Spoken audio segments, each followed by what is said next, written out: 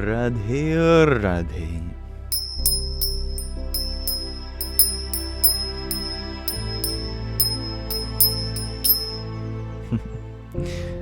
Welcome, my dear viewers, to another live Sangha. May this be an offering to Sri Radha Krishna. Hello, Natalia. Yes, you are first indeed.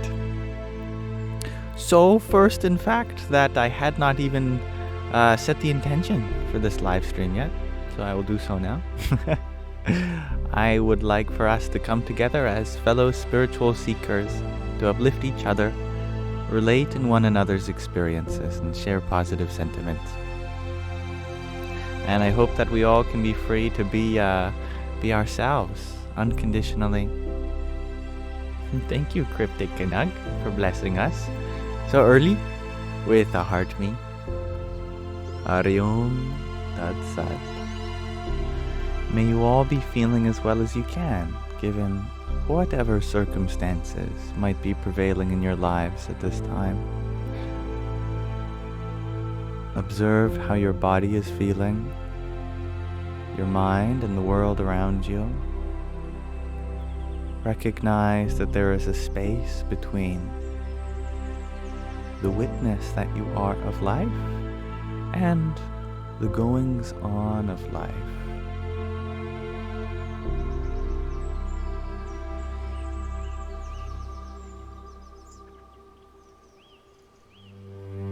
Monica, you share that you are in pain. And you're not alone. Pain is something we all go through, and I'm sorry to hear that. The good news is that regardless of how much pain someone goes through, the essence of who you are can never be damaged. I hope that you remember that always, regardless of what pain you feel. And Natalia, you share that we have the same shirt now. This one, a white shirt with a little turtleneck. And user, you share that you think the sock over the mic as a pop filter is a brilliant idea. Well, you know what's funny is there actually is a pop filter under this. But it works pretty well, and it's good product placement. But it does kind of look like I'm talking to a foot. I agree. Namaste, Gerard.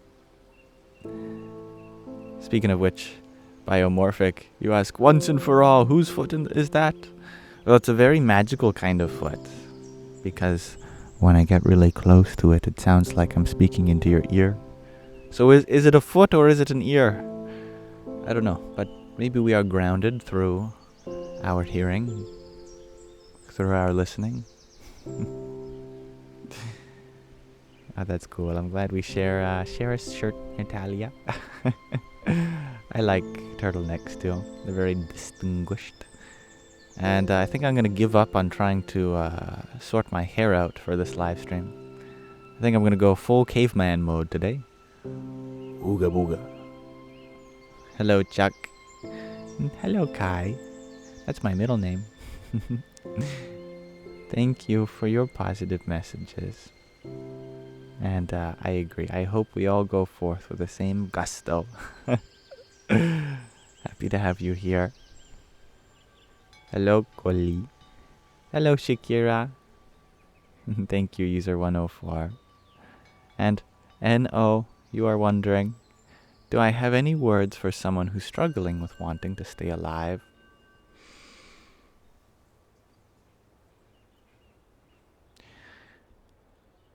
Life is not always easy. In fact, the times that it is easy is rare and often hard to find. The good news is that you are not alone in whatever you are going through, and millions, nay billions, have gone through immense suffering, but still have found the beauty that lay beyond this experience. This moment will always change, and these sensations will come to pass. But death cannot end the struggle. Remember that this is not our first body. This is not the first time we've come on this earth. And each time we do come, it gets progressively harder. Because we like to challenge ourselves with new experiences and greater austerities. As such, sure, taking yourself out of this body might temporarily remove the pain. But if you really want to come to the end of pain, that is possible only in this life. Only within life. Because death cannot sort out trauma. You cannot heal from your karma in the sleeping state. You must, through the waking state, consciously embody love. Work through repressed feelings, accept them, and slowly but surely you climb out of despair. Everything that you need in order to be happy is within you.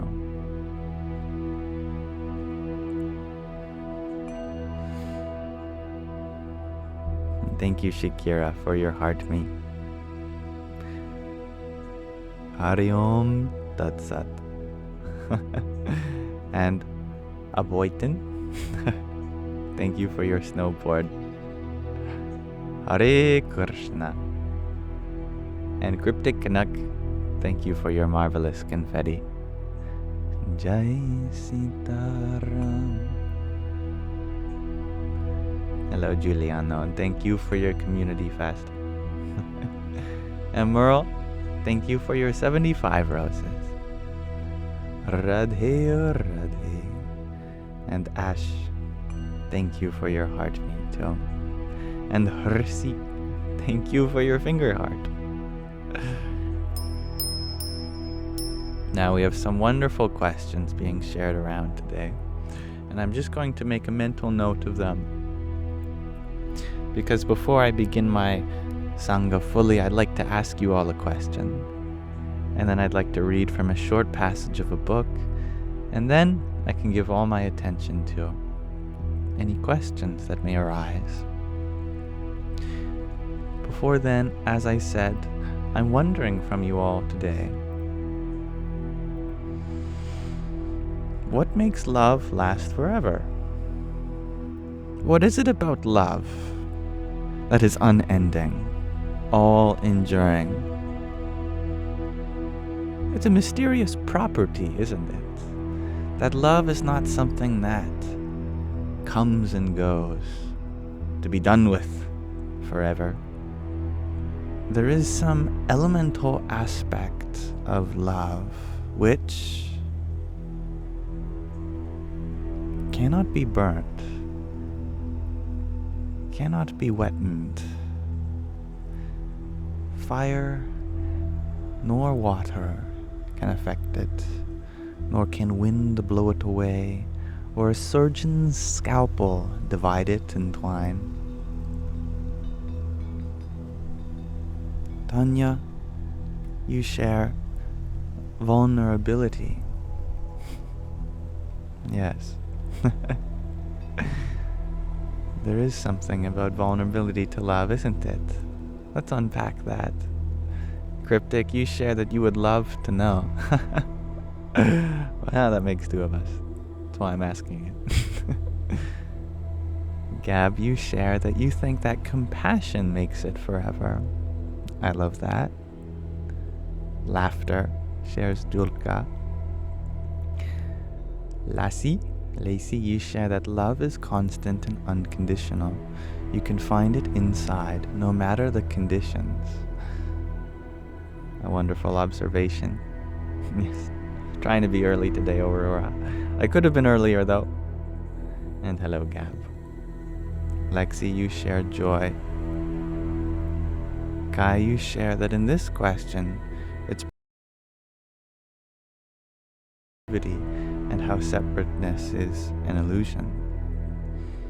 That's a wonderful observation. It is windy today as well, I agree. Hello, Elaine, or Eliane, Eliane.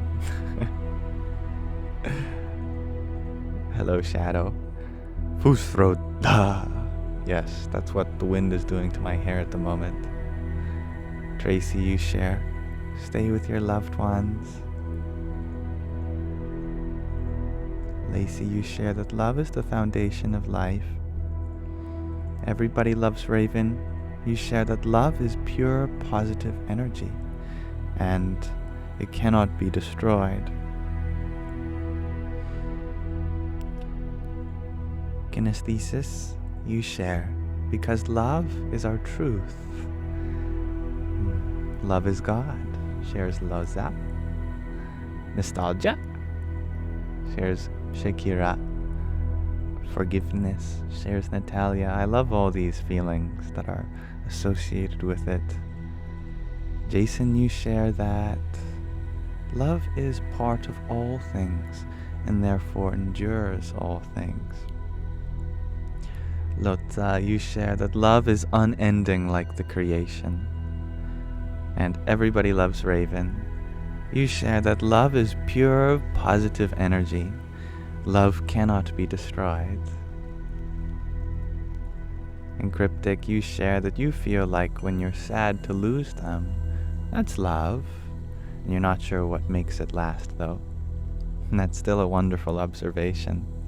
Thank you for sharing. It's the source, shares Gwali. Love is a bound between different parts. I like that more. Tracy, you ask, what's an existential crisis? Well, relative to the question of the day, you could say that it's an absence of love. It's a question of what it means to exist when love is not present. Because when love is there, how can you be worried? Ragnhildur, you share unconditional agape, God's love. That's beautiful. And thank you, Lacey, for such positive sentiments from you. And Aurora, you share that what's left of people after they die is what they taught others. Others tend to keep the love. I like that. Hello, Wamaral. You share that love is the heartbeat of the world. That's beautiful. Hello, Marlon. And Tracy, you add to the topic, what is the purpose of an existential crisis? To find that unending love inside you. And Jiboy, you share the potato socks make you feel happy. You mean the Yamsox? That's okay, Marlon. You're just on time. And Isabella, you share an unseen thread that surpasses even death of a star. That's beautiful. Stardust. Cosmic soup. And Soul Doll Blues, you share that love is the foundation for eternity itself. It's beautiful. And Freya, you share that love is where we have a desire to take care of them. Beautiful. Gerard, you share by being connected with self. That's how love lasts forever. Self-love from within. It's okay, Japoy. Alright, thank you everyone for exploring this concept of the unending, all-enduring nature of love. I'm happy to hear that. You all have such wonderful observations, and I think we did get to the bottom of many aspects of that. How love really is the source, foundation of existence. How can there be an eternal existence without some kind of love being the basis for its propagation?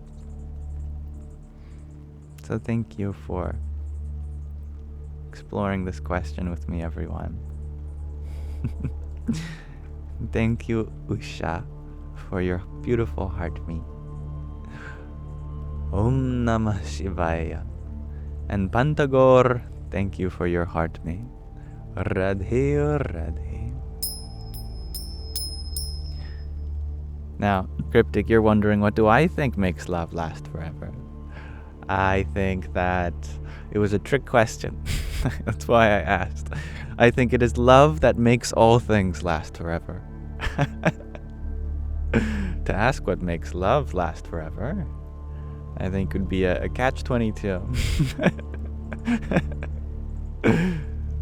Happy you enjoyed the questions, everyone. So we're still not quite at the place where I can attend fully to all your questions, but just before then, I'd like to read from another short section of our book. And hello, Chelsea. And thank you, Tracy, for your wonderful finger heart. Here's one for you too. Hari Om Tat Sat. So I would love to read from another section of this book for you, and then we can open the floor up to questions and answers on all things that your heart may desire.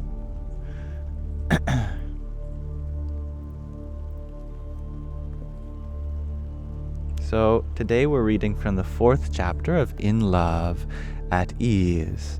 Subtitle, Everyday Spirituality with Pramukh Swami.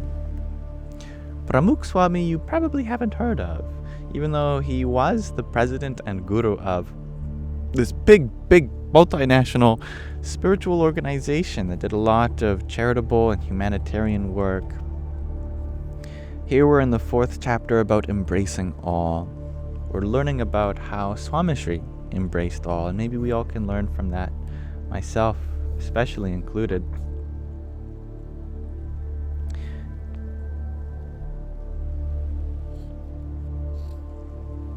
Let's see, where did we stop?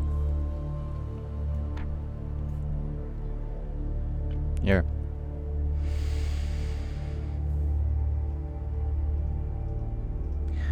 Marriage is segregated by caste and creed, by varna and jati, were another divisive factor in society. Swamishri combated these negative effects by organizing something called samuh lagnas, collective marriage ceremonies. These rituals were held during large festivals to intentionally bring people together. There were several benefits. First, people from various social backgrounds all got married in the same venue and under the same roof. This dissolved the differences of varna and jati in a ritual setting. Second, people of various backgrounds intermarried, overcoming varna and jati differences owing to their common spiritual journey. Third, this setting lessened the pressure on parents and in-laws to spend extravagant amounts of money on ceremonies, or to offer a financial dowry that would put them in generational debt. Swamishri was dissolving divisions and building bridges on multiple levels. After attending one of these samuh lagnas, Finance Minister of Gujarat, Arvind Sanghvi, was astonished. Everyone speaks of social reform. Some even advocate it. Swamishri lives it. Bhagwan Swaminarayan was one of the first to initiate social practices to limit the effects of varna and dahej, dowry. Pramukh Swami Maharaj has taken it further by organizing these weddings with people of all backgrounds, agreeing to marry under one roof and without demanding or accepting dowry. It truly is one of the greatest feats of social reform that I have ever witnessed. To embrace all is to share in the emotions people experience, from tears to laughs. Jagan Bhai was a Dalit Bhakta from Thikariya, a small village outside of Vadodara. Swamishri held him in high esteem and reminded others to look at his soul and respect him for his atmanishta, his abiding in his self, and judge him not for his varna and jati, caste and creed. He routinely asked the bhakta, the devotee, to sing bhajans, devotional songs, and share his memories with Yogiji Maharaj, Pramukh Swami Maharaj's guru. One afternoon, after lunch, in the village of Kurai, Swamishri asked Jagan Bhai to sing and speak to the gathered sadhus and bhaktas, monks and devotees. Jagan Bhai was elated. As a Dalit, people in this village would not even look at him, let alone allow him to address an assembly of sadhus. Swamishri listened attentively as others battled the onset of an afternoon siesta to keep awake during the bhakta's presentation. Swamishri then asked a sadhu to borrow a camera from one of the bhaktas and take a picture of him and Jagan Bhai. Swamishri asked Jagan Bhai to come closer. He hesitated, but Swamishri tugged him towards himself and said, "Come stand next to me, Bhai," which means brother. They both laughed like childhood friends, not like guru and disciple. He promised the bhakta to have the picture delivered to him as a keepsake. A few days passed and Swamishri arrived in Mumbai. Boy, the rains have really started. He called the sadhu who had taken the picture. "Where is that picture? Did you have it sent to Jagan Bhai? He really wanted a photograph. Please do get it to him. I promised him." As the years passed, just as he had in that picture, Swamishri stood by Jagan Bhai through his many health ailments. Dr. Harshad Joshi of Vadodara remembers calling Swamishri with news about gangrene spreading in Jagan Bhai's leg. He told his guru that it needed to be amputated. Swamishri responded with grave concern. "I understand, but it needs to be done to save his life. Take the time to explain this to him. Do not rush that decision. He needs to understand why it is necessary. Do what needs to be done and do not worry about the cost. I will have a bhakta, a devotee, take care of it. In the meantime, what are you doing about his meals?" Dr. Joshi was silent. "Doctor, make sure you bring quality food from your home. I want you to feed him what you eat. I want you to feed him with your own hands. He is our family. Do not differentiate. Do not discriminate." Dr. Joshi, a Brahmin by Varna, the highest caste in Indian society, followed his guru's agna, a visionary command, and brought daily meals from home to feed his patient. He sat with Jagan Bhai and fed him every day, just as his guru had instructed. Swamishri's spirit of equality created a community in which there was regard for people and an indifference to their varna and jati, their caste and creed, community, education, and social order.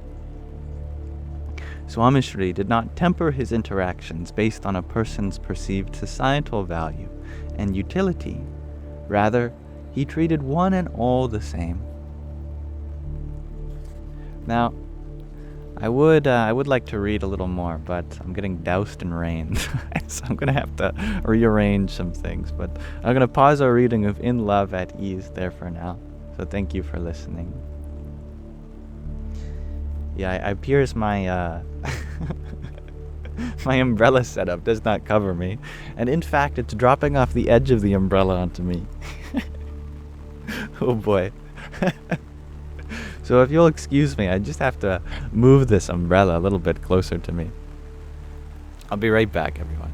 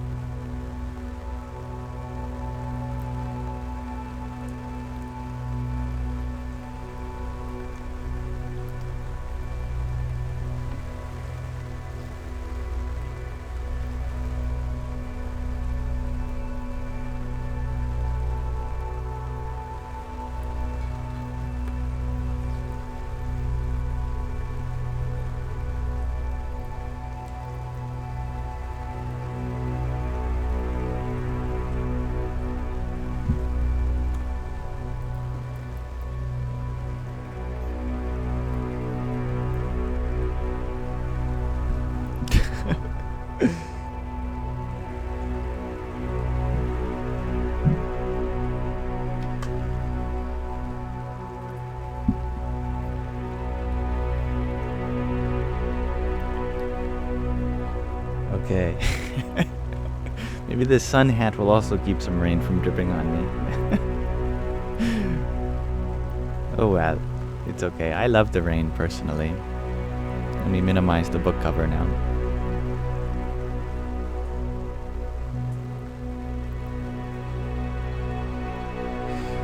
Okay.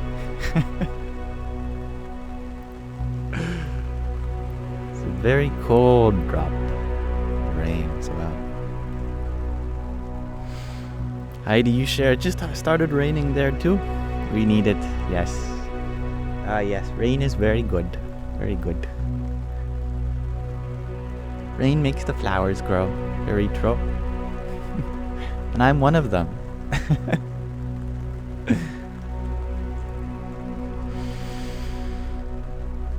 But thank you to those who sent a gift while we read. Tracy, thank you for your ice cream cone. Ariom Tansat. And Ginseng, thank you for your heart mate. Radhe, Radhe. And thank you, Eddie, for your heart meet too. Or Ginseng, you sent a rose. Did I say you sent a heart meet? Sometimes I have. Donation Lexia. Thank you, Ginseng. And thank you, Eddie, for your heart meet. Om Namo Bhagavate Vasudevaya. Hello, Grandma Lala. Nice to see you too. And we need flowers for Flower Cat. I agree. And I feel the rain all going down my back. Actually, oh my goodness. What's happening is the umbrella is collecting rain, and then it's dropping onto my hat, and then it's dripping all down my back. You know what? That's okay. I could use the austerity. And hello, Sakura. Cryptic, you share that you're tired of the rain. I understand. Yeah. But the world needs it. Without rain, this whole world would become very arid and desolate.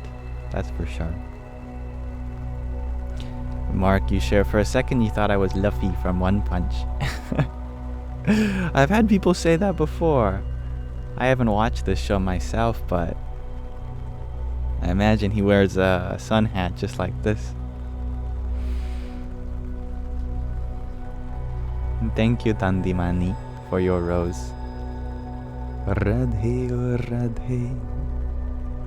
And Tracy, thank you for your beautiful flowers. Jai Sitaram. And Cryptic Knuck, thank you for your 10 team bracelets. Jai Swaminarayan. Cryptic Isha, you just don't love taking dogs out in the rain and having to dry them all off constantly. That makes sense, yes. Nothing like the smell of a wet dog, hey? They should make candles that have that smell. Mark, you mean One Piece. Oh, yes. Gotcha. Mixing up your anime. That's okay.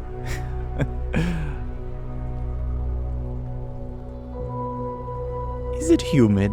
Asks Shakira. Well, I think I live in the most humid part of Canada, but that doesn't really say much because Canada's not that humid. I'm in a subtropical biome. Not quite tropical, but a little below. Alright. I'll see you soon, Marlon. And Merle, you were wondering, what's my daily advice for you all? You're going to ask me every day, so be prepared. Oh my goodness. Daily advice? People are so unique and so different. For me to give advice, I feel like I require something to go off of. Because advice is relative to the problem that people are facing. And the problems that people face, though change from day to day, also change from person to person. However, perhaps we can come up with something relative to the rain that I'm experiencing today. Raindrops are have always been a metaphor for the spiritual path, especially a raindrop hitting a large body of water, like a lake or the ocean. You can think of the very cause of this whole universe as like an ocean, and the ripples on that water as all the goings-on of this universe. But when a droplet of water hits the ocean, though at first they may seem like different entities, they quickly become one, and you cannot distinguish the raindrop from the ocean. So too on the spiritual path, we are but raindrops heading towards the ocean. We are of the same nature as the source, water and water. Once we merge with that source, there becomes no distinguishing between ourselves and that primordial water of the deep. This is about becoming egoless, that we do not consider ourselves to have any formal limitations. We are but not just a drop in the ocean, but an entire ocean in a drop.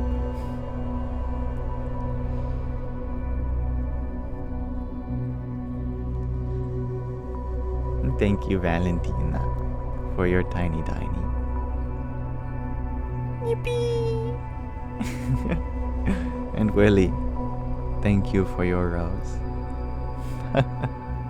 Radhe, Radhe.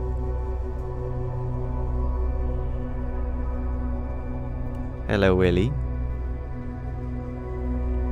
You've just lost Mom. I'm not sure I understand. Have you lost your mom?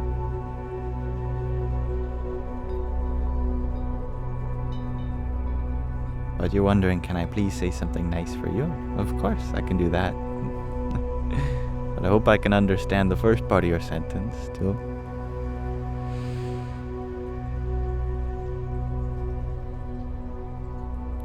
No matter what you are going through, though we may not be able to change what is happening to us, we can change how we happen to it. That is to say, the world and its circumstances, this is not something you and I can control. But we can control our perspective surrounding it. And I want you to become a treasure hunter, looking for the golden perspective, which is able to transform any poison into a treasure. The sacred alchemy of the soul, from lead into gold. Lead means poison, gold means a treasure. There is a method in which we can convert our pain into bliss, our suffering into ecstasy. We just have to realize that it's all part of something beautiful, that nothing exists by itself, that no event in our life is isolated. It all is connected to the greater unfolding of our journey.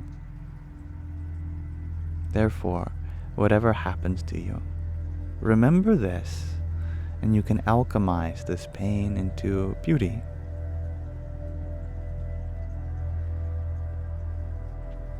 And you did lose her. I'm so sorry to hear that. A mother is such a precious relationship to so many. But remember that the mother's love is undying. That the mother may leave you in her mortal flesh, but she cannot leave you in her immortal love. In fact, there are two miracles that happen between a mother and her child.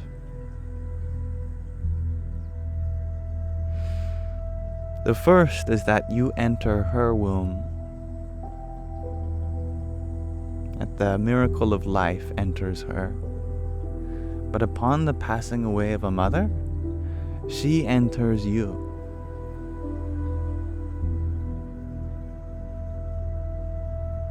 Instead of your womb, your heart gets impregnated with her love. And this is the second miracle of life. In fact, this process has been going on for her in your whole life. That a mother is really just preparing her whole life to enter your heart. And the physical death is just the final ritual aspect of entering into the hearts of their children. Then the mother lives on. She works not from without, but from within.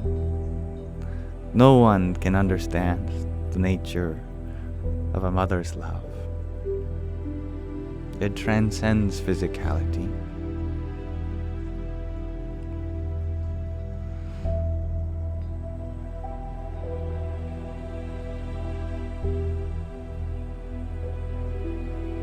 But yes, thank you, Willie, for your rose. And Jody, thank you for your pair of fires. Ariom Tat Sat. Anna, thank you for your 14 roses too. Hare Krishna. And Rumen, thank you for your heart. Jai Hanumanji. And B525, thank you for your rose too. Jai Ma. Thank you, Kimmy Stronger 2.0 for your baker's dozen worth of roses. Radhe Radhe. Good night, Kwali. May you have a wonderful rest of your night too.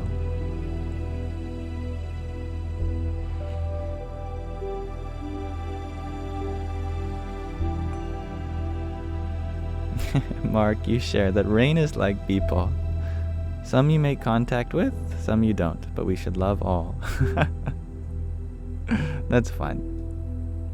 Aurora, you had asked, is trauma necessary for us to grow?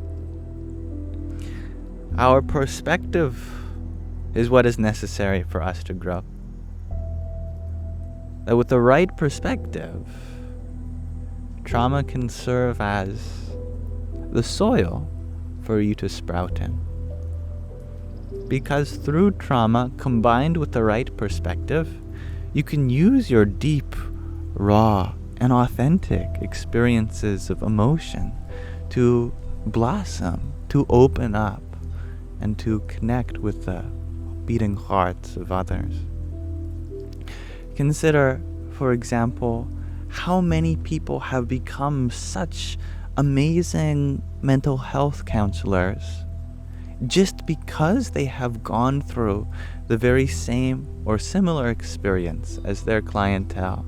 But with the right, powerful perspective, they have transformed it into something that they have learned from, something that they can use to connect and validate others.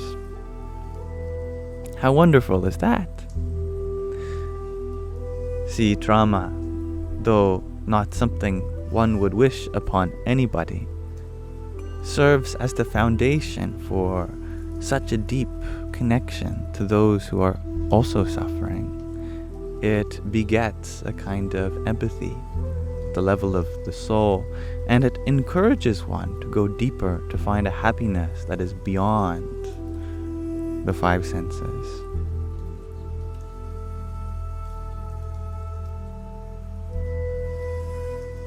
Ben, you ask, do I agree that Vedanta is the strongest path to moksha? If so, do I call myself a Vedantan? This is a good technical question. Let's include some others in on this question. Moksha is final liberation. It literally comes from the root word much, which means to liberate, to free. Moksha is a liberation from bondage. Right now we are bound to suffering. We have no choice. But we do have a choice to liberate ourselves from it. There have been various methodologies employed over thousands of years for how this process becomes possible. Vedanta is one of the most prized possessions of Indian philosophy and spirituality.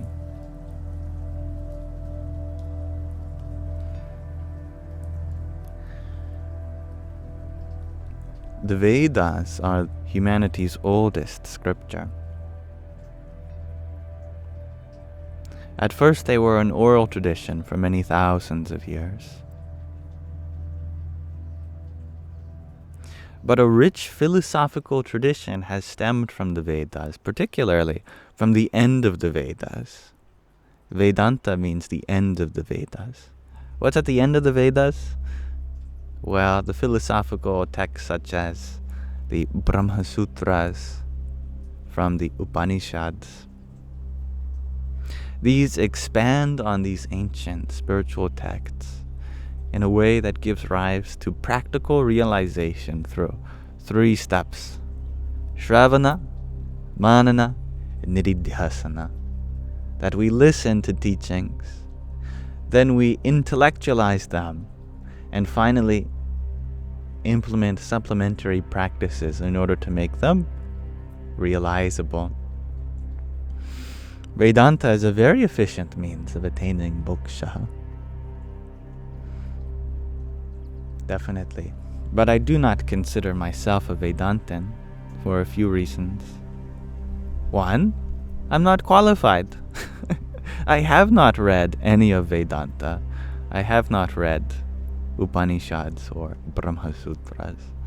So how can I consider myself to be of that whom follows the end of the Vedas when I have not read the end of the Vedas myself?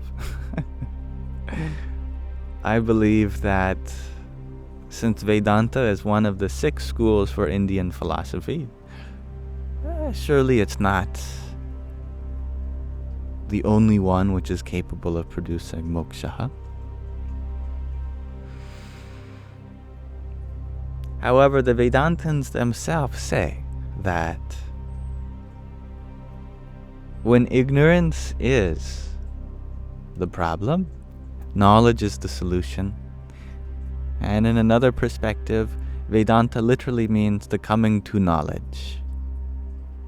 So it is the means of attaining moksha, regardless of what you call it. Maybe if you're from a different tradition, you might call the means something different. But the process of becoming liberated is Vedanta. However, even without a qualified teacher in my life, without studying it, there still is great peace that's available to you.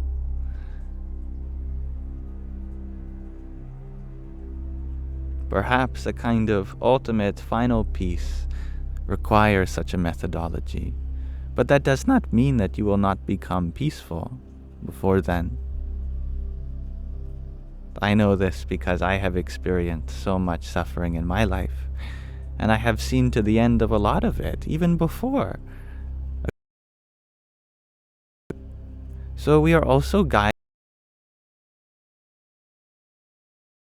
Don't take for granted that inner vision you have for Hari Om Tat Sat. And Giggly Gorgeous, thank you for your forever, Rosa.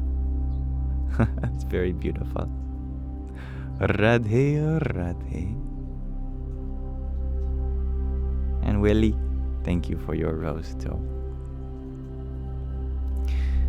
Kate, you shared that you would love to clear all your traumas and cry it all out. How do you do this? When you cry, let it all out. So you don't force the cry. But when you do cry, then jump onto that flow of tears and let it all flow out.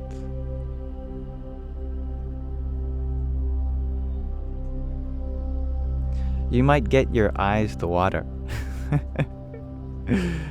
You can get some tears to flow, but it is not crying unless it happens naturally. And when it does happen naturally, then give your attention entirely to that. Bring to mind everything that you're suffering from. Normally, I would not recommend this. I would not want you to recall all your traumas. But when you are crying, you make amends to them. It actually feels good to cry it all out. Whenever a negative thought arises while crying, it blossoms into a kind of ecstasy, doesn't it?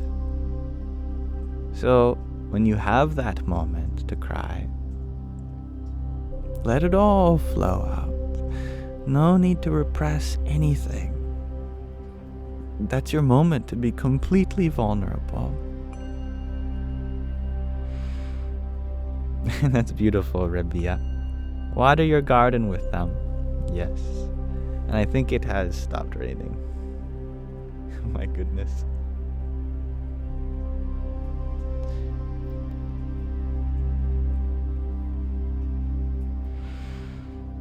And thank you, DJ, for your rosa and flowers. Hari Om Tat Sat. And Cryptic Canuck, thank you for the let 'em cook. Radhe Radhe. And thank you, the link below, for your 11 roses. Roses also. Jai Shri Krishna. And Willie, you are wondering, what do I think of the teachings of Jesus, my brother? They are very potent.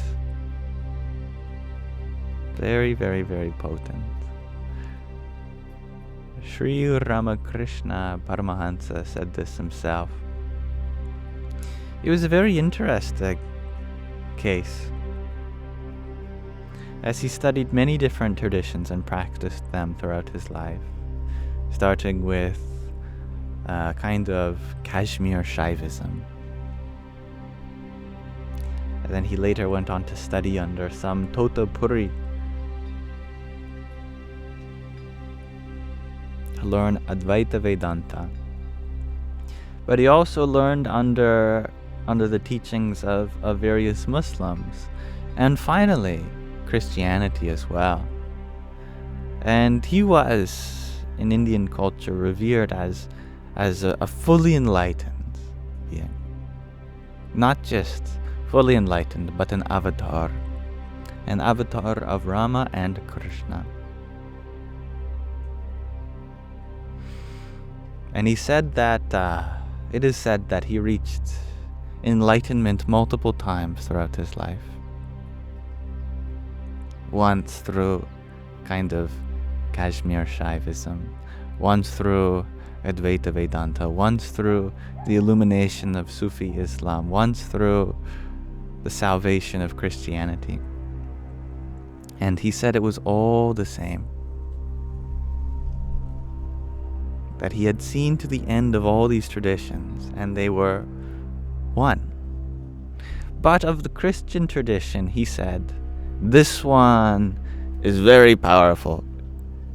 And he conveyed it in a sense that was almost too powerful. Like most people would go crazy. Because it's such an extreme path, actually, that it does get you there. But it's like digging a well with your bare hands, because not many people can bear the passion of the Christ. Many people do not go all the way because they cannot fathom what it means to be crucified as God.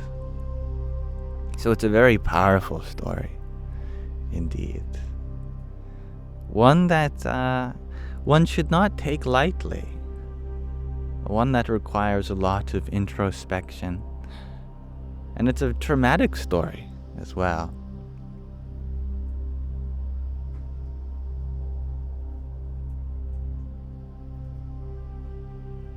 And thank you, Cryptic Canuck, for your 10 community fests and a tiny. Yippee!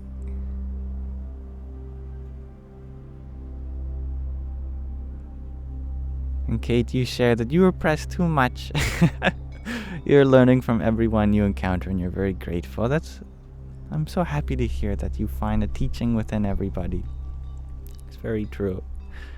And acknowledging that we have a lot repressed is one step closer to unpacking what's already there. And Merle, you shared that you have a problem of staying balanced. Do you have any advice or help with that? You're asking me. Balance. I hate this word. Because it doesn't mean much. Most conversations end in it. It's all about finding the balance. Okay, great. But practically, what does that look like? What steps do I take? Oh, not too much of this, not too much of that. Okay, great. But what is too much of this and what is too much of that? Balance.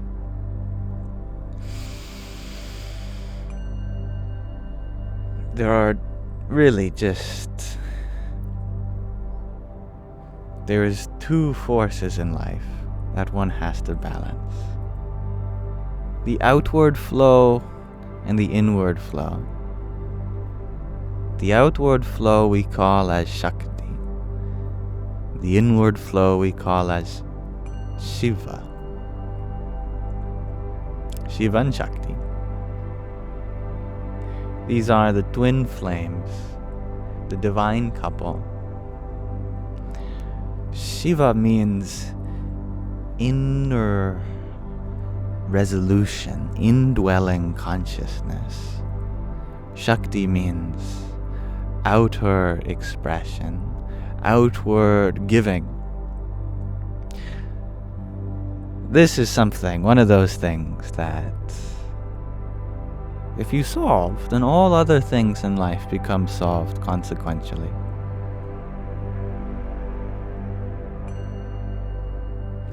However, we all have an imbalance in this.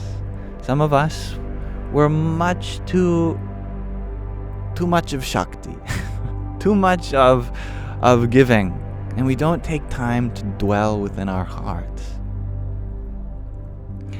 This is where a lot of people pleasers end up suffering, because they don't take time to withdraw and abide within their self. Atmanishta. It's all about giving, but not attending to what's here in this system.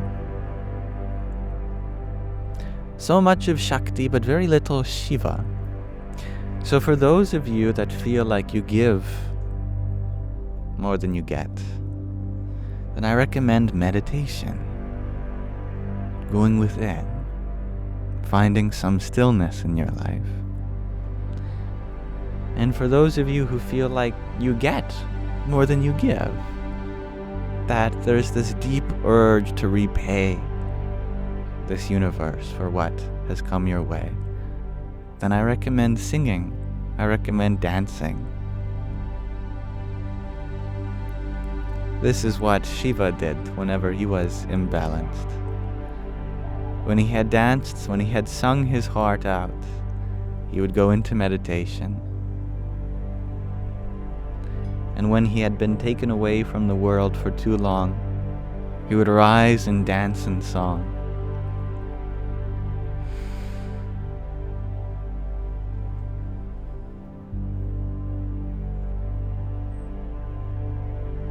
That's correct, Phil. We have anthropomorphized root vegetable people. It's very, very astute of you.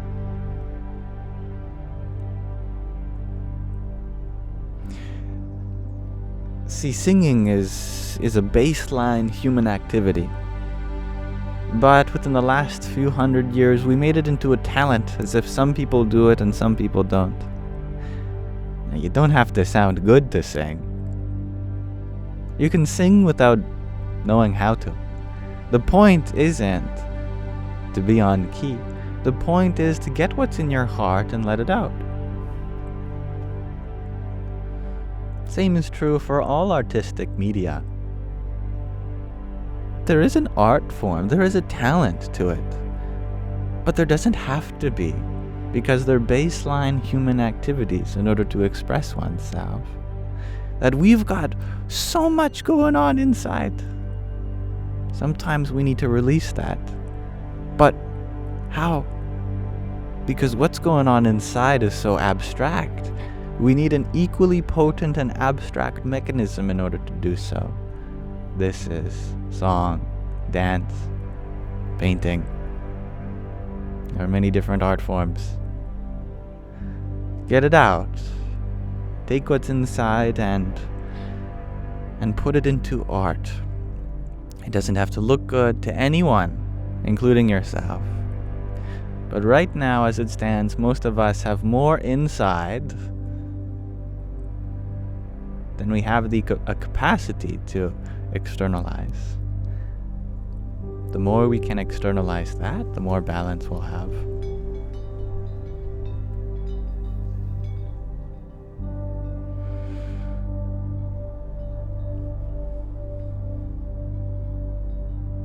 And chillin', mommy, you're wondering, do I meditate every day or just when it's needed? I think the latter would be more accurate. That when I have something that's really pressing on me, and that I need a solution to, or a resolution to, then I meditate.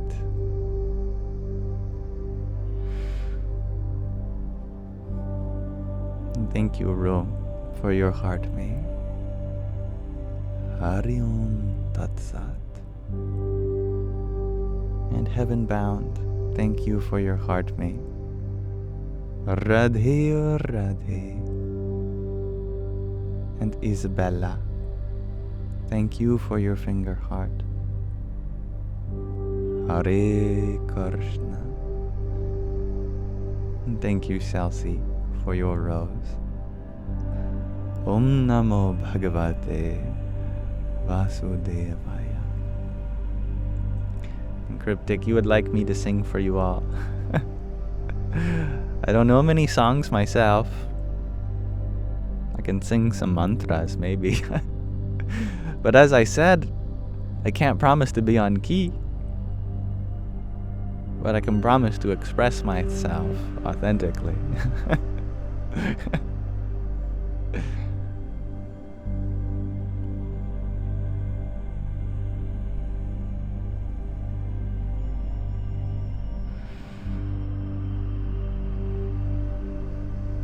Ben Serious, you share that your mom is getting older and you're afraid she doesn't have much time left. What advice do I have? Be there for her. That's all you can do. Because the biggest regret that people have at the passing of a loved one is that there was love that went unexpressed.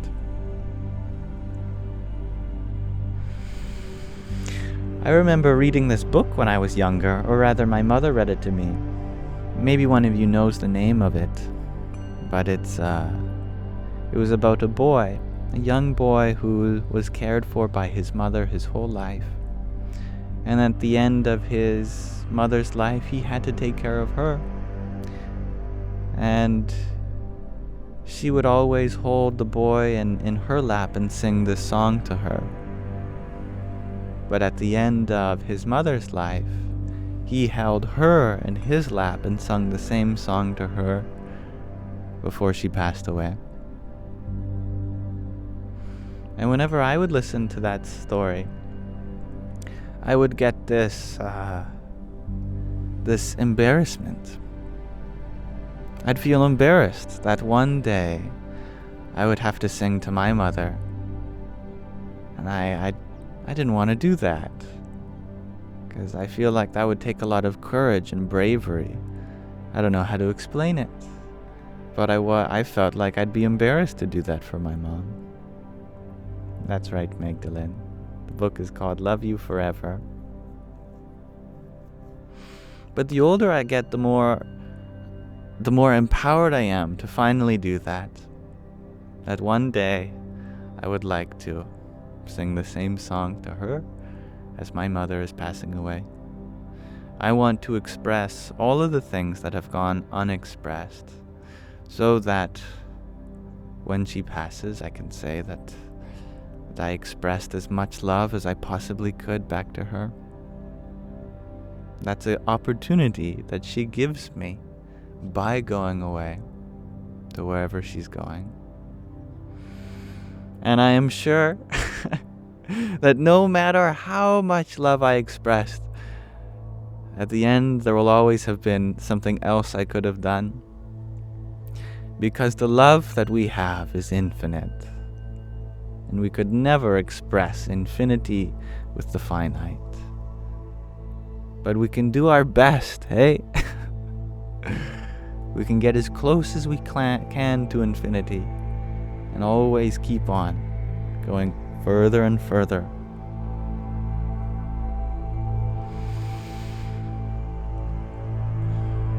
Now, let's say that your parents, your grandparents, they're in their 80s, 70s, whatever they may be for you. How many times do you see them? Is it once a month or something like that? Maybe it's once a year. Well, that means how many years they have left and how many times you see them per year.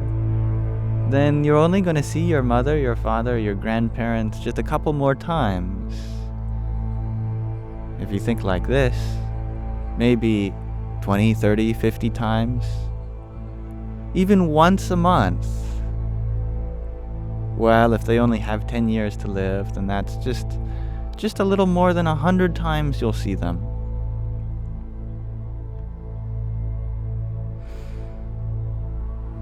I think we should spend as often as we can with our loved ones.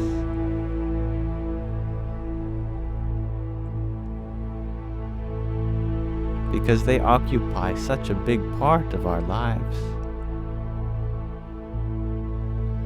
So this is a reminder for all of you to call your mom.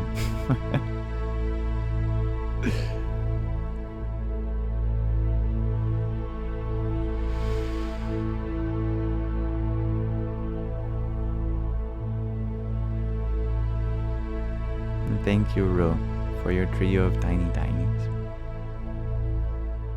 Yippee! And Andy, thank you for your heart me, your team bracelet, your disco love and flowers. Jai Sintaram. Rio, you share. Agreed, no matter. I have to solve a puzzle, everyone, to prove I'm real. Oh, it's one of those puzzles that refuse to load. So I'm solving the puzzle blind.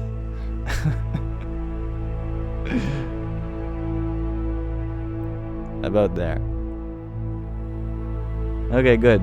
I'm real. But yeah, real. You share. No matter how annoying they are, you know deep down you love them.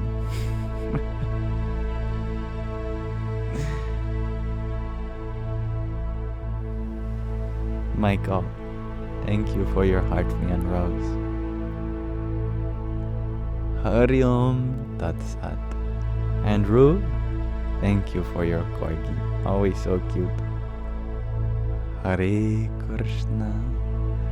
And Cryptic Canuck, you share that you think when your dad passes, you will become a completely different person. And that will ruin you.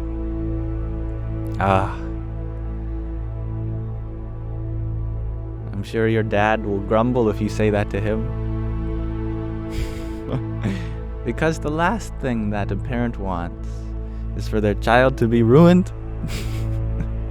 Of course, they like seeing you express their love because that means they did a good job. But, no, yeah. I think parents, they invest upon you something that will only blossom in time. either in this lifetime or the next. Pure love of a parent is something that is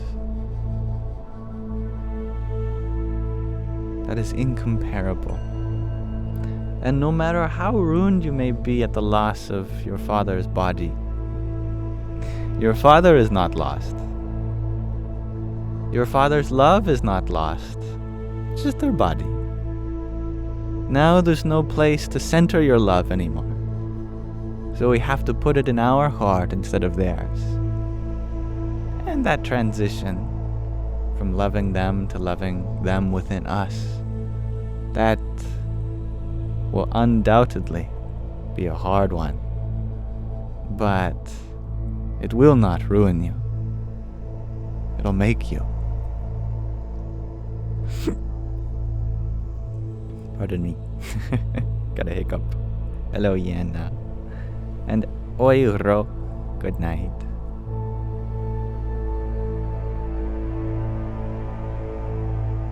And thank you, Dub Darker, for your heart, mate.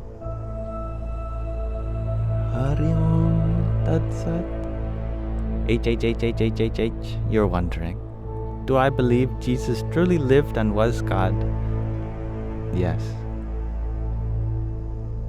Without a doubt.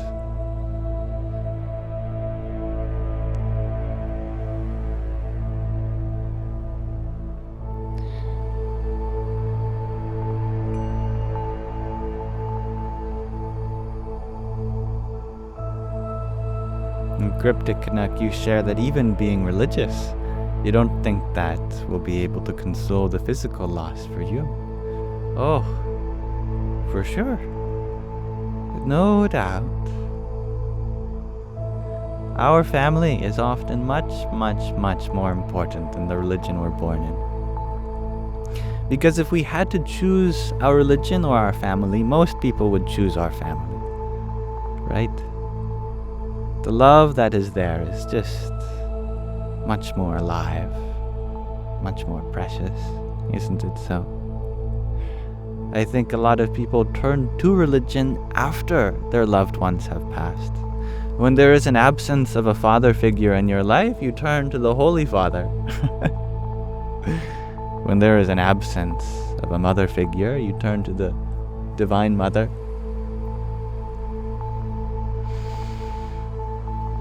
But this does not invalidate the love you had with your family or the love you have for the Divine Mother, the Holy Father. It is all part of life.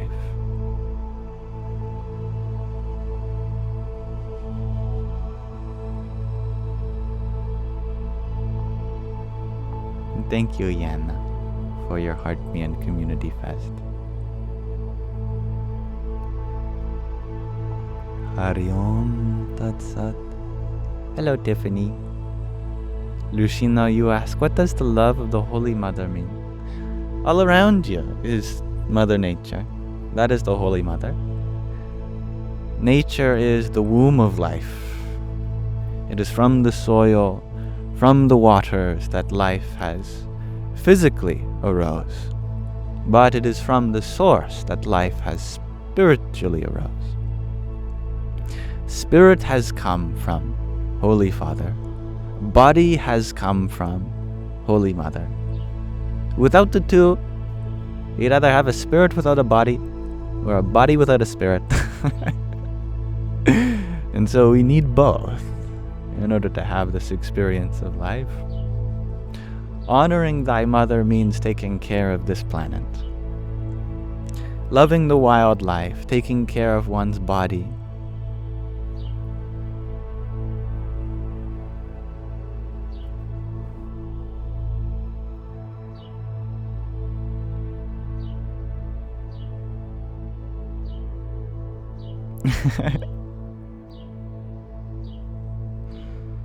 And hello, Michelle. Have I been eating well? Oh, a little too well, I think.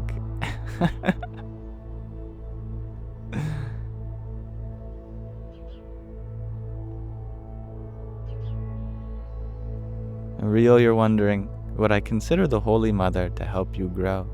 Without the mother, none of us can grow. Because it is the principle of the mother that is expansion.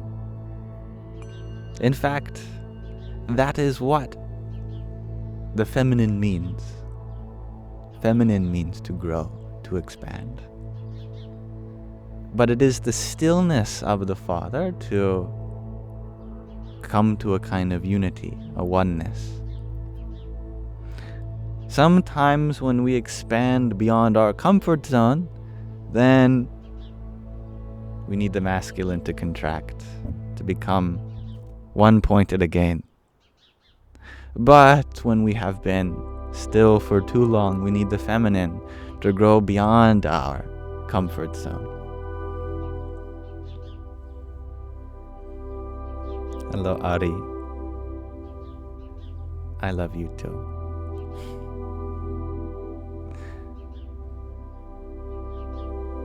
And thank you, Sven Sirius, for your quartet of tiny tinies. Yippee! Rio, you share Holy Father is your soul growing, and Holy Mother is your body, and how you treat the world. The tasto. I'm so happy that you can observe that. Rumina, you're wondering, what religion do I follow, if you may ask? You're new here. The only religion. The religion of our brothers and sisters from around the globe. Our shared humanity. In all of its nuances and cultures and holy scriptures. Humanity is our uniting religion. Breath is our uniting prayer. And consciousness is our uniting divinity. Though we may speak of these in various ways, we may preemptively divide each other. There has always been a unity. There has always been a shared compassion, a shared spiritual journey. Whether you call it this or call it that, we may use our words to mean different things, but what we mean is one, expressed in words differently.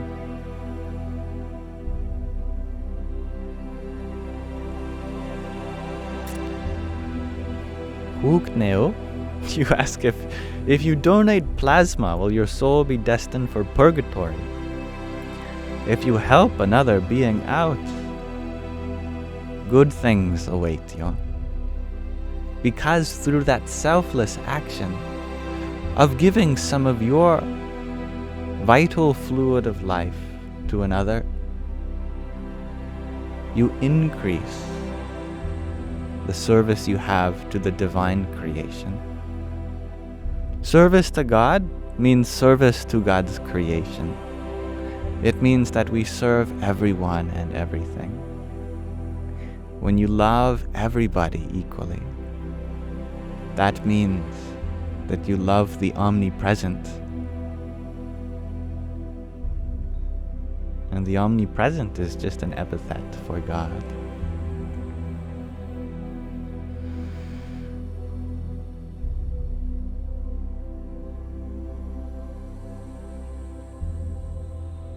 Hanukkah, you are wondering if you can send me a message. Indeed, my friend. Always are my inboxes open, with the exception of this platform. Reach out on another platform. Telegram, WhatsApp, Instagram, email. Or if you're not into technology, we can get 2 tin cans with a string between them, and you can throw it to my house and I'll listen. Pull it taut and we can talk through the old tin can setup.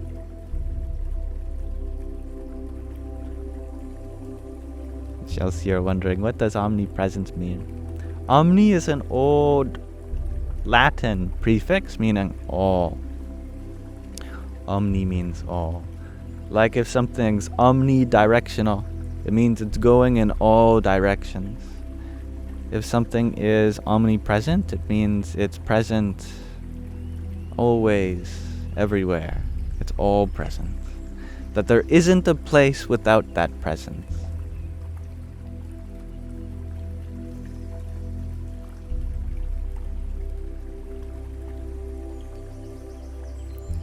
And Miss B. Cray, you ask, do I have advice for overcoming fear of surgery? I had a dream about this, actually. I had a dream that my jaw was falling off. It was a very disturbing dream. And I was in the waiting room. And I was just like holding my jaw together. And there were all these people who were bleeding and had various physical ailments. And I was worried about how long it would take for me to get in. And when I was there, the pain of having gone through the surgery. Scared of going under the anesthesia, becoming unconscious. But then I realized that if I just sit here, all I ever have to do is get through this moment. And every moment that I get through, I'm one step closer to healing.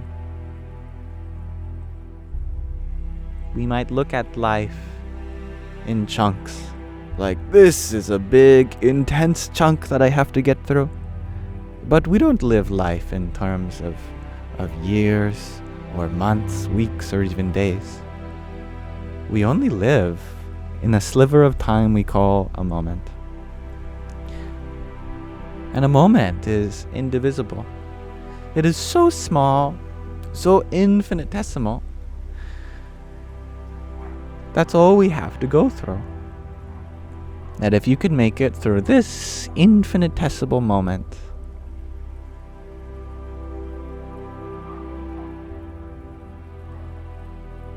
that's all you ever have to do. You don't have to make it through the next moment. You don't have to make it through the last moment. You don't have to make it through the next second, hour. Just this moment. If you can make it through it, then you've made it through life. Because all of your life takes place just in this moment. All of the pain, all the suffering that you have to go through is just here. Maybe think about it in the smallest amount of time that makes sense to you. All I have to do is make it to my next inhale. All I have to do is make it to my next exhale. Just keep breathing, one breath at a time. If you can just make it to your next breath, that's all you have to do. Thank you, Adrian, for your applause. There's one for you too. And Michelle, you share that you can't afford groceries right now, so you're looking forward to next month. Well, Michelle, you contact me, okay? After this, I want to make sure that you're fed. I can't have you going without food, so please message me.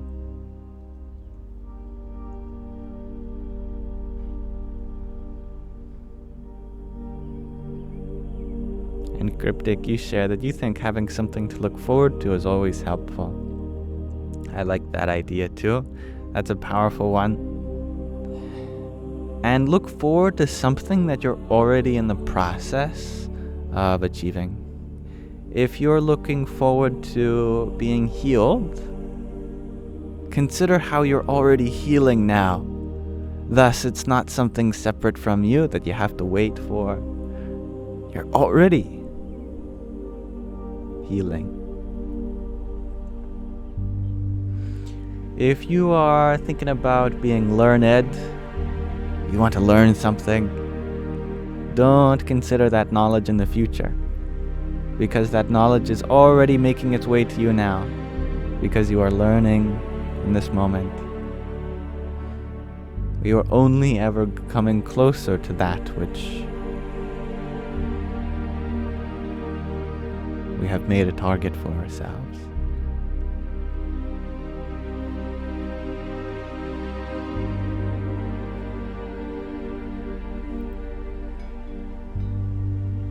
Rob, you share that you're going to be with your kids and show them love. I'm so happy to hear that. Yes. Go and show them all the love.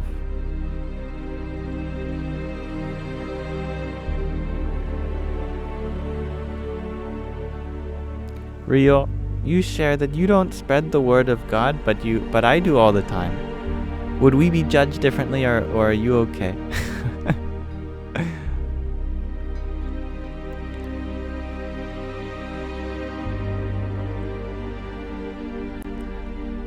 I don't know if what I share is the word of God. What I share comes from my experience. And the reason I do share my experience is so I can connect with you. If I can relate in your experience and you can relate in mine, then we're in this together. And if it just so happens that some of the things I have experienced includes something divine, then even better for the both of us. But one is judged not on what they share, but if they are sharing from their heart. And for you, you might share that which doesn't use the word God or any religious terms at all. In fact, what you use is what makes sense to you. And that is what is most important. I do not believe in a God that judges us, but only supports us. There is no disappointment from the all-patient one. There is no rejection from the all-accepting one. There is no hatred from the all-loving one.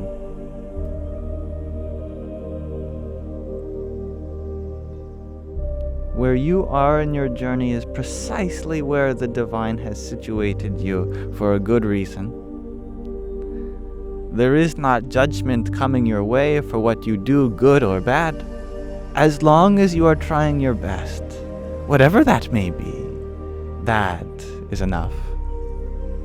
It matters not how many good deeds you do compared to bad deeds. It matters that in any good deed you do, you remain humble. And in any bad deed you do, you take accountability. If there was a measure, it would be only in humility.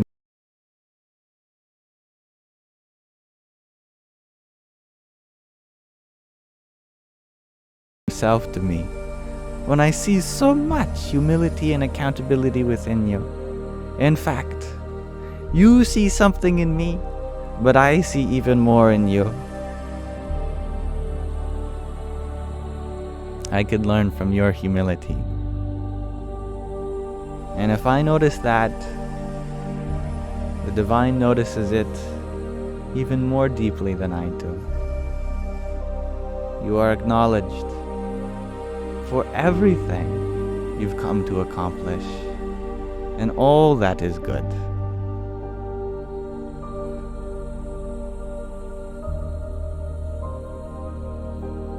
And thank you, Cryptic Canuck, for your applause. Here, I'll have some for you too. Seems like my hair doesn't want to go back. I put it up. The wind says, no. We'll take it back to the front.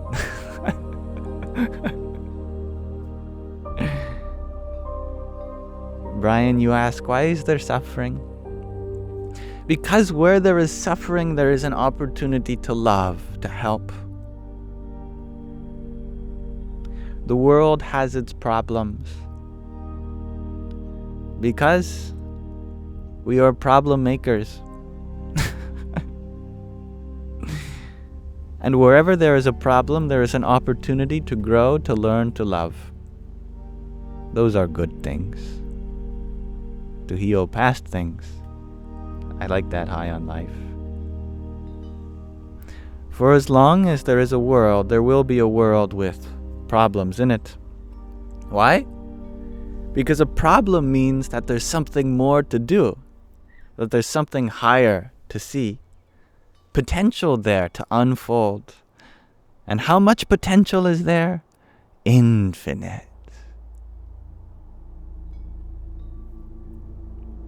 Because there is infinite potential in the world, there will always be one conflict, which is the next step to unfolding that eternity of growth. Suffering may happen too on the level of the body and mind, and we should do our best due diligence to attend to that. But remember that consciousness, being the witness of life, is subject to it, but not objected to it. That no experience of the senses can take away from the beauty of the soul. So no matter what hardship one goes through, at your heart you remain unchanged.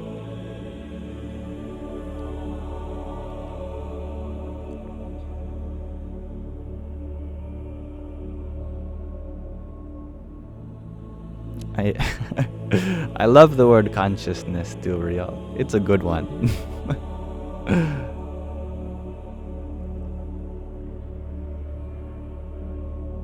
High on life, you're wondering, how many spiritual awakenings have I had? Every morning I awakened into spirit.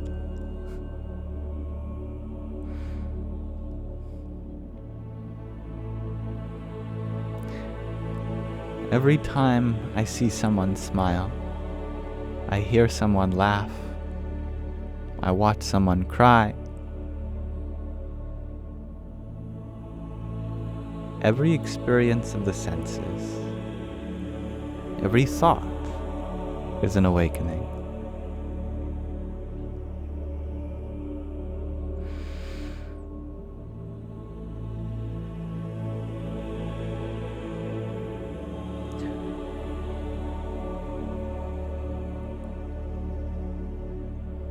Thank you, Keys, for your rose. Hari Om Tat Sat.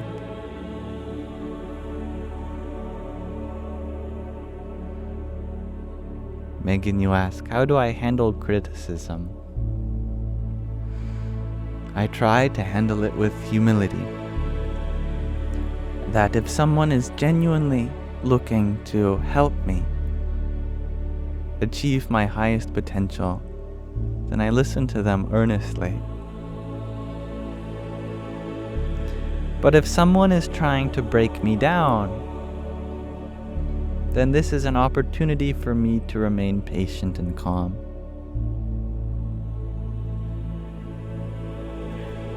We should strive to be the same in praise or insult. That praise does not inflate our ego, nor does insult deflate it. We should be firm in our sense of self. See both praise and insult as a challenge. Praise is a challenge not to let it get to your head. And insult is a challenge to keep your head on your shoulders.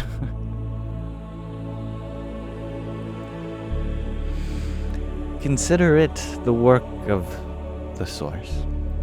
Imagine the divine seated in the heart of anyone and everyone that comes your way. That all interactions are planned by the divine your way. That when you are being complimented, it comes from the divine. The divine is sending this compliment to you for the purpose of testing you, challenging you. Can you receive this compliment with humility? And when an insult comes your way, that too is the divine, inspiring them, saying, can you receive this insult in humility? Can you be unchanged, unmoved by others' perspectives of you?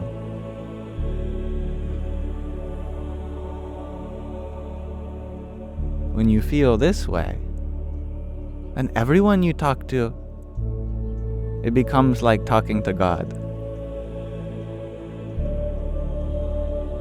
That is why I bow to the divinity within you, because it is a challenge,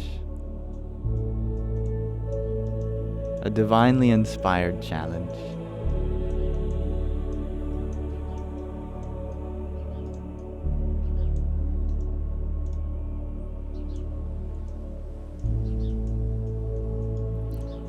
Triple question mark, you are wondering, do I still make music, and if so, would I ever consider releasing it?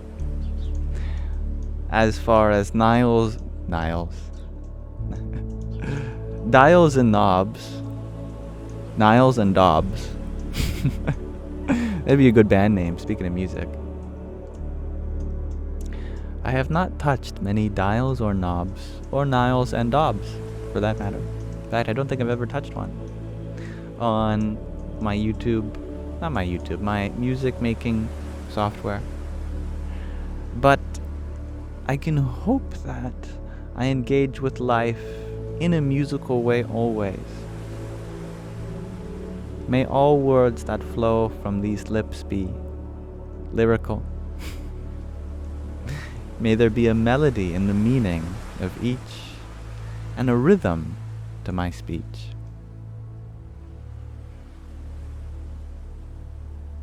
Real, you share that you almost got in a fist fight before and you remained calm because you felt tested, but you didn't feel scared. Sounds like you passed the test. Oh good, I'm happy to hear that. Yeah, that's a powerful statement. That's like a punch to the ego. When you refrain from hitting them with your fists, you hit them with your heart. When you refrain from minimizing them with your words, you minimize them with silence.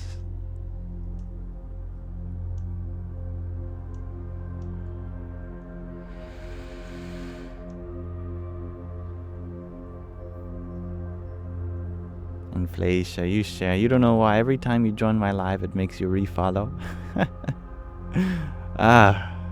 Consider it a spiritual lesson. That whenever we approach someone, we have to consciously remember to listen, to follow their words. That just because we did it last time doesn't mean we don't have to this time.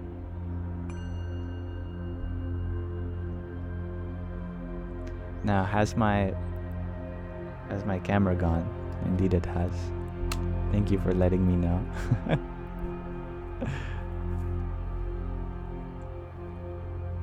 It'll be back up in a second. I use my phone camera connected to my laptop. You see this? I can even show you. This is the cord coming out of my phone, and it goes into my laptop.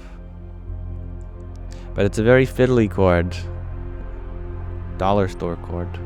But this is containing all of the information that gives rise to what's on the screen.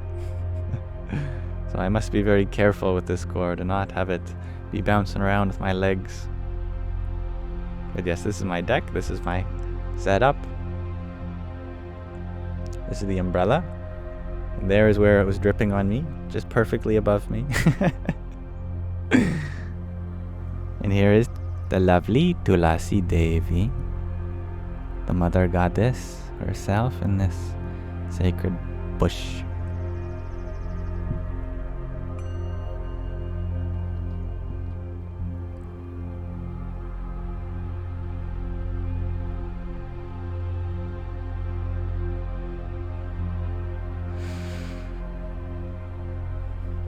Thank you, Scott, for your community fest.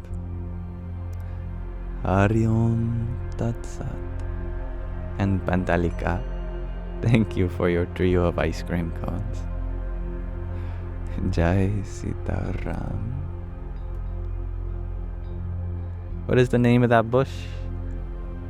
Tulasi Devi. She goes by many names. Like in Hindi, they often drop some of the vowels. They merge consonants. So instead of saying Tulasi, they'll say Tulsi. And here in the West, we call it holy basil, even though it's not basil, but it is holy. So it's partway right.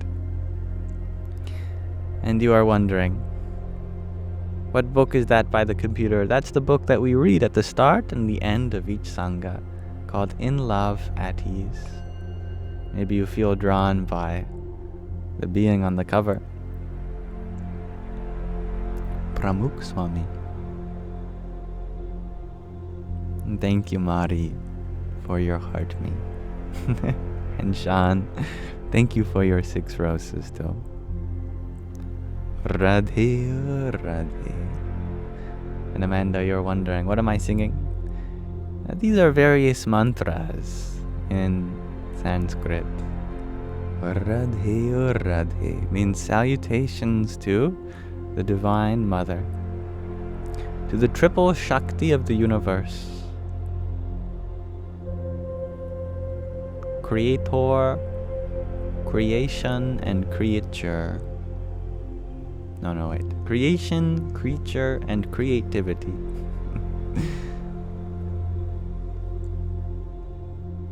The creator is the Shaktiman. Stones on Fire, thank you for your trio of roses. Hari Om Tat Sat. Stones on Fire, you ask, what is Christ consciousness? What is Christ? What is consciousness? They are one and the same. When they say that God is light, what they mean is the lightless light which illumines your mind. Because it is not so that we see the light from the outside world. Though the light appears to come into our eyes, interact with our retina through the photoelectric effect, send neurochemicals through the optic nerve, and make some synapses firing in the brain. What we see is not the outside world, but the generation of the image upon our mind. What illumines that image? Because we do not see the light. The light may enter our eyes. But beyond the brain and the mind, there is a consciousness which witnesses the forms which appear through our 5 senses. It is that inner illumination which is the source of the lightless light we call God or Christ. That Christ is the innermost dweller of our being, which gives rise to this I am. In the Old Testament, who was it? Moses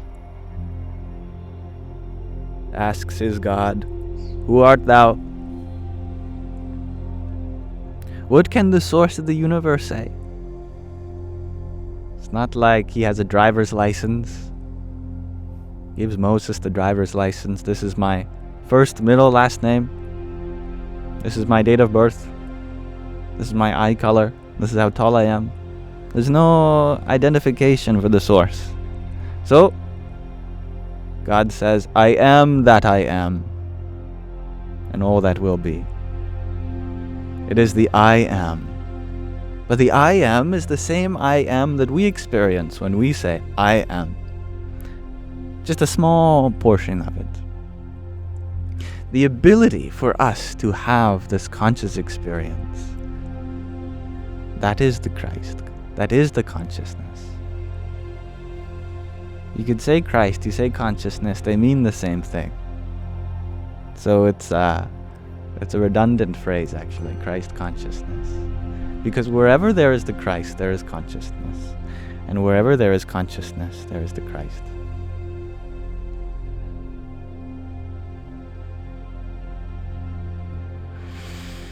Such is why Jesus also said, "The kingdom of heaven is within you." Something that I think we forget about, because we often imagine the kingdom of heaven on a cloud up there, or some place that exists after death. But within you means that which is here, now. It means beyond this experience of body and mind, closer to that witness which shines out of the five senses and illuminates the mind. It is from that invisible place that this whole universe appears to become manifest and returns to the void hereafter, turning one's attention inward and upward. These are but metaphorical directions. We come to ascend to that inner kingdom of the Source.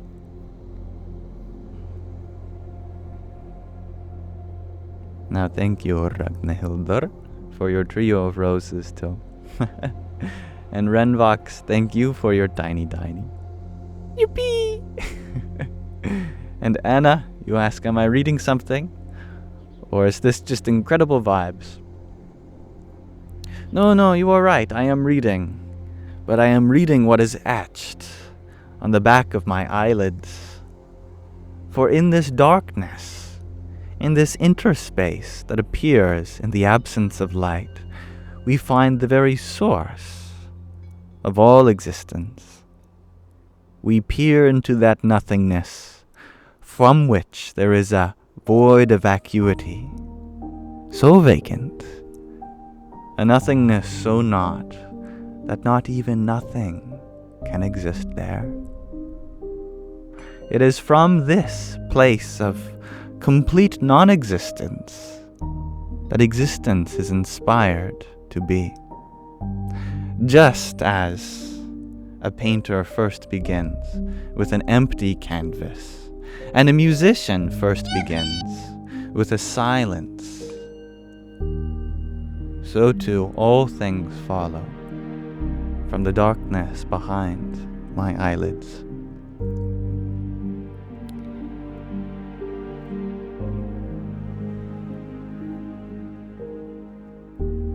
Now I see you recommended that we read from the Vachanamrut Sky Guardian.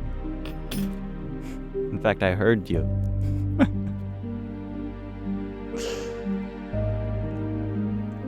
This is a book that Sky Guardian sent us for us to read together.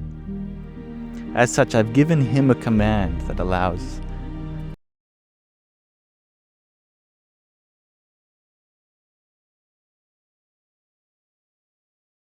paired his least favorite sound with it as a bit of poetic irony. Now, thank you, Spiritual Vibes, for your community fest. Hari Om Tat Sat. And Eagle, thank you for your rose. Jai Sita Ram. And thank you, Sue, for your ice cream. Om Namo Bhagavate Vasudevaya. I'm going to put the book cover up in case people are wondering what exactly we're reading, especially if they join in the middle of this passage. It's going to cover my face a little bit, but I'll try to move to the right here, my right. This is a set of discourses from a being in the 19th century, turn of the 19th century, known as Bhagwan Swaminarayan. And it is my faith that there will be a universal message here for all of us to learn from, even if we come from different cultures, different traditions. Today we are reading from Gadhada 167 about acquiring the virtues of the Sat Purush. Sat means true, Purush means person. So Sat Purush means the true person. On Chaitra Sudhi the 7th, Samvat 1876, which is the 21st of March 1820. So a little over 200 years ago, Swamishri Sahajanandji Maharaj was sitting in the residential hall of the Munis in Dada Khachar Darbar in Gadhada. He was dressed entirely in white clothes. At that time, an assembly of Munis, as well as devotees from various places, had gathered before him.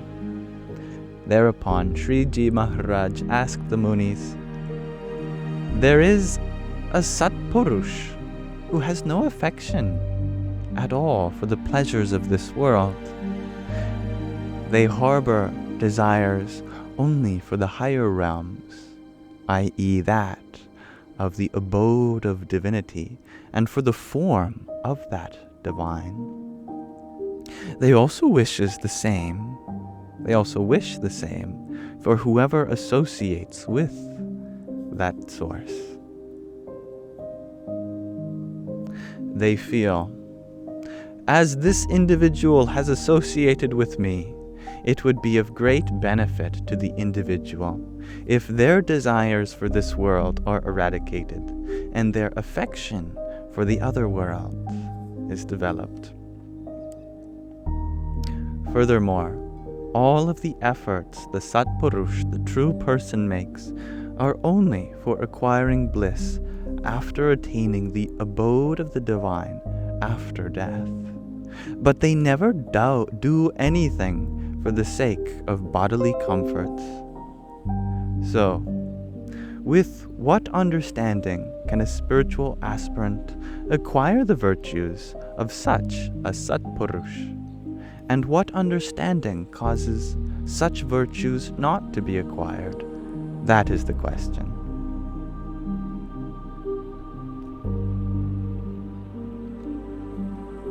Muktanand Swami replied, "If one views such a Sat Purush who has no desire for the pleasures of this world as being divine," which is in reference to this verse from the Shvetashvaratara Upanishad,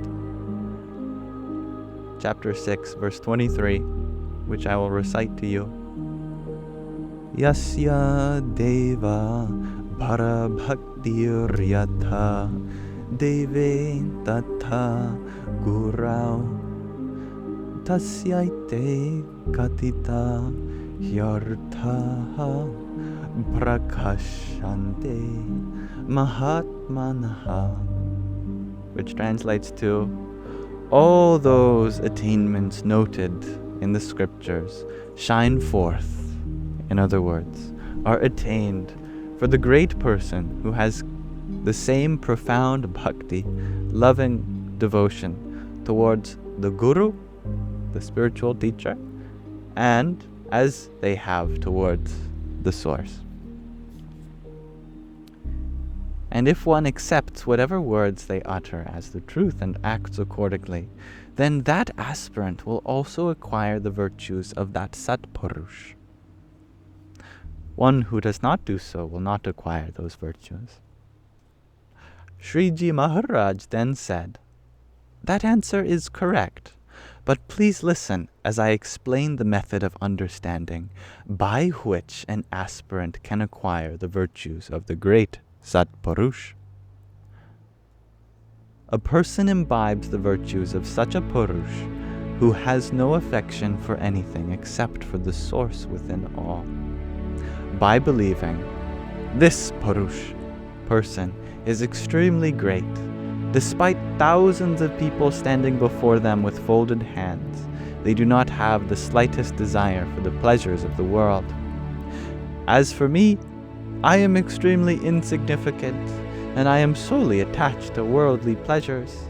I do not understand anything at all about the source of all things. Shame on me. In this way, they feel great remorse and imbibes the virtues of the great Purush. They also feel remorse after realizing their own flaws. While repenting in this way, vairagya, a kind of energized dispassion for the world, develops as it arises in their heart, and thereafter they acquire the virtues similar to those of that Satpurush. Now please listen as I describe the characteristics of a person in whose heart the virtues of the Satpurush are never acquired.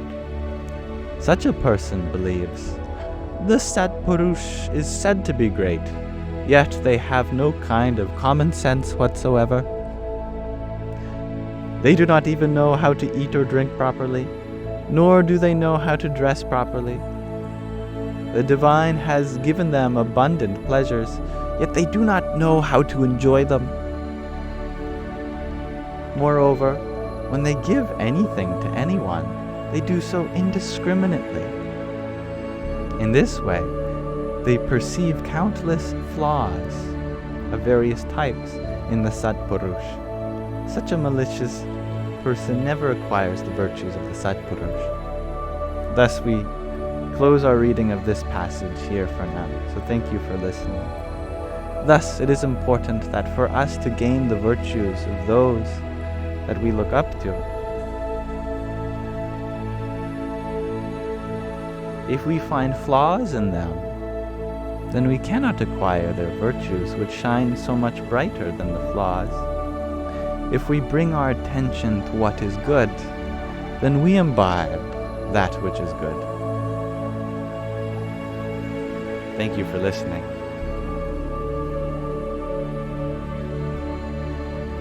Now, I'm going to minimize the cover as well.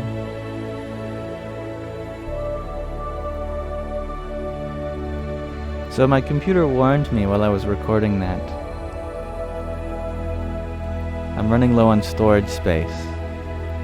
So I'm going to quickly just delete some of the past recordings so that my computer doesn't blow up.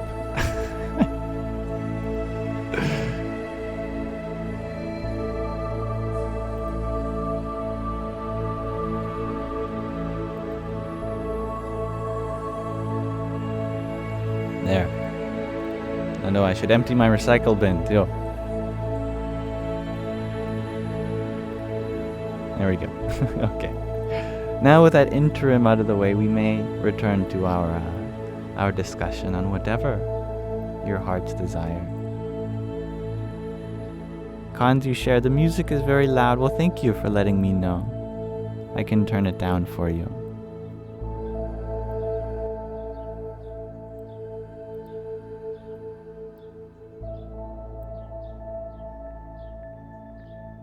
And thank you for sharing your blessings, Mark. And thank you for listening. Grateful human, you are wondering, do we all know what real love is within our true hearts, and is that all that is needed? We are the source of true love, but we limit it in various ways. There is only true love. True love just means unlimited love. We do not need any of it, because we are the source of love. All of that infinite, resplendent joy is inside us. We just need to abide in it. However, oftentimes, when we try to share that love within us, it gets distorted in all sorts of strange ways, because we feel like it should be relegated in some places, allocated, deallocated, collated, concentrated. We make a mess out of love by not distributing it equally. That we give our love divisively. We give it here, but not there. We give so much in this place, but not as much there. True love means that regardless of what appears to you, your love is spread equally across the whole world, the whole universe. That means that even the people that you don't like, you love them just as much as the people you really like. Sure, we're allowed opinions, but those opinions should never get in the way of us loving everybody as one.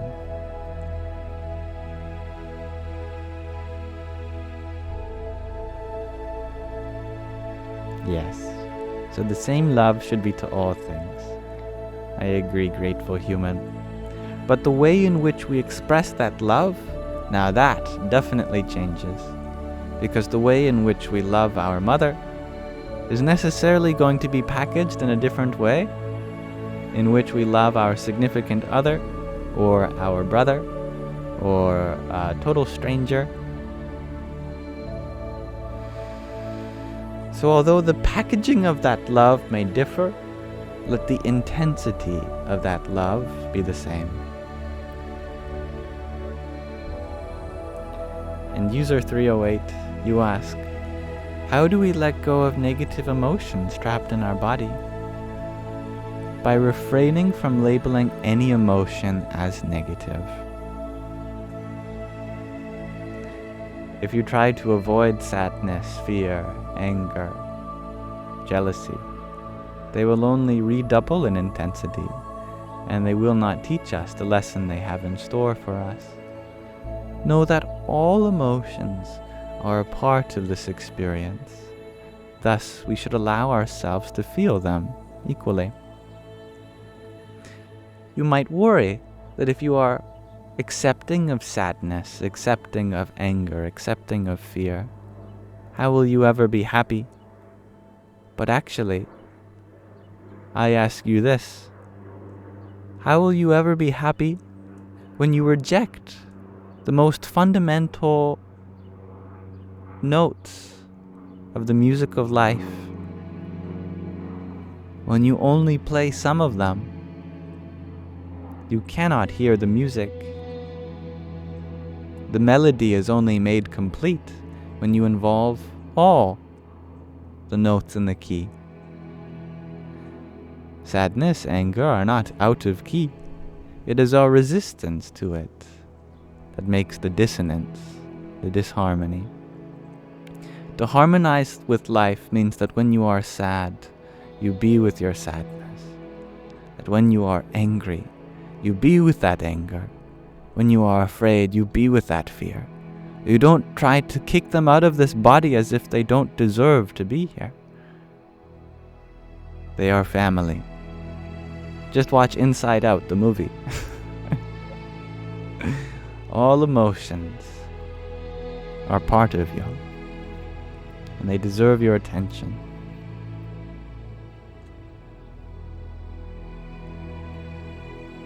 And thank you, Anna, for your finger heart you sent a minute ago.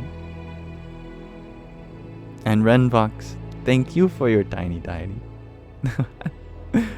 Yippee! And thank you for reminding me to drink water. My big sister Marlon. I will ensure that I stay hydrated for you.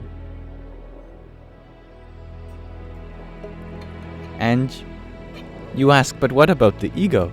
Can we kick that out? Have you ever watched the Got Milk commercials? These people that didn't drink milk, they flopped on the ground, no bones. They just became liquid. That is what would happen the moment we kick the ego out. Because the ego is not our enemy. It is our best friend. But right now we have made it into an enemy. But we can make it into our friend also. It is our control point for the whole human system. Without it, the entire hierarchy of life collapses. Ego has been made to be a bad thing. We throw this word around as though it's something to be removed or minimized. But all ego means is one sense of self. We just need a sense of self that's more dynamic. We need to loosen up the ego, not lose it. We need to direct it inwards to our heart of hearts and outward to the hearts of all. But right now we have it pointing towards our sense pleasures, our bodies, our limited identity. But simply push that ego in the direction of unconditional love for everybody and everything, including and especially one's own self.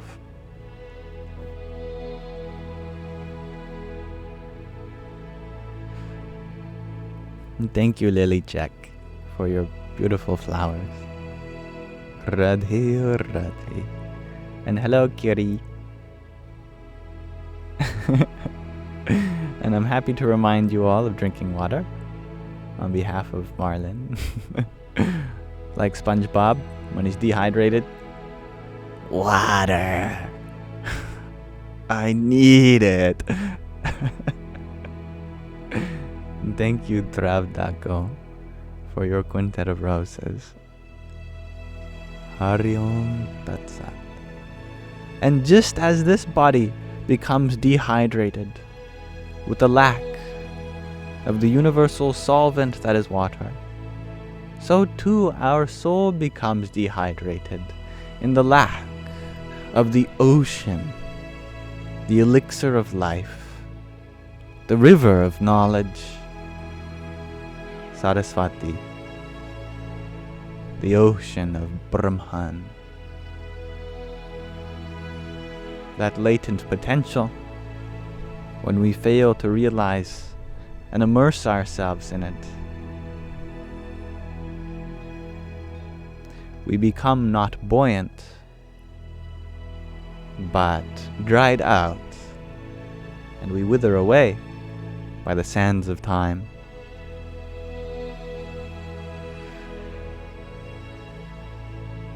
I like your funny joke screen chaos. Although I haven't watched these shows myself, I'm sure they'd give some people a good laugh, so I'm gonna relay them too.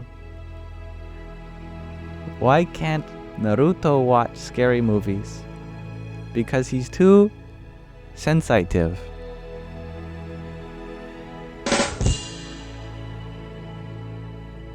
What's a Titan's favorite food? Ramen.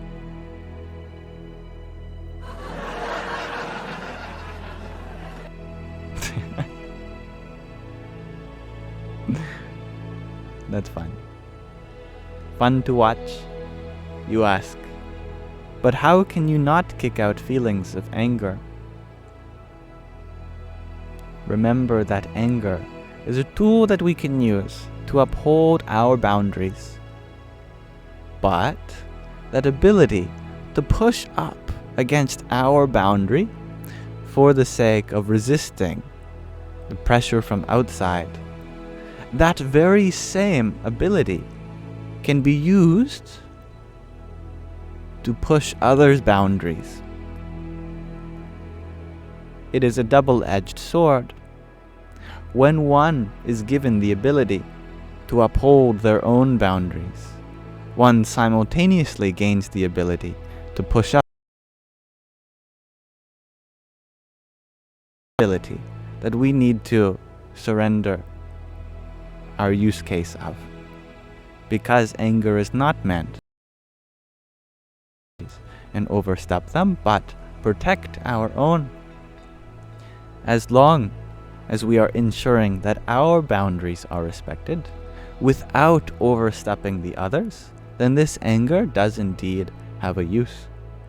But wield this power very carefully, because it is very easy to cross your own boundaries and into others, since anger does not discriminate between your boundaries and another's. If this trust does not arise within yourself in order to utilize it for effective means of respecting one's own boundaries, then we simply be with it without becoming reactive to it. When one cannot be proactive with their emotions, at least refrain from being reactive. Sit with that anger and allow it to pass. Studies show today that unresolved anger, holding on to it, it can put this whole nervous system into disarray. It literally acts as a poison to the body. See, our body, it is a chemical factory for both wonderful chemicals that do great things for the body, but under stress, it can also produce things that reduce the body's capacity. Blood tests have shown that people who are angry, their plasma and their blood, it fills up with all sorts of nasty stress hormones, which are not good for the body in high amounts. So, for the sake of one's own health, it is best to look for other means. But sometimes it is necessary. Like a mother who is protecting her children from someone. She becomes a mama bear. As that mama bear, she raises her voice. She might even physically help that the boundary that extends around her children is upheld. You can't say that that anger isn't necessary in that moment for the safety of her young. So we must respect that anger does have a place, but we must not use it in order to either poison our own systems or push the boundaries of others. It seems like it would have been a great day to ask for braids, shares Marcy. Yes, I concur. But my sister, she has her boyfriend over today, so she's very much occupied. One of these days, however, I can ask her to braid my hair. Everybody loves Raven. You share that a solicitor approached your door, despite the sign stating no soliciting.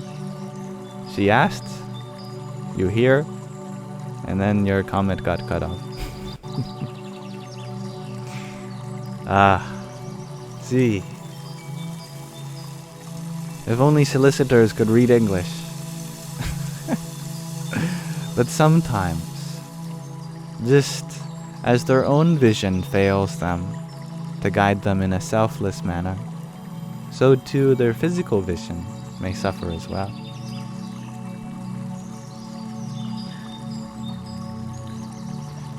They may read that sign that says no soliciting, and they ask themselves, am I a solicitor?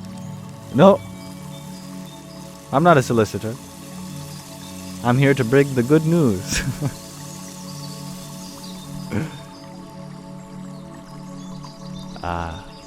See. I love to entertain those that come to the door.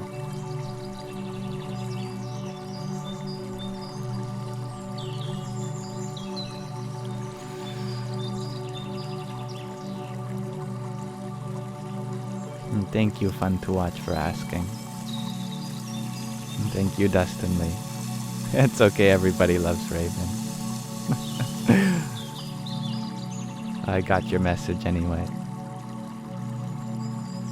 Chelsea, you're digging the look honestly. Eccentric is comfortable for you.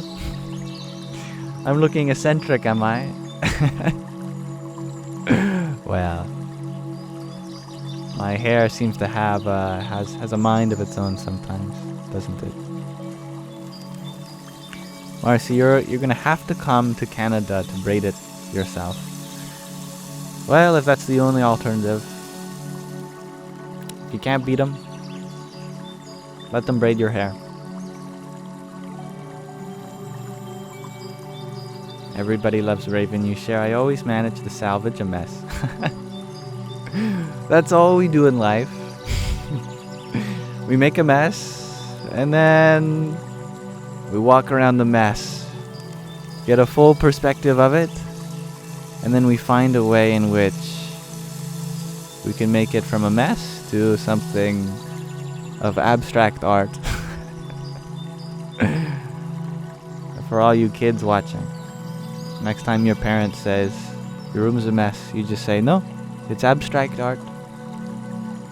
See how they listen to that.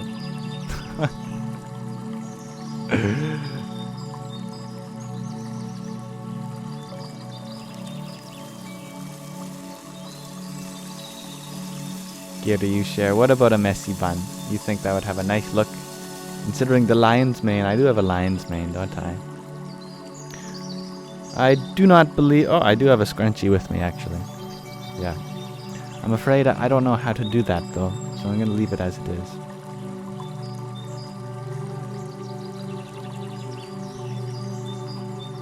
Legoshi.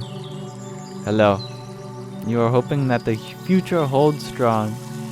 Your life is going as wild as my hair.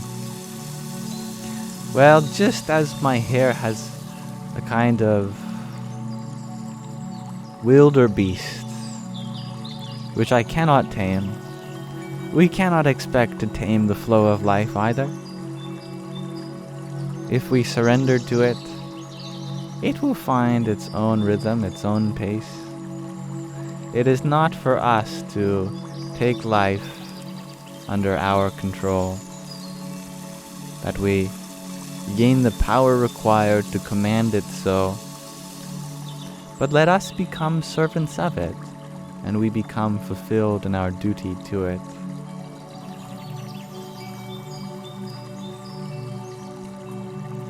Hello, HRH Sunshine.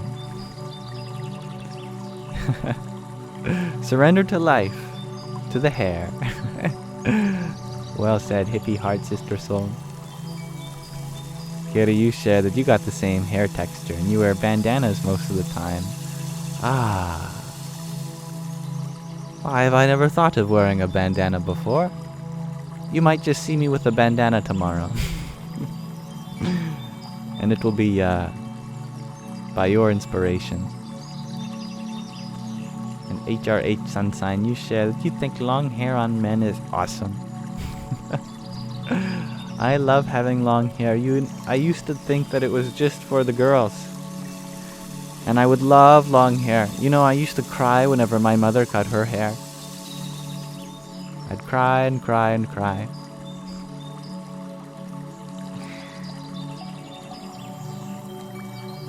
She said, it's okay, I know how to solve this. You do? I said. She said, yep. I'll be right back. I'm going to go to the store and I'm going to buy something that can fix this. Okay. So she went out of the room and she came back almost instantly. It was the fastest trip to the store ever. And she showed me this bottle of shampoo. She said, do you know what this says? I said, no. She's like, oh, right, that's right. You can't read yet. This says fast hair growing shampoo. Makes hair grow twice as fast. I stopped crying. I said, really? She said, really? So I believed her. Now looking back, I don't think she could go to the store that quickly. And I've never seen shampoo that reads like that now that I can speak English. Or I can read it at least. But as I got older, I realized, wait a second. I don't need someone in my life to appreciate the beauty of long hair. I can be that person. Now, if I was going in the trades, I would hate to have this caught in a chainsaw or a drill press or a miter or a bandsaw or really any equipment that spins really quickly. There's lots of room for my hair to get caught in things, but fortunately, not in my occupation.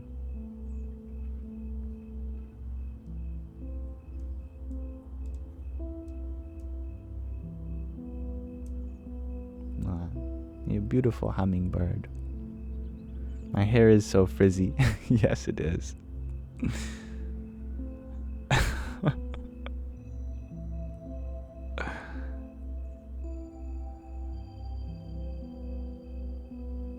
Why? Because you like me? You ask, how old am I? In this body? 22.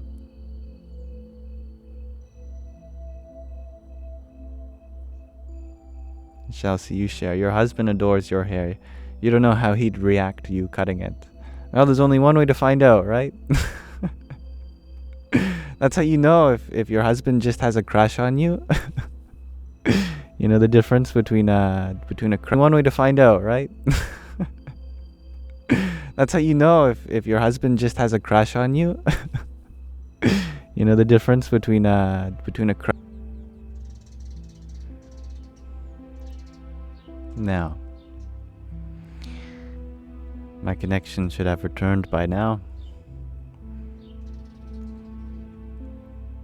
I thank you for your patience, everyone. As sometimes the software that TikTok provides to go live on your computer, it crashes. So Godspeed to all the programmers on TikTok software team. I wish them well,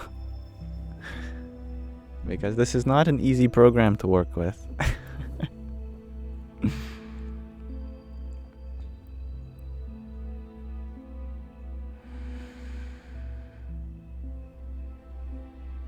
And yes, I love that too, Kiri. How the people in chat start to talk to each other while I fix the connection. I see the chat, which is funny, because it's not a connection issue, it's a software issue. The chat keeps on going from me, but you just stop hearing or seeing me.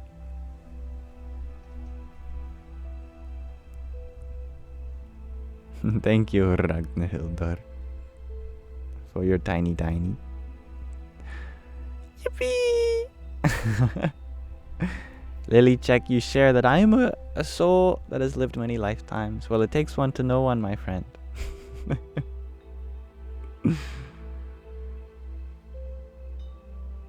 G to infinity, you share. There's a lot of high frequency beings here. We are messing with the connection. High frequency. Though we may disrupt the connection with our electronics, the higher frequency we vibrate at, the higher connection we have with the divine. Sure, our Wi-Fi connection may succumb to the depths of separation, but our connection with the higher self, now that may be what is prevailing forever.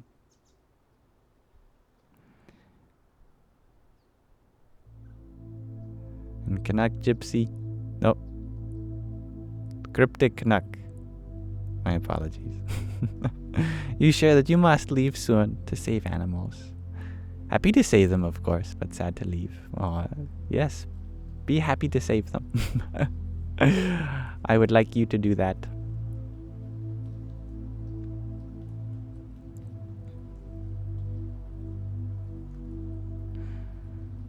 And Kiri, you share, speaking of connections and technical things, am I in a university course? Considering a young yam. I was in university. I started university when I was 16. And I dropped out when I was 20.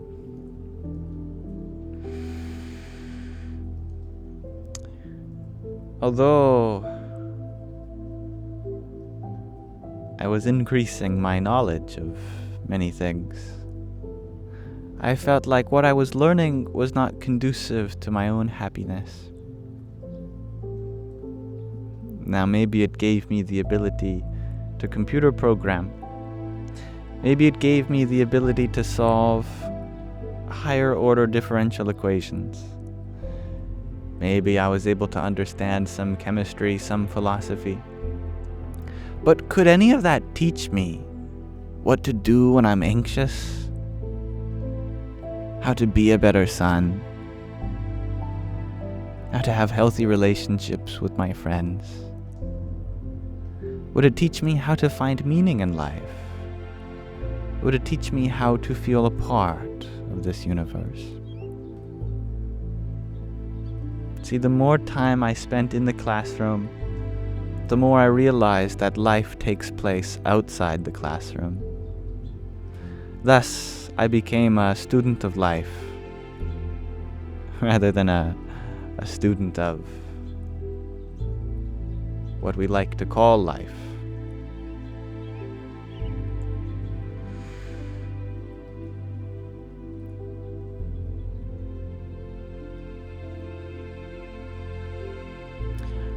Sure, I was working towards a credential in mathematics, but you don't need an institution to give you their thumbs up in order to make a difference in life.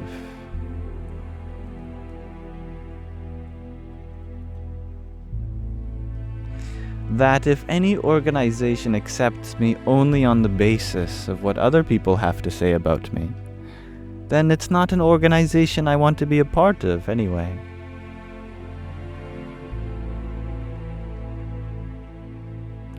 That if my self-worth is judged on the basis of having given so much money to a certain business, because a university is a business after all, then there is so much more in life that I am limiting myself by. In the age of the internet, we are connected to so many resources, to so many people. The world's knowledge is there, available at the end of our fingertips. Why sit in a classroom and study something that can be experienced wherever you go? This was my train of thought, and I do not wish for it to be your train of thought, but that is my story of university.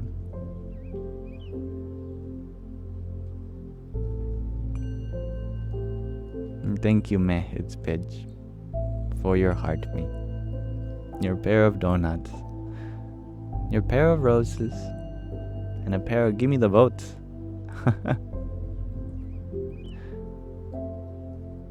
Hari Om Tat Sat. Strung by Stacy. Thank you for your trio of roses. Jai Sitaram. And Kiri, you're in uni. You thought of dropping out more than once, but hey, 1 year left. Well, I hope not to take you away from your passion, as there is so much good that is there for you too. All the connections you can make, and the discipline of showing up every day. All of that is wonderful. And I encourage you to see to the end of it.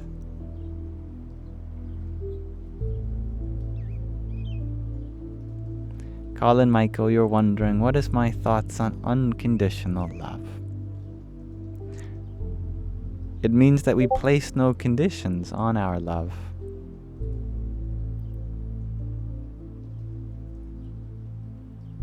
What does that mean? Well, right now we think in terms of quid pro quo. Tit for tat. Right now it's, I will give you this if you give me that. We make a business out of love. That you love me this much, so I'll do this for you. But unconditional love means there's no condition for giving. You just give without expectation of reciprocation. That's unconditional love. total selfless giving. There is no criteria that someone has to fulfill in order for you to love them. That no one has to earn your love. No one has to deserve your love. You just love. You love for the sake of love. You love your friends because they're your friends. And you love your enemies because they're your enemies.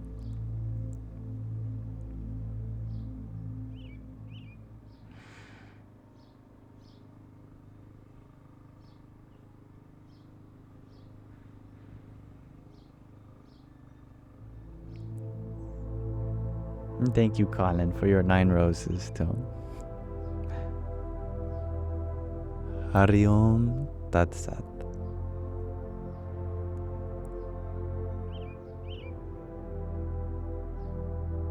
It is an all-inclusive love. Precisely, Madhurikast.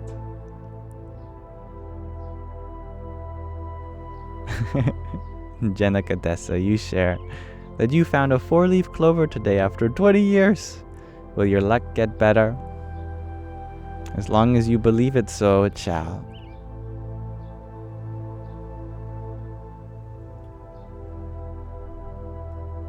The betterment in your life is not measured by means of proof, but by your faith in it. Just as Jesus said, if you had faith the size of a mustard seed, you could ask a tree to uproot itself and walk into the ocean, and it would. You could pick up a mountain and place it elsewhere.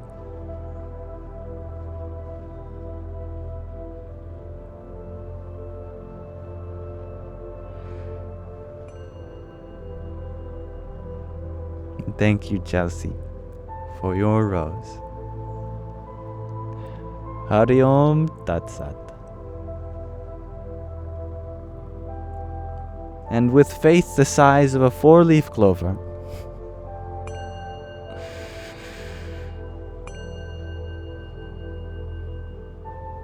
luck looks to you for inspiration.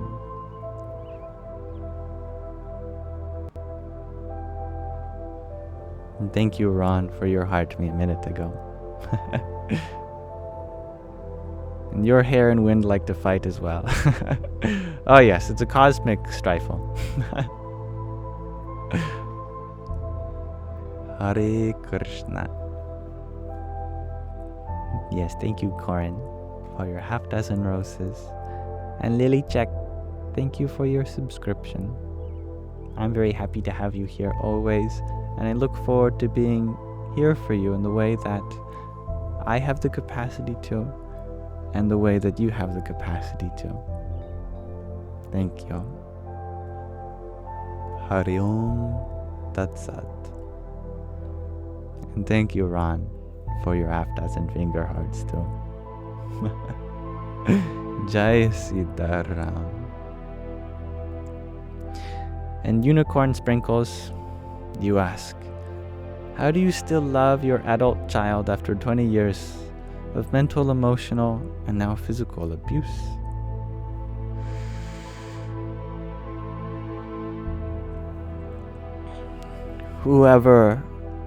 Whatever is dependent on you, if it is your responsibility to take care of them, then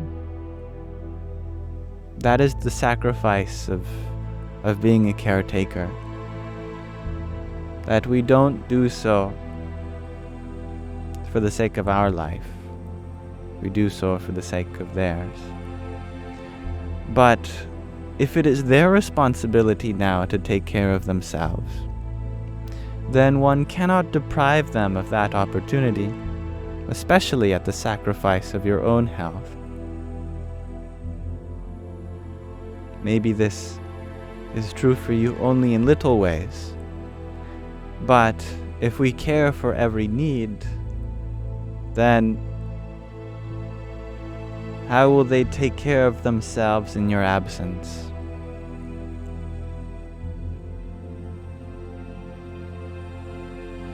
That the greatest gift a caretaker can give to their dependent is independence. Though this might not be possible due to certain limitations in their life. In any way we can, teach the skill of independence. That is a blessing that they might not thank us for now, but their soul will thank us later.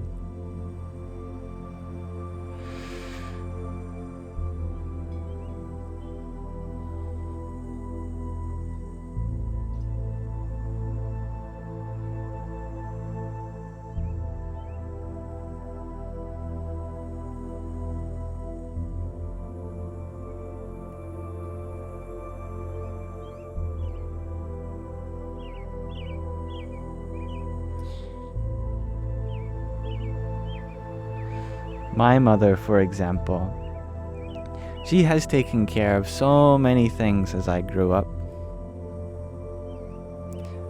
For most of my life. And she still catches herself doing it. She takes care of laundry, of dishes, tells me when to take care of myself. But though I am immensely grateful for that kind of hands-on love, she is also realizing that she has also deprived me of the opportunity to take care of myself. And that's another form of love that we take for granted. People pleasers, they struggle with it immensely. That we want to take care of other people's needs because they are like that.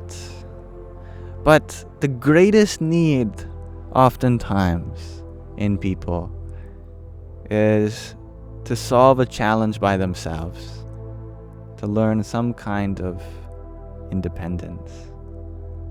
So people pleasers eventually wake up to this too. That actually you are helping them by not helping them. You know what I mean? You're giving something to them that they might not thank you for now, but their soul will thank you for later.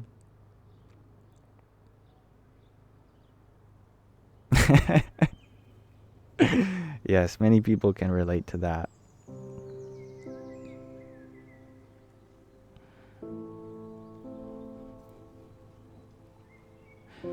Thank you for listening.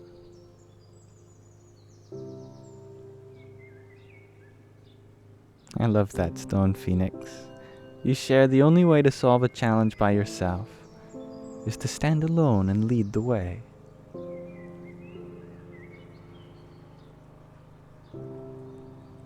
Hello, Sandy77. Thank you, 31 Planes of Existence, for your beautiful hanging lights. Oh Radhe, oh Radhe.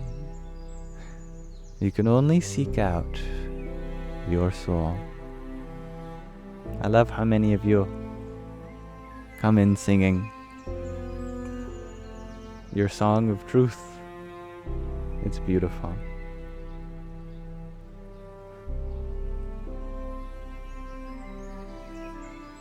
Alright. Go and save those animals, Cryptic Canuck. And thank you for sharing your blessings with me. G to Infinity, Sky Guardian, and everyone else. That's wonderful. Oh my goodness, what a beautiful sentiment strung by Stacy. God helps those who help themselves.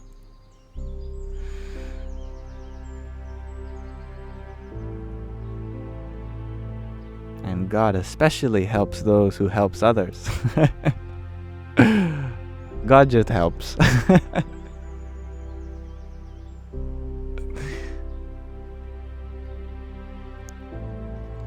Jenica Tessa, you share that you think that your clover guided you to me.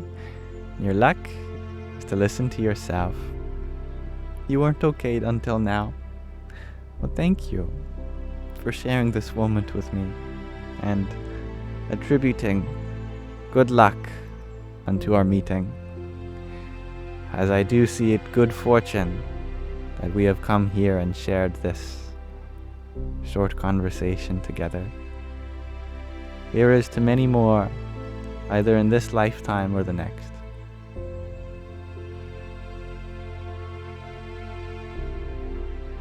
Good night, Chelsea. Nelly, who you're wondering, what is this music? Let's see, the title of this on my computer is Good Morning Nature. And you don't want to know the subtitle. Good Morning Nature. Butterfly effect? Asks Osito Way. The butterfly effect.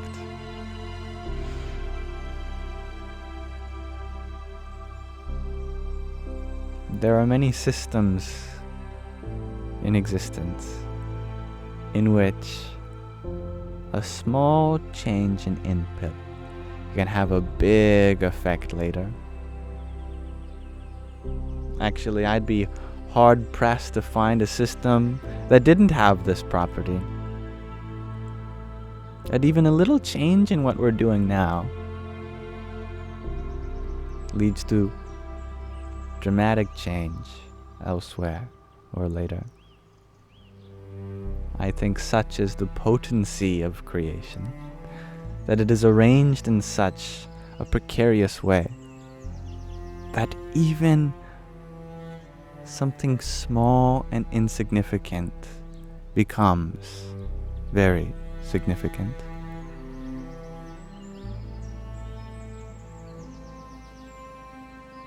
There is no other way. And thank you, Keys, for your finger heart. Hari Om Tat Sat. Skillzat, you ask, is your plane a ball? Oh, your plane? Well, I suppose a ball is pretty aerodynamic, isn't it? Yes, but see, the thing about a ball is that it's symmetric from all angles. So a plane works because the shape of its wings are asymmetric. Not on the left and right, but on the top and bottom. That it gives rise to fast-moving air on one side, slow-moving air on the other. So there becomes a pressure gradient, giving the plane lift. So I'm not sure how a spherical plane would do well. But maybe you missed a T at the end of the word plane. And so it was a question of a planet.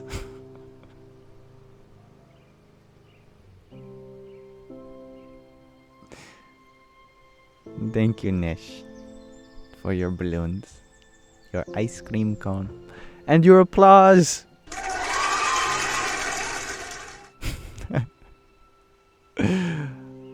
Hari Om Tat Sat. Thank you. And Ragnhildur, thank you for your beautiful swan. Hamsa Soham. Thank you. Strung by Stacy, you share the best things happen in the small moments. That they do. H. You're wondering, do I or have I used any contraband? And how did or did this conflict with my enlightenment? Well, my enlightenment will have to wait and see. I've got a long journey to go.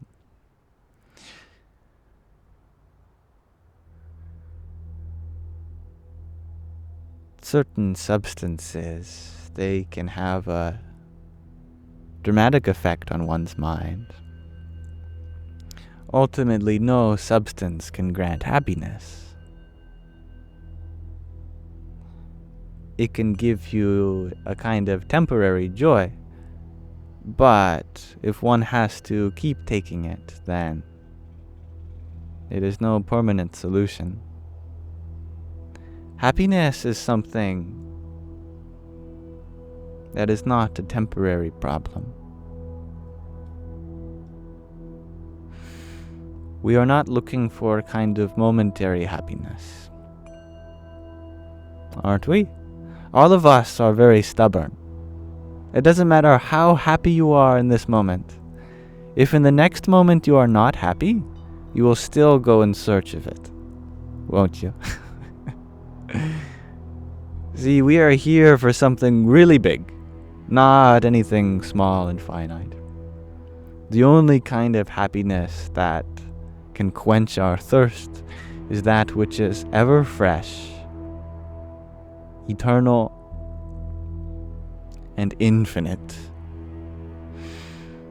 It's a tall order, but then again, we are no ordinary beings. We are divine slivers of that source, the very source of such a happiness, such a bliss we're looking for. We do not know what we are looking for. As we age, we may become stubborn in various ways.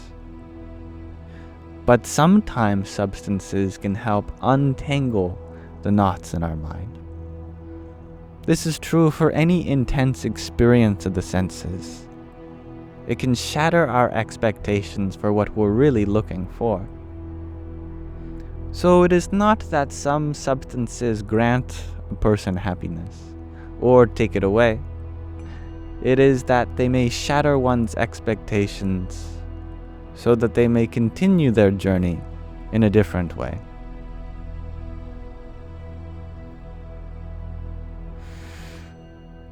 It is not necessary, because it is the intensity of experience that matters, and not the type. Yes, in my life, I have had moments of intense experience under the influence of certain substances. But were they necessary? No, I am sure that, if my parents just sent me to boot camp, maybe I'd have the same kind of intensity of experience that gets me questioning. But I can be grateful for my experiences that have led me to challenge my preconceived notions. Now, thank you. Heart emoji, unicorn emoji, heart emoji, for your heart me, cloud bread, whipped coffee, pumpkin spice latte, and applause, balloons, 10 community fests, hand hearts. Here's some for you. A disco love, a tiny diny, yippee, friendship necklace, a finger heart, and popcorn. You are very generous. This token of gratitude is a beautiful sentiment, and though it is never expected, it is always appreciated. Hari Om Tat Sat.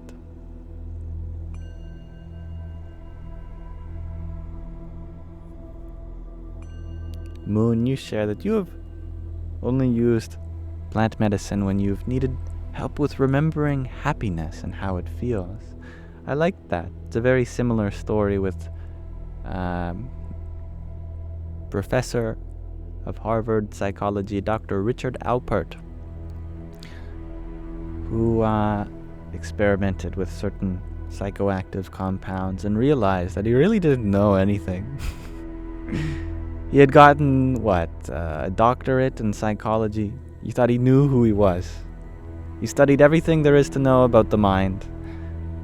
But then with a single trip, something he put in his mouth, he realized that He knew nothing about himself because he was not the mind. As soon as you realize you're not the mind, and it doesn't matter how much psychology you know, all that becomes nothing compared to the knowledge of the soul. So it was a reminder for him what it was like to really know. So he gave it all up, traveled the world, searching for someone that did know, but not in some kind of temporary experience of the senses, under the influence of contraband. Such a great word, isn't it? Contraband. But someone who knew through direct experience. Thus, he became later known as Ramdas, the servant, the das of that in whom all great beings dwell. Ramdas.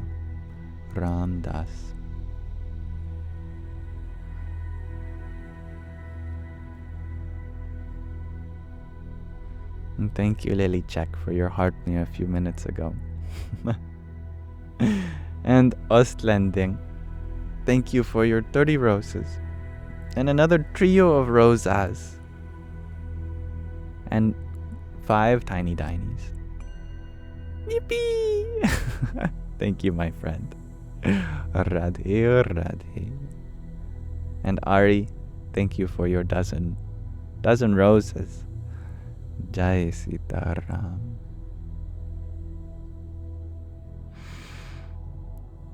And Nelly Hu, you ask, why is it that it seems like suffering often leads to spiritual awakening?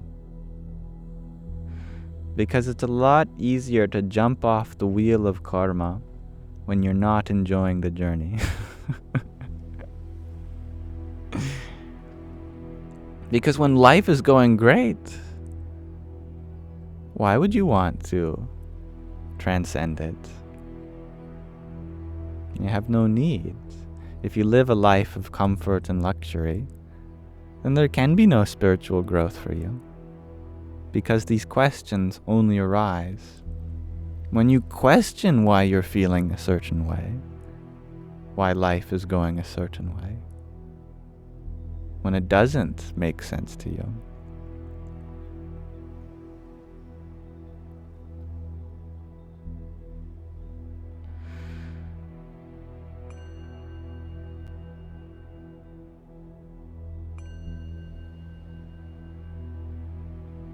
And Feral Mormon, you ask, if we're part of the collective consciousness, how come you're collected to the crazy part? I think we're all a little bit crazy. Some of us are just half crazy. Some of us are all crazy. Some of us hide the fact that we're crazy. But wherever you are, there's always a little bit, a little part of you. Sometimes it's not so little. That goes beyond what society might deem normal.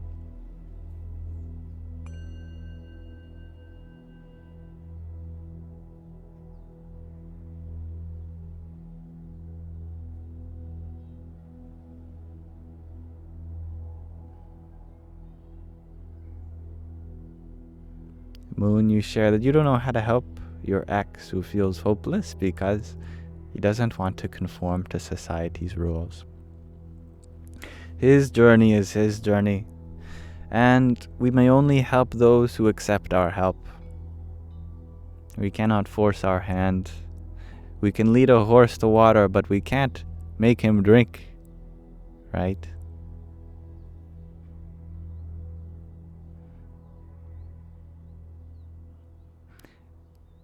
Just offering the help is enough. Whether the help is accepted says nothing of you. Because in order for someone to accept our help, they have to face the fact that they could use it. They have to wake up to that fact themselves, and we cannot do that for them. It's a hard decision one has to make, that they could use help. To do so requires questioning almost everything in life. To force them to question that is never something that we should do. Nor is it something that we can do.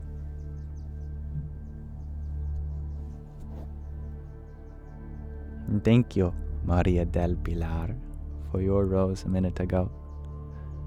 Hari Om Tat Sat. And Corey W, thank you for your heart me. Hari Om Tat Sat. And heart emoji, unicorn emoji, heart emoji. Thank you for your music play, your pair of ice cream cones, and your community fest. Radhe or Radhe. And Joanna, thank you for your heart me, your quintet of roses, your community fest, and your cloud breads. Om Namo Bhagavate Vasudevaya. Thank you, Nunya, for your heart me. Jai Sitaram. Thank you for sharing your blessings with me today, Leo the Bard. The moon, you share, you want to be like me, so much knowledge. Well, thank you, but I want you to be like you. You are perfect as you are, and in your knowledge also. Tony, hello. You share that your girlfriend is there now. Well, hello to Tony's other half.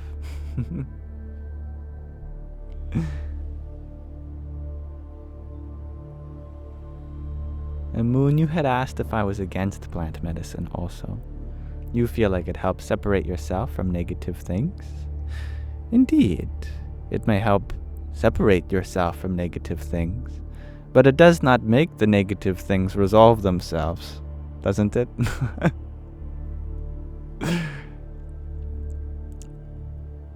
Substances can be useful, and this is true for prescription medication also, to give us some space from our problems. But it does not solve our problems. It only gives us some room from them. But anything that you have to keep taking cannot be said to be a permanent solution. This does not mean that temporary solutions are worthless. No, if you have a leaky faucet, you might as well put some duct tape on it before the plumber arrives. You don't want your house to be flooded. It just means that there is a bigger solution that you are preparing for in the meantime.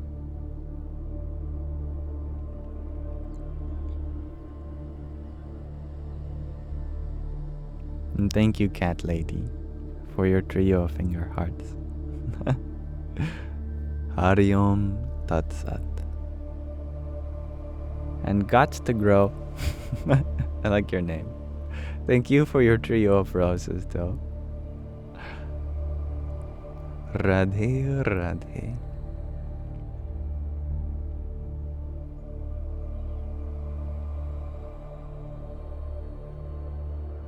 And Gab, you're wondering, what's the meaning of the words I pronounce? Well, Radhe Radhe. It means, oh mother, oh mother. Specifically,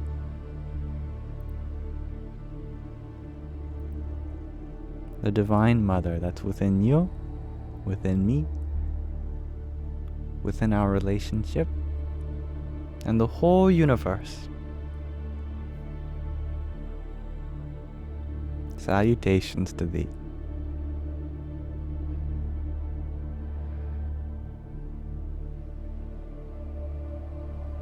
And Ari, you are wondering, what's my favorite mantra right now? I think the sound of one's breath is the greatest mantra. Just by listening to the breath, so many worries go away.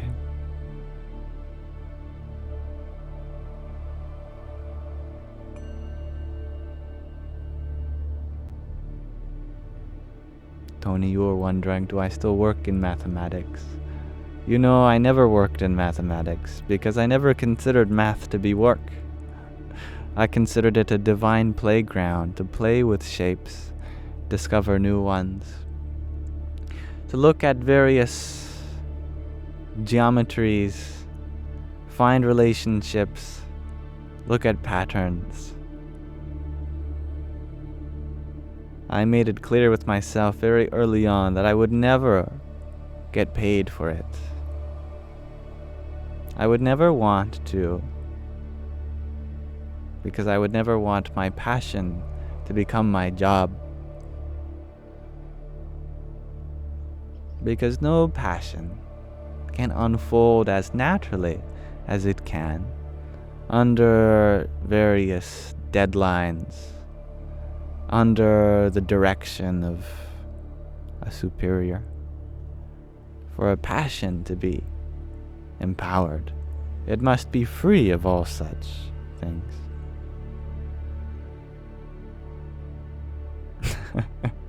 I like that, Ari. OMG, you like breathing? I breathe all the time. Yes, that makes two of us. Thank you, I am greater than I was, for your heart me. Radhe, Radhe. And Ursula, hello, and thank you for your heart me. Jai Sitaram.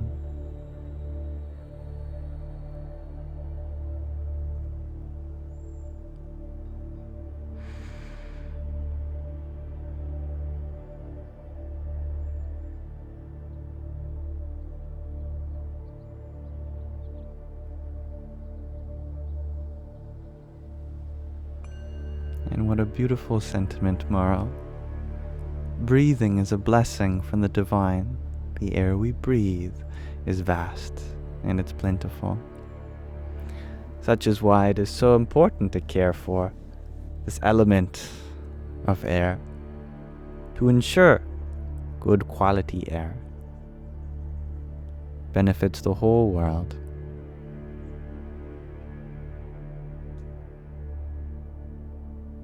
Ursula, you ask, do I feel insignificant in the grand scheme of things? It is easy to look upon the universe with wonder and then realize ourselves to be so small compared to a tree, compared to a skyscraper or a whole mountain, compared to the ocean or the whole world. There is so much more there than there is in me. How about the moon, the sun, the whole solar system? How about our galaxy? Nay, all galaxies. Think about the vastness of the cosmos. And yet we feel like what's going on in here is more important than what's going on around. Nonsense. Yes, we are but a little part of the universe, but that doesn't mean we have no role to play. Actually, we have a very important role to play. All of us do, because we provide a unique perspective in the universe, and the universe wouldn't get to see itself from that angle if we weren't there to do so. We are the witness of life. We give meaning to it. Of all of those galaxies, solar systems, planets, of all the forms of life on Earth, the universe said, I need one Ari. I need one Merle. I need one Pidge. I need one Courtney Gallagher. I need one Delaney Oval. I need one Monster. I need one Hanukkah. I need one Catwoman 013. I need one Ursula. The universe needs you to be here in order to be complete.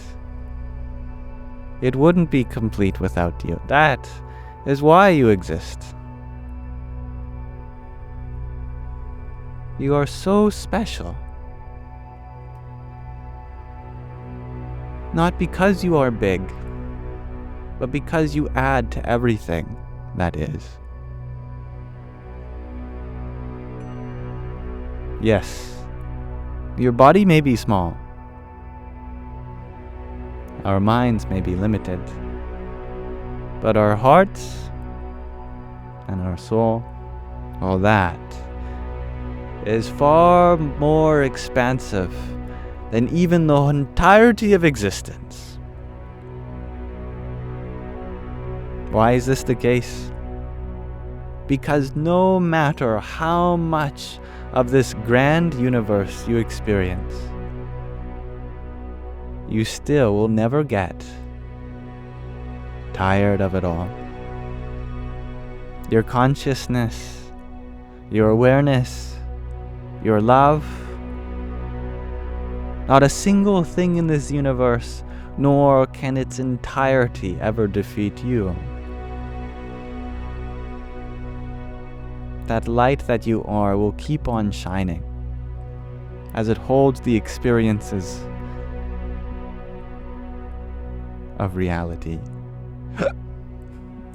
Pardon me for my hiccup.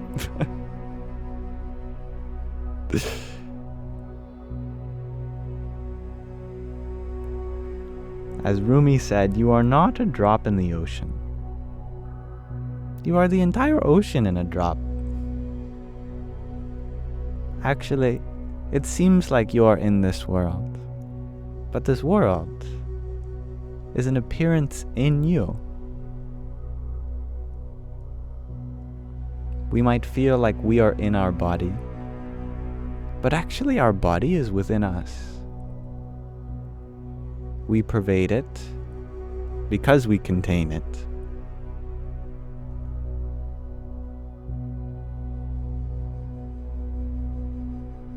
All of the experiences that we associate with the universe, we have known their name and form only because they have occurred within our experience. So it is within your experience that the whole world takes place. How can you feel insignificant when you are that which gives rise to all significance?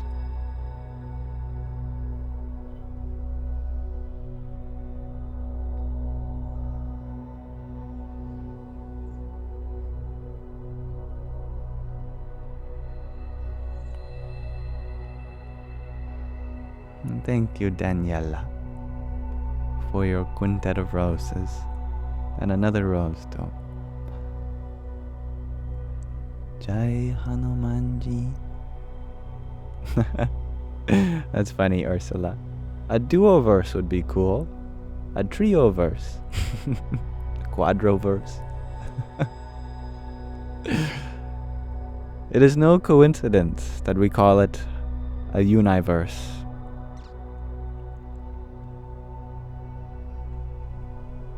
Because it is one.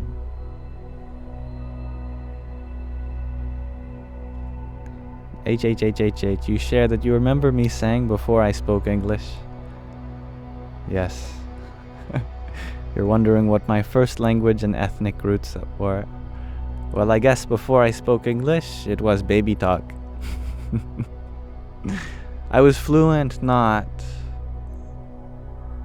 in any language but the goos and the gaz. I can be not good in Mamani. Find me a baby. I will communicate flawlessly.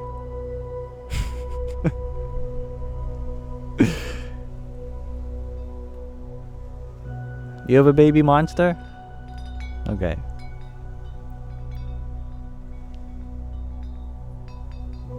You just pass on a message for me. My message is Gabidu Barabadiba Bigano Minamana. The baby will understand.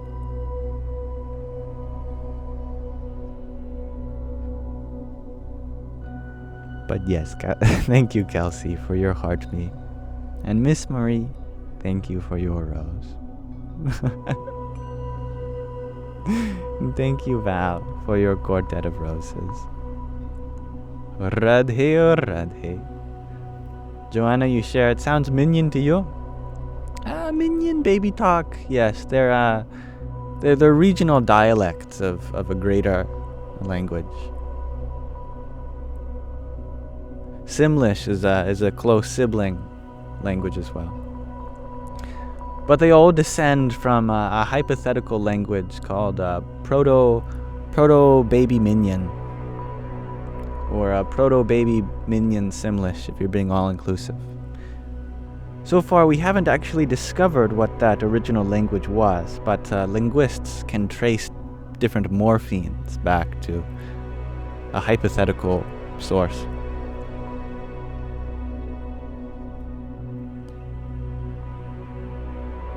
Kelsey, you share, your baby said hello in response to me.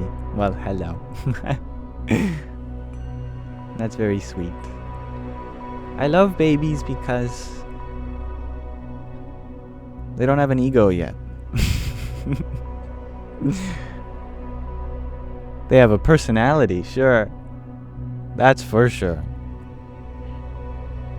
But a baby looks at you with indifference.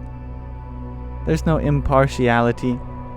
Sorry, there is impartiality. There's no partiality.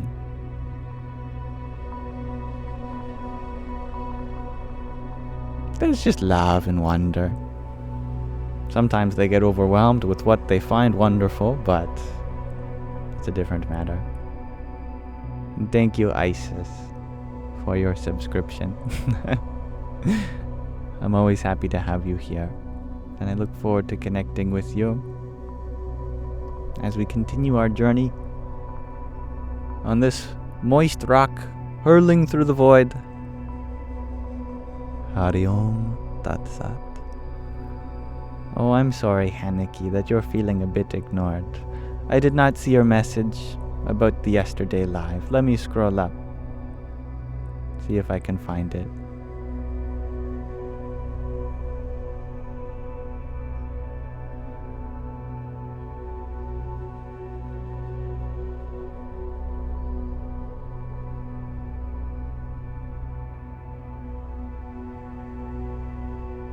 It's up there, isn't it? Yes, I see all your questions now asking if I've read it. Now, moving forward, although it's certainly more polite to just ask if I've seen your message, I would ask of you to just repeat it, therefore I can find it easier. Still scrolling up.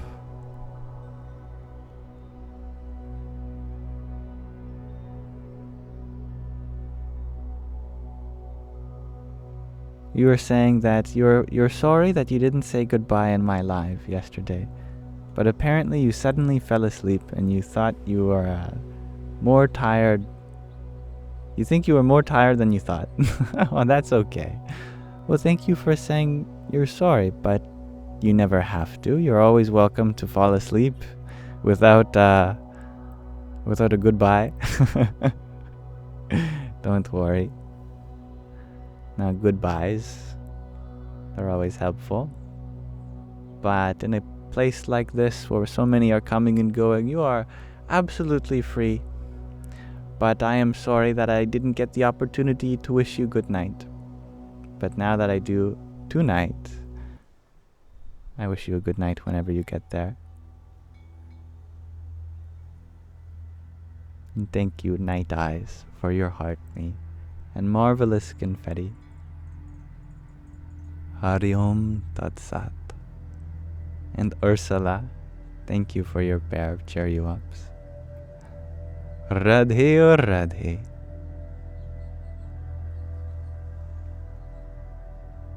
You're very welcome, Hanika. Thank you for reminding me to acknowledge you.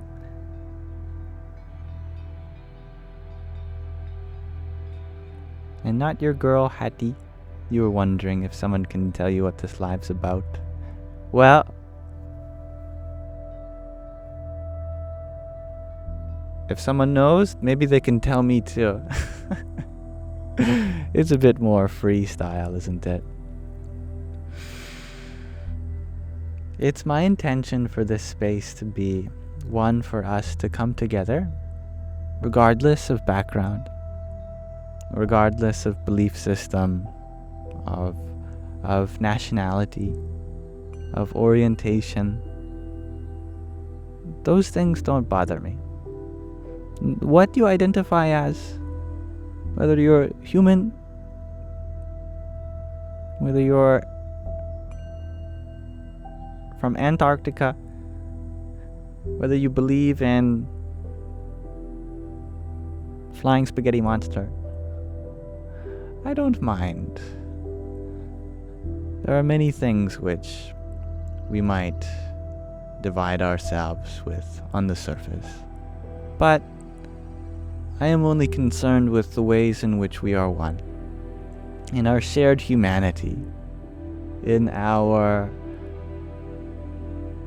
experience of life.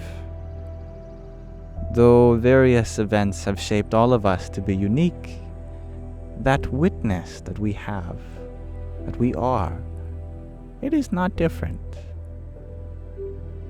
That light which shines, illuminating your senses, is the very same light that illuminates mine. It is the source of life. It is only my intention for this space, for us to seek that together, though we may call it by different names and come from different starting points. We all have the same destination, that of love, that of harmony, of acceptance. So I hope that we come together as fellow students of life to uplift one another, to relate in one another's experience, and share positive sentiments.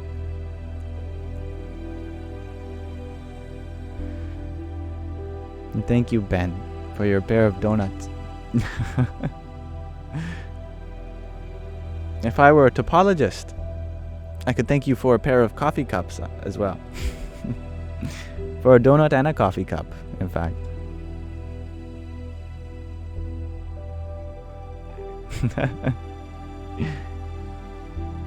Hari Om Tat Sat. Ari, you ask, what's my skincare routine? Well, I make sure that I get a kiss on the cheek from my mom, and her love makes all blemishes go away.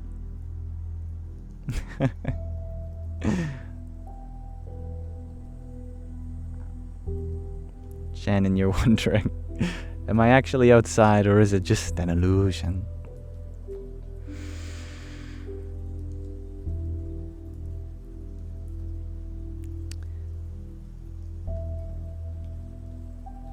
There are many aspects of life which are illusory. Like it appears that we are within the body, but actually our body is within us.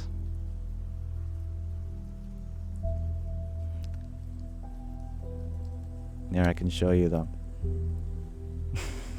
This is my mother's garden. She takes good care of it. And there's my project, Tulasi Devi.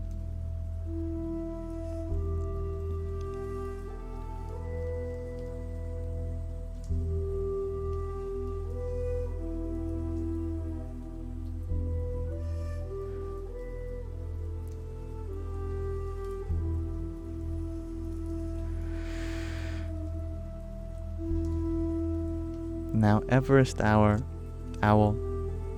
You ask, do I believe in life after death? Do you believe in life before birth? And there's your answer. You can tell me that you started existing the time that you were born, or maybe conceived. But where did you come from? Scientists say this universe has existed a long time before you got here. But if all things come from the universe, then why weren't you conscious of it all before your birth? Well, if that which makes you conscious is always there, and our memories are associated with our body, then it is with the passing of the body that one acquires new memories and relinquishes old ones. We talk about past lives and afterlives, but do you realize that this is the past life of your afterlife and your afterlife of your past life? That you have already transcended death, and also you are awaiting to be born.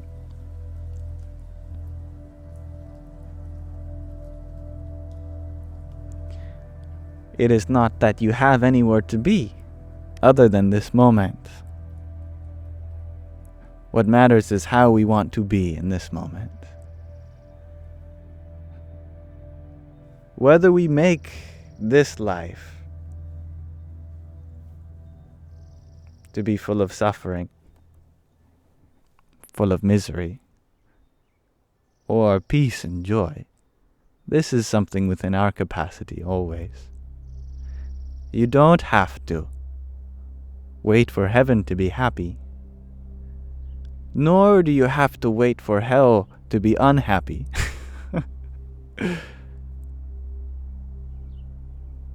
These are but possibilities that exist in every moment.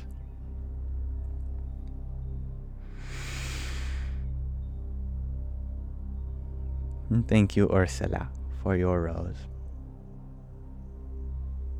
Hari Om Tat Sat. And Roxy, thank you for your tiny. And thank you for your garland headpiece too.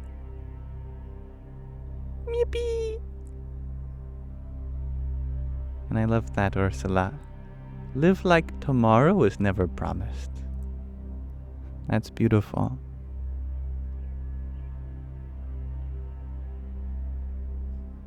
I remember people telling me this all my life, that we should live like there is no tomorrow. But the first thought that would arise in my mind was, if I were to live like there was no tomorrow, I'd probably be really depressed.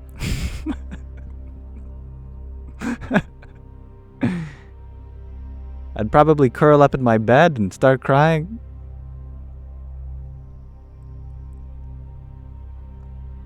But then I realized that's not what it means to live like there is no tomorrow. That's what it means to live like there should be a tomorrow. That's what it means to live like there has to be a tomorrow. To live like there shouldn't have to be tomorrow. Now that is where your freedom are.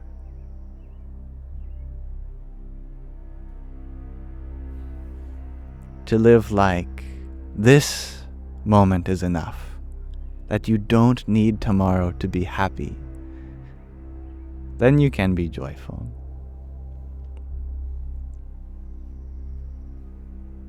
But I like that interpretation also, Gab. Tomorrow makes me feel anxious. I'm not able to deal with it.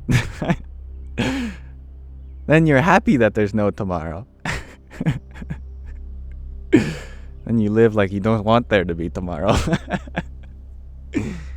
But the good news either way is that tomorrow never comes. There is only today. There has only ever been today. That doesn't mean all the other days have been illusory.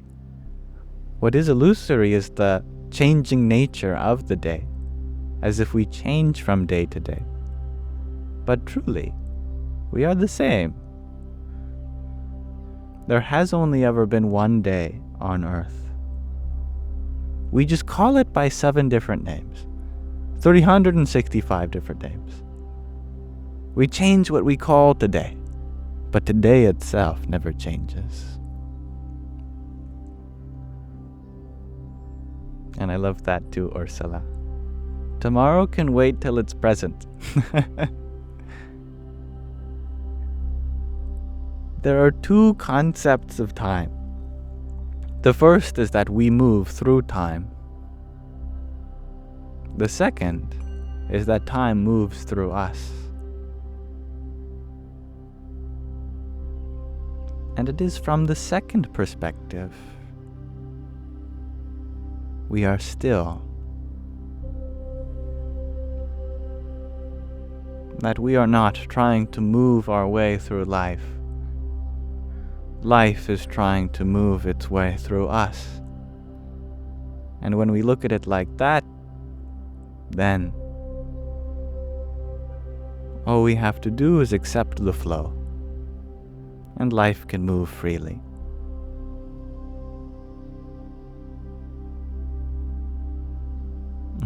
Hello, Dansuela. Om Namo Bhagavate Vasudevaya. I like that you put a lotus, and is that Sri Krishna in the middle of Vasudevaya?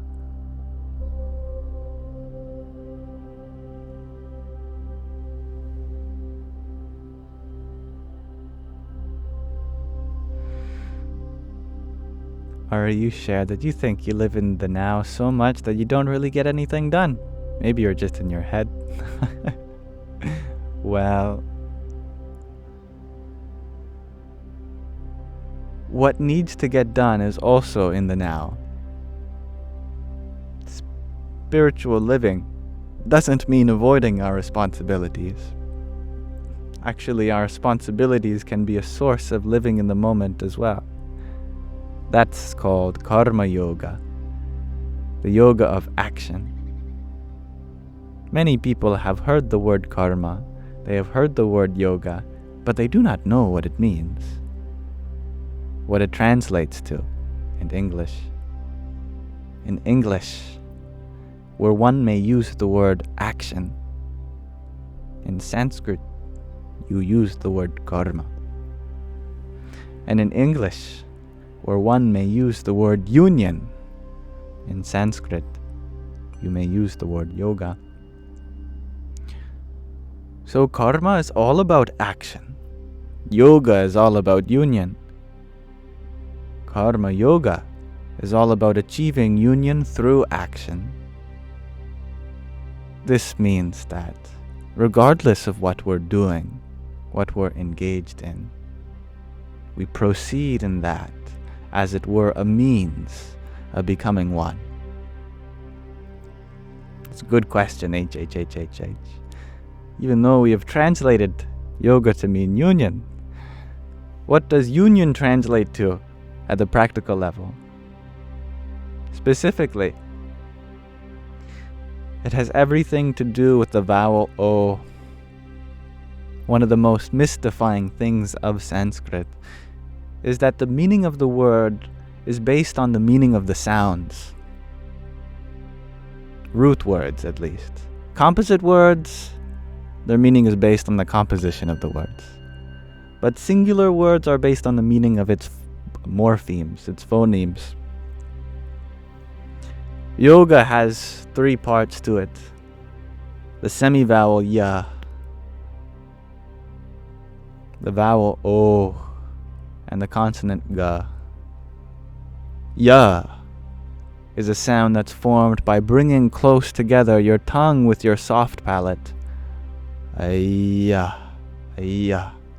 So it represents a bringing together of 2 things and creating a space of resonance between them.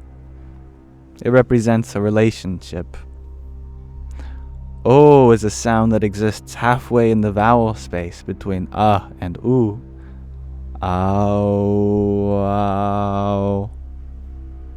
So it represents that which is halfway between just the sound of human expression. It is the simplest sound, the sound that is made without any effort on any organ of speech besides the voice. It is just an acknowledgement of existence as it is. Absolutely. Oo is a restriction of the vowel space in which we close our lips to form a propelling nature of that sound, just as we cup our hands when we wish for our sound to be pervading in one direction. So, represents absolute existence, oo represents pervading existence, O, which is halfway between them, represents that which is between absolute and pervading existence. So the consonant, the syllable yo, represents the relationship between absolute and pervading existence. That is why people say yo, because it's an acknowledgement of a relationship between two parts of existence. Finally, the consonant ga brings it all together. It's made at the back of the throat. It's a voiced consonant, but a soft one. One in which we bring together our tongue with the velar region, which is the deepest place we can form a consonant, but we do so softly. It is not a stop like k, which is abrupt. It is a gentle kind of sound. So finally, yoga represents a gentle coming together of those two related parts of existence, which is absolute and pervading. This is the full definition of the word yoga, rising from the metaphorical, the symbolic relationship of organs of speech as we say the word.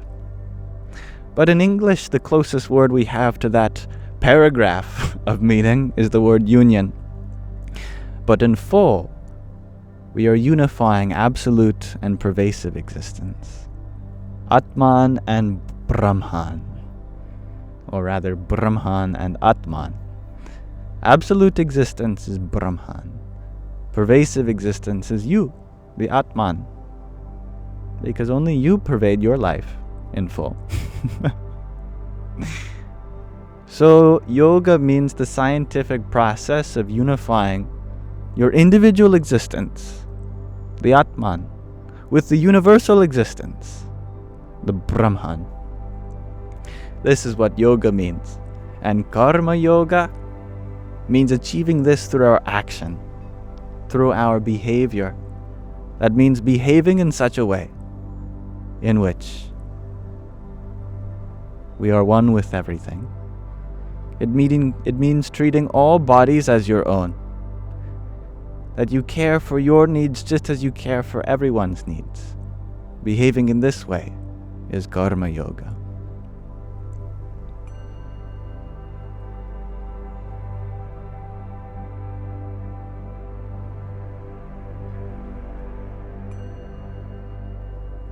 And thank you, Sand Shifter, for your heart meme. Hare Krishna. Therefore, though we may live in the moment, this does not mean that our responsibilities are separate from this moment. To be one with everything means to be one with your actions, your dutiful actions at that.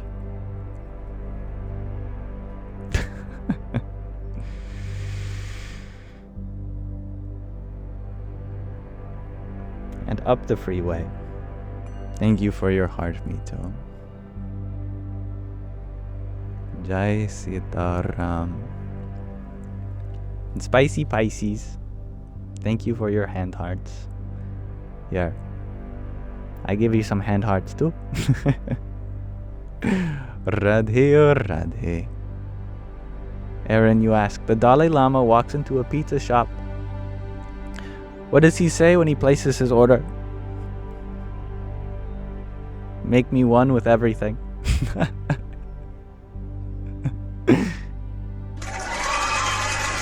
Oh wait, that was the wrong button. But it was a joke so good everyone clapped. You know, the Dalai Lama was once told this joke. There's an interview of this. And what was even funnier than the joke, and the fact that they told this joke to the Dalai Lama, was that the Dalai Lama didn't get the joke. And what made matters worse is that they offered him pizza that was not vegetarian. And many Buddhist monks are famous for being vegetarian. So they made a joke that he didn't get, and then offered him a slice of pizza that he couldn't get, and he walked out of the room. It was a moment, that's for sure.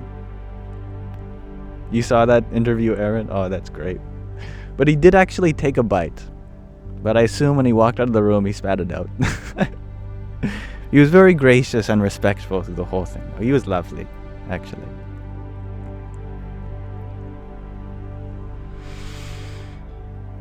And Cassie, thank you for your trio of roses. Ariom Tatsat. Yes, he's very gracious to have taken a bite, I agree. It's like my mother too. I also have been trying to eat certain things, but I hadn't been telling my mother this. So she had been making this food that didn't include those things, or excluded certain things, or included certain things. But I know my mother would be devastated if I didn't eat what she had prepared for me, so... When the suffering that you'd bring others weighs more than the suffering that you'd bring yourself, that is a sacrifice one should be willing to make.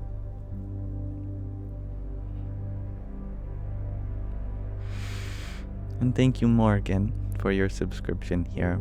I'm very delighted to have you here. And whatever is in each other's capacity to connect, learn from, and grow together, I'd be very honored to continue to share this space with you. And Paula, thank you for your heart meme. Radhe Radhe. Anime, you're wondering what my opinion on ego death is. It's very funny, you know. You have this great experience, and you say, I had an ego death. Well, who is this I that had an ego death? Because whenever we use the words I, me, or mine, we are referring to ego, our sense of self, aren't we? So we're saying my ego had an ego death. We're saying my ego is still here, and my ego is here to tell you that it died. It's like a friend walking up to you. Your friend says, I died. Well, not anymore. Or whatever happened, you're back to life, aren't you?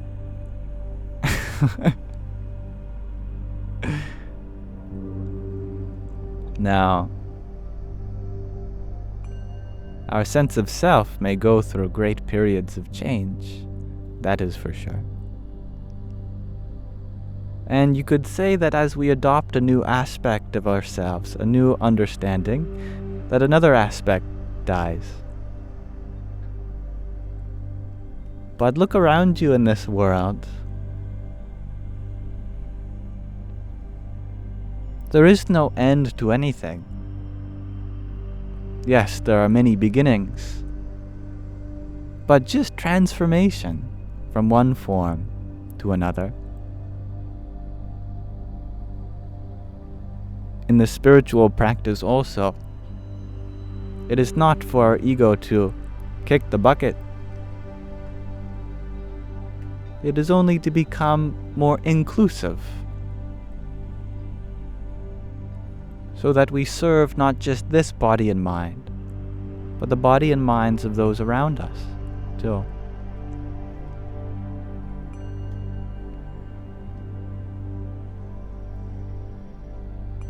And Robin Jones, thank you for your rose just a few minutes ago.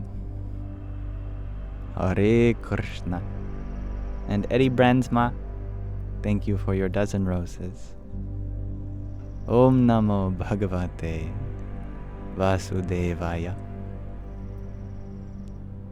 And hello Benjamin, thank you for your heart me. Radhe Radhe.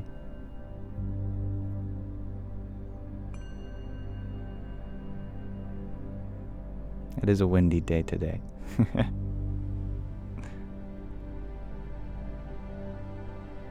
Marcy, you share, maybe they mean that the big capital letter I had an ego death, and now they exist as a small, lowercase I. Taken from the book that we were reading. I agree. When we make ourselves to be bigger than anyone else, you could call this ego.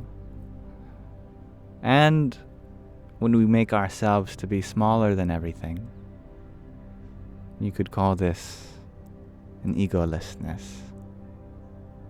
But it is not about being big or small.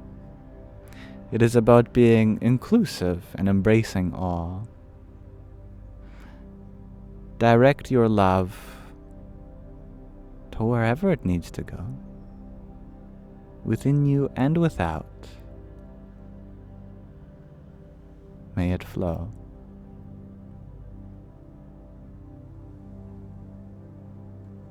And Ursula, thank you for your Divas hat. That's very fun, just a few minutes ago.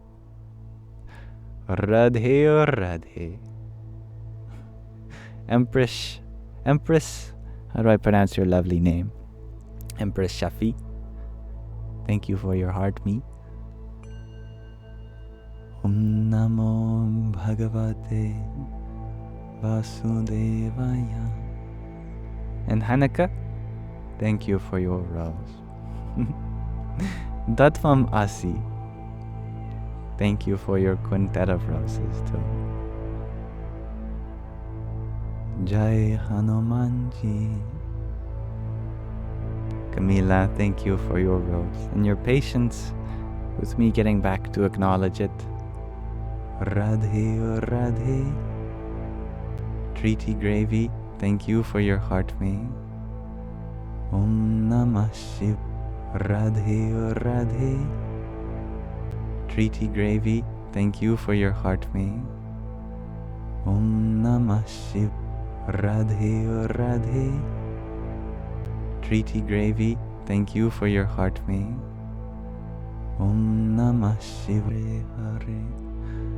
Hare Hare Rama, Hare Rama, Rama Rama, Hare Hare. Namaste, Ursula. Now I must apologize because although my live streaming software crashed, with it crashed all of the gifts that I did not see yet, since I had not had a moment to extend my gratitude back. This is something that I should have done, because I know that my software crashes sometimes. So if one of you has sent a gift that I did not acknowledge before it crashed, please make me aware of it so that I may honor it.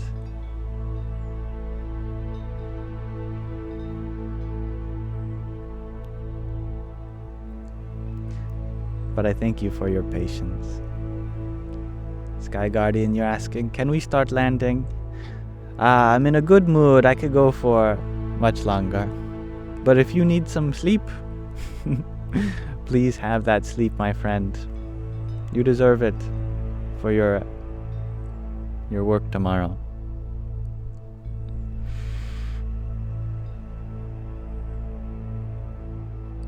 No, Hanukkah, I have not heard of the Kelly family, but there is a Kelly that I know whom I consider family.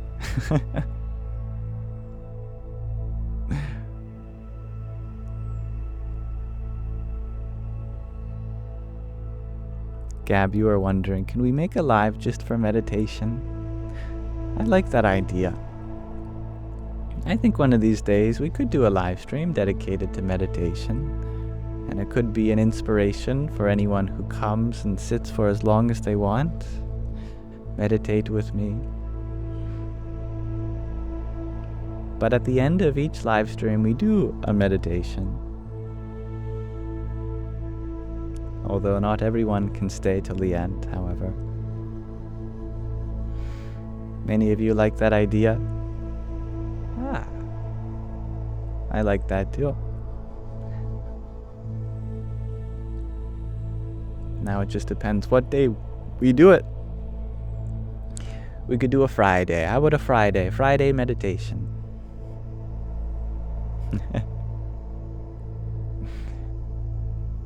And Hanukkah, you're asking, how long will I be alive? Well, that's not something I can answer. However long the universe allows me to.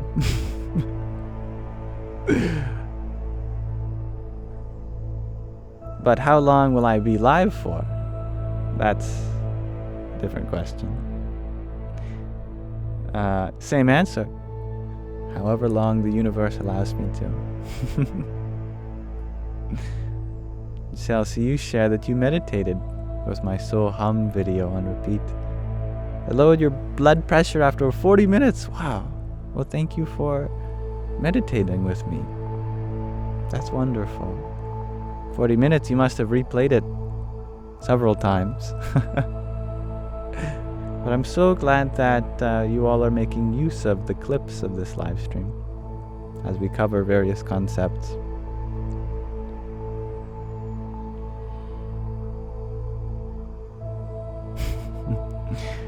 Janelle, you are wondering, is someone interested in you in this program you're in? I'm starting to learn that there seems to be a format for asking questions like these. Some people put their name and then their question. There must be some live streams that have this format to it. I haven't seen them myself, but you are making me aware of them indirectly. Nonetheless, Janelle, although I cannot prophesize what is true for you in your life, I can tell you that if you are as authentically you as you can express, then people will have no choice but have interest in you. Because people are not interested in how you are, what you are, who you are, as they are interested in how authentic you are. Authenticity is some of the greatest kinds of expression that draws people in. I am sure that if you become conscious of this, there will not be a single person in your program that is not interested in you.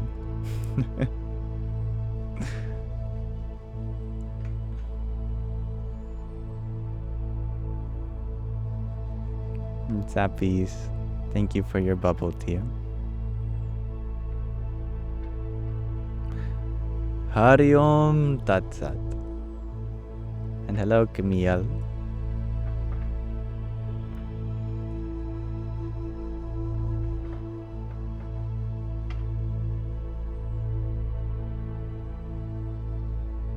And I agree. Weed and wings. It is funny how so many get frustrated at the sight of another's happiness because they compare how they feel to how they think they feel, how they think they should feel or shouldn't feel. That there are those around them that seem to have addressed whatever requires happiness to flourish a little more freely.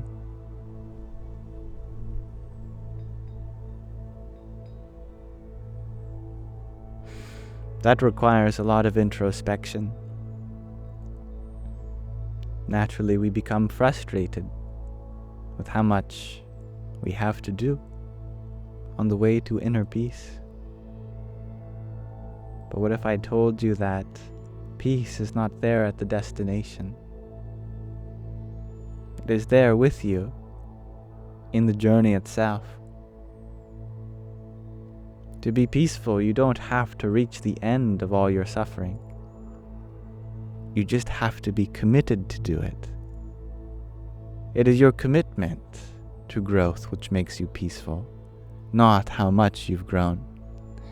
That is why a person who feels like they're at rock bottom can attain peace in just an instant, because they don't have far to go. They may have lots to do, but it is from that peace, that determination, in which they may feel inspired to make all those changes. And hello, Amelia. You are wondering, am I a Kriya Yogi? I have great respect for the Kriya Yoga lineage.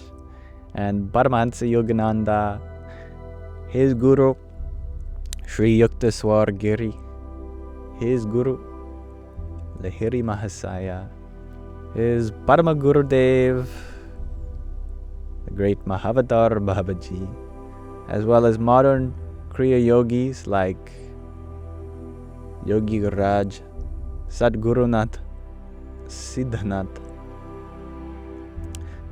and Paramahansa Vishwananda.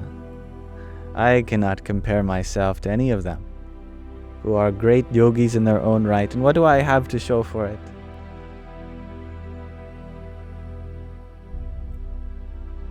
Nothing. So I cannot call myself such things, but I do have reverence for them. Paramahansa Yogananda came to me in a time of need.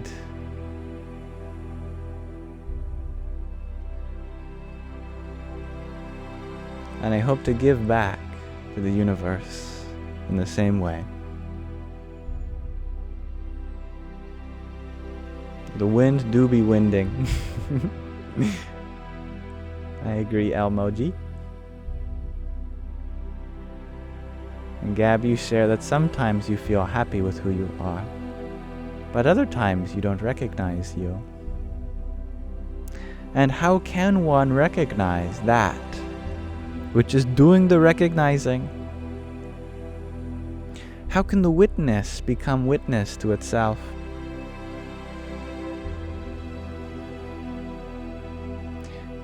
How can the subject become its own object? How can the experiencer experience the experiencer? One cannot truly see themselves for what they are, since what they are is that which is doing the seeing. We might catch glimpses of our reflection from time to time, but even if we cannot, that does not mean that we are not true, that we are not who we are meant to be. For the infinite nature of your soul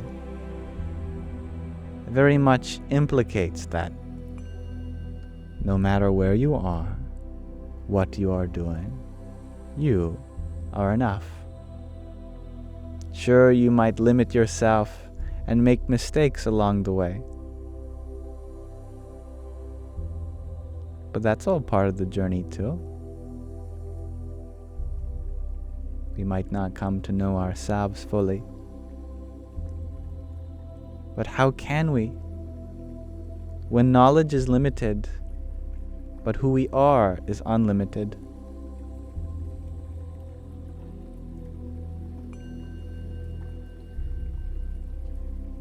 And thank you, Katarina, for your hand hearts. Here is some for you too. Hare Krishna. And you share that your master guru, he came to you at the right time, Paramahansa Yogananda. And what a great being he is.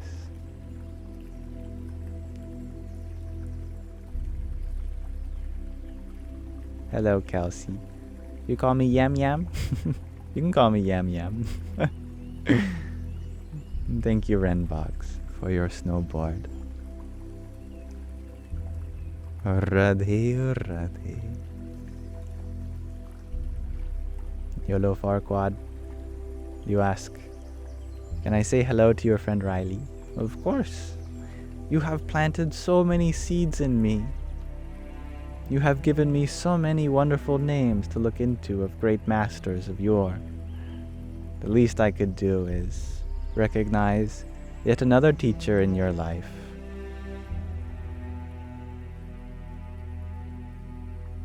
Your friend Riley.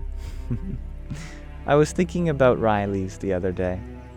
As I watched the movie Inside Out, I was thinking, how amazing would it be to be named Riley, as this movie would really be about you.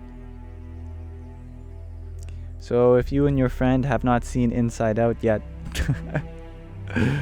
oh, what a personal experience it would be for them.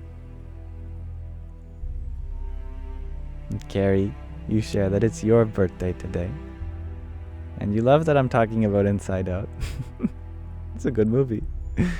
And how precious is it that here on this day, we note that you've come so far since the last trip around the sun. And on this special day for you, you are allowing me to participate in it, even though we know not each other in this life. I am only grateful that you have given me this moment on an important day to celebrate you. So let me extend that celebration and recognize that you are now wiser, older, more experienced. The last time these stars were in this place, you were younger, and you had yet to do all that which you have done so far. Well done, Carrie. And here is to many more journeys ahead.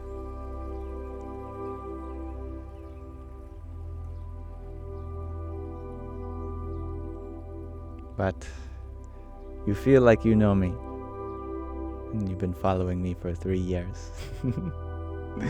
Well, some people can spend 30 years and still not know. But I am sure that whatever energy I am made of, and whatever energy you are made of, this life form has known that life form, not in any form, but through the many that we have had in life.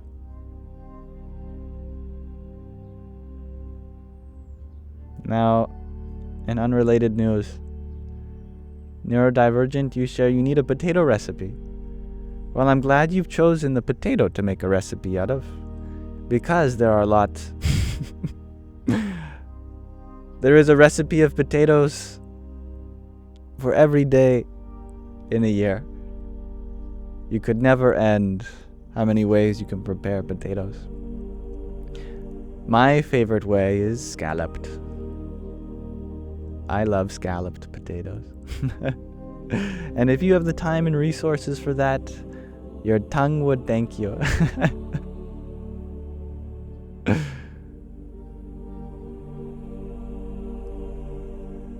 Hare Krishna, Kayla. I was waiting for you. It's so nice to see you.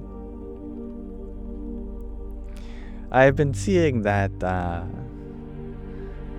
you have only increased in number of followers, number of people who love you, hate you, criticize you. I think it is remarkable the seva you do for Sri Krishna Maharaj. And I love that you make a lesson out of each interaction.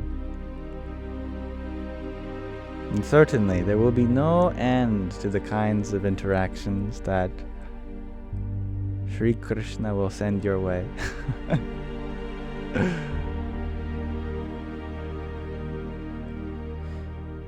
But just as Paramatma is seated at the heart of all hearts, so too all interactions are inspired by the divine.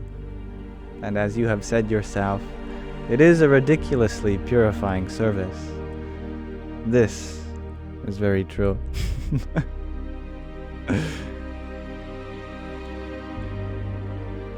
As we sand away our egos with the sandpaper of devotion, every interaction takes us one step closer to the source.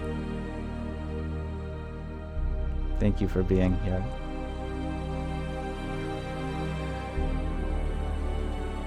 And thank you, July Moonchild, for your finger heart that you sent a minute ago. Hare Krishna. And Katarina, thank you for your rosa. Hari Om Tat Sat. Good night, Sue. Katarina, you share that you know me because you know you. And we both know our beloved Guru. We are all united in the source of all spiritual teachings, though they may be packaged in different ways for me and for you. It is what is within that remains the same. And I love the ways that some of you are recounting the various preparations for potato. You know, in India, there's someone called the Potato Baba. He is known for eating only potatoes. No salt, no pepper. Just potatoes every day. That's his sadhana. I'm always impressed in the variety of austerities that some yogis engage in. In Paramahansa Yogananda's book, Autobiography of a Yogi, there was a fragrance yogi who meditated only on the various perfumes and fragrances of different flowers. People started noticing a various power started developing, that whatever fragrance he meditated upon, such would emanate from his mortal frame. So people would crowd around him while he was meditating, and they'd whisper in his ear various scents. And whatever scent they whispered to him, they would start to smell it in the room. Or he would hold his hand out, and people would hold his hand, and then they'd walk away, and their hand smells like roses or lavender or tulasi.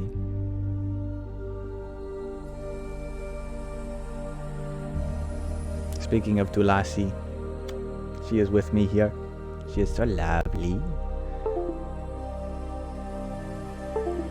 She's grown so much, exponential growth. It is amazing. Tulasi said, no, I'm shy. I'm gonna disconnect your camera. That's okay. It is fixable. As soon as I turned it towards Tulasi again, it got cut out. There. Now I turn it the other way, and it won't cut out.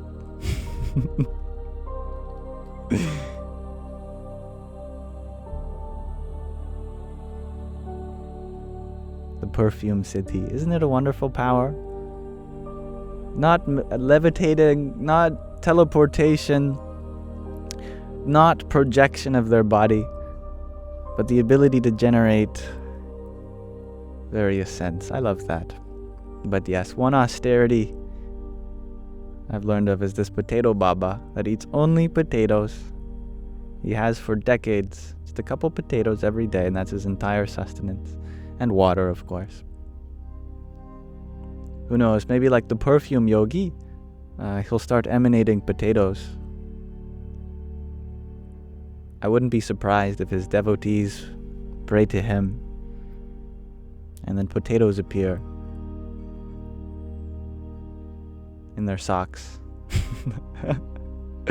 Oh wait, I've got some potatoes on this sock.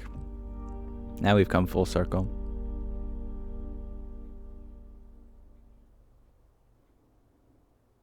Much love to you, Chloe, as well. She has grown a lot. It's almost miraculous.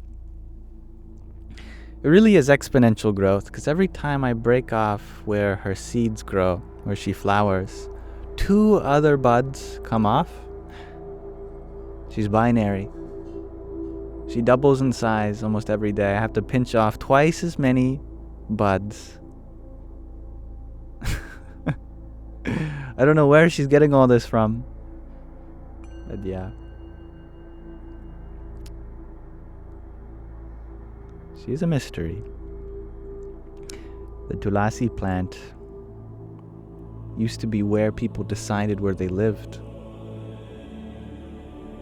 That they'd build their house around wherever Tulasi cropped up. They wouldn't dare touch her, transport her, move her. So they'd have a little courtyard at the center of the house dedicated to Tulasi, and they'd build the house around.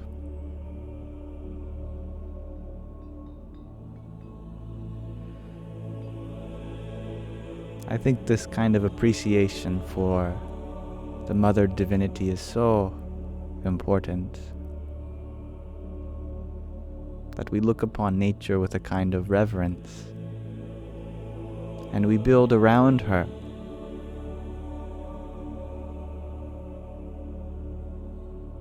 Instead of relocating or demolishing her, we should strive to work with nature. Sure, our roads might be more wiggly-windy, navigating all the trees. But how wonderful would it be, in order for us to see how we can cooperate with Mother Nature, to feel like you don't just live in a city, you live in a city in a forest or in a grassland, that you feel not separated from the nature whence these bodies have arisen. And I love the way you put that, Katarina. Nature is your nurture. And thank you for wishing me a beautiful day, Gab. I am grateful for this moment also, and I hope to see you tomorrow.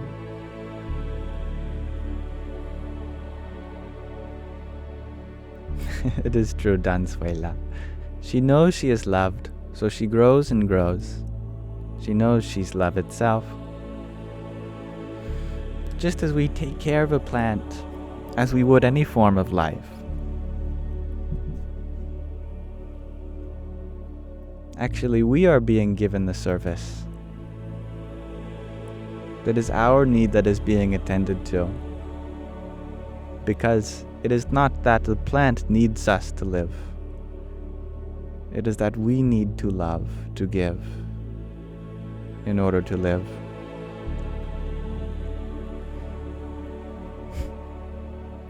But growth certainly would not happen without love. You take a baby, any baby, you can give it as much water, as much food as it wants. But without love, it will not grow. It might appear to. It might appear that the child is becoming a man. But still, you are left with a man-child if there is no love.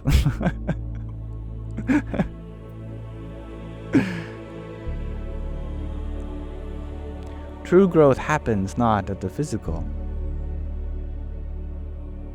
but more inward towards mental, emotional, and spiritual. And the more subtler we approach ourselves with, the more subtler the means for that growth. And love is the subtlest of it all. For love can permeate all cracks, all creases.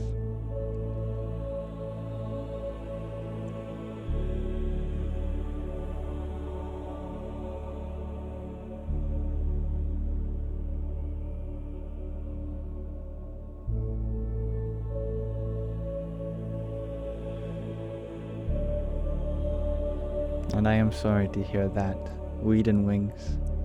That, after exposing yourself to a lot of hate, you feel like a withered plant. But that exposure also has its use, since it may harden us up. If we become too soft, then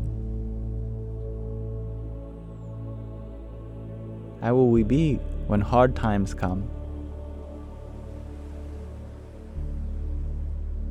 How will we survive? But if we become too hard, how will we be when softer times come? How will we thrive? We need the softness to thrive and the hardness to survive. Some of us may appear hard on the surface, but squishy on the inside.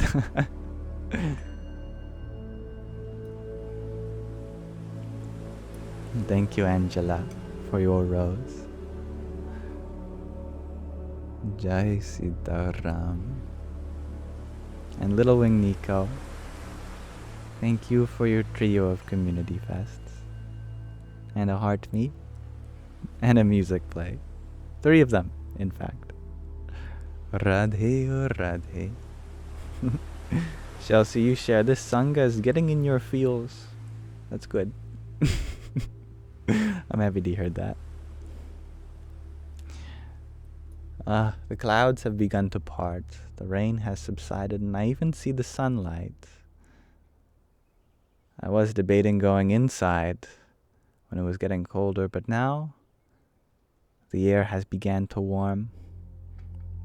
It goes to show that through patience and determination, warmth may prevail. Light does come.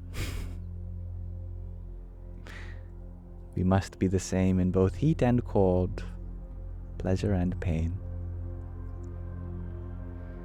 That's so cute, Marcy. You share all the food emojis. If anyone wants something. I like that. Skitch and Katarina, you ask at the same time, where am I? I am, same place you are. This moment. No, you don't mean in time, you mean in space. Well, if we consider the vastness of space, too. Also, we are from the same plot. Earth. The Earth planet. Purlok.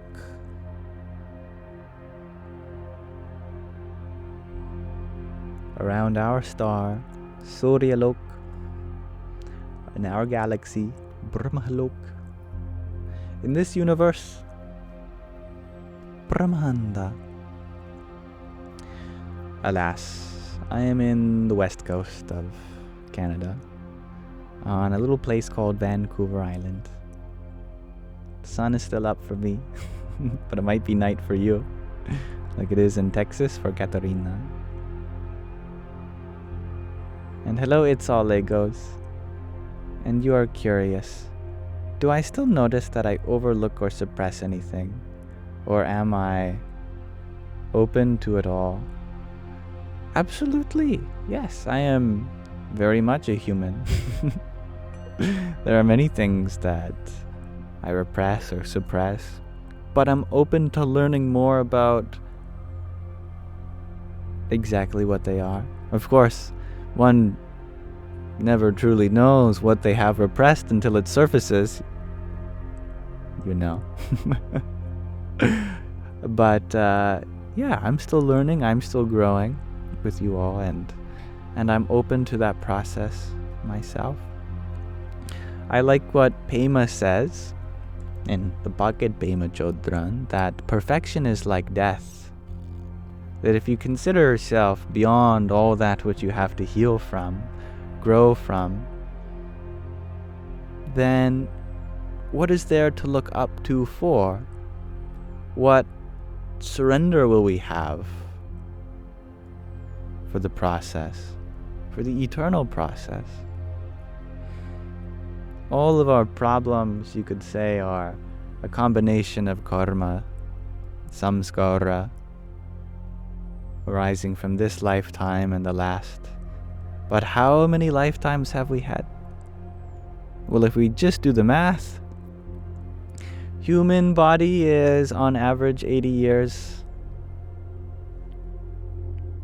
plus or minus. Human soul is eternal. Infinity divided by 80 years. How many lifetimes do you get? Well, it doesn't matter how long you live in one body. Infinity divided by anything finite is still going to be infinity. At least one, yes. That's a good lower bound. Therefore, all the trauma, all the karma that we have in this life, maybe we could get to the end of it. And that's a big maybe. But of the last life, and the one before that, and the one before that, and that, and that, and that, and that, all the way back through eternity, can we really expect ourselves to ever be perfect?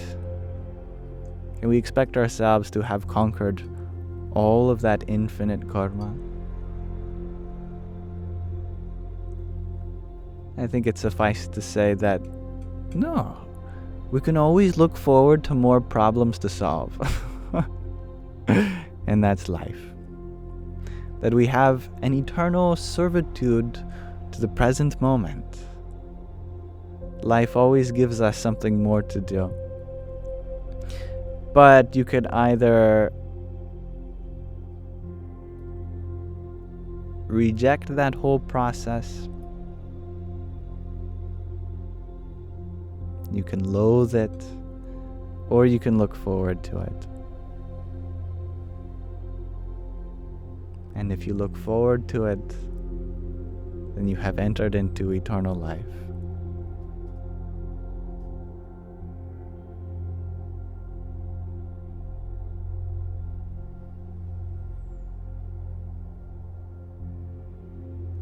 Am I sounding like Bella from Twilight, Marcy? Death is peaceful, easy. Life is harder. It's a good movie, actually. But I still have yet to finish the last one. I don't know how Twilight ends.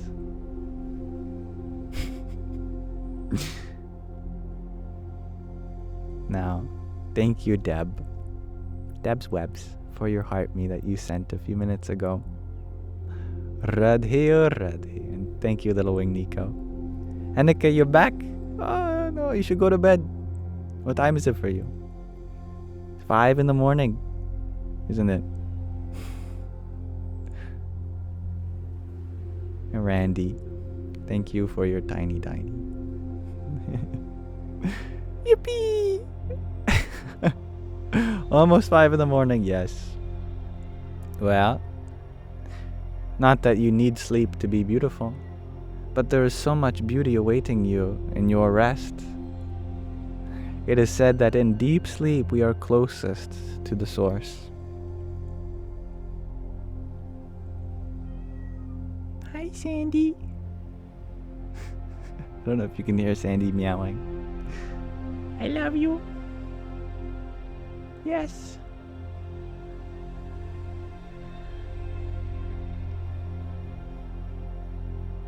Roxy, thank you for your heart me and your 18 community fasts. Om Namo Bhagavate Vasudevaya. And Hanika, you're wondering, how late is it for me? It is 7:52 in the PM in the post-meridium. Purusha's mouth. You say hi, Sandy. So does Dansuela. Sandy, you are loved, you are acknowledged, and you are even saluted. And Katarina, thank you for your hand hearts. Here's some for you too. Radhe, Radhe. And Isabella, thank you for your 10 tiny tinies. Yippee! And Little Wing Nico, thank you for your trio of roses.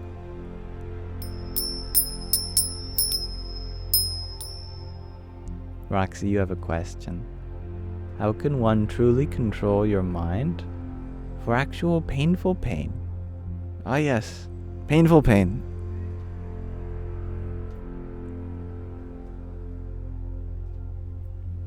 Glad we specified.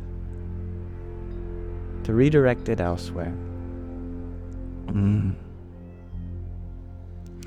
Well,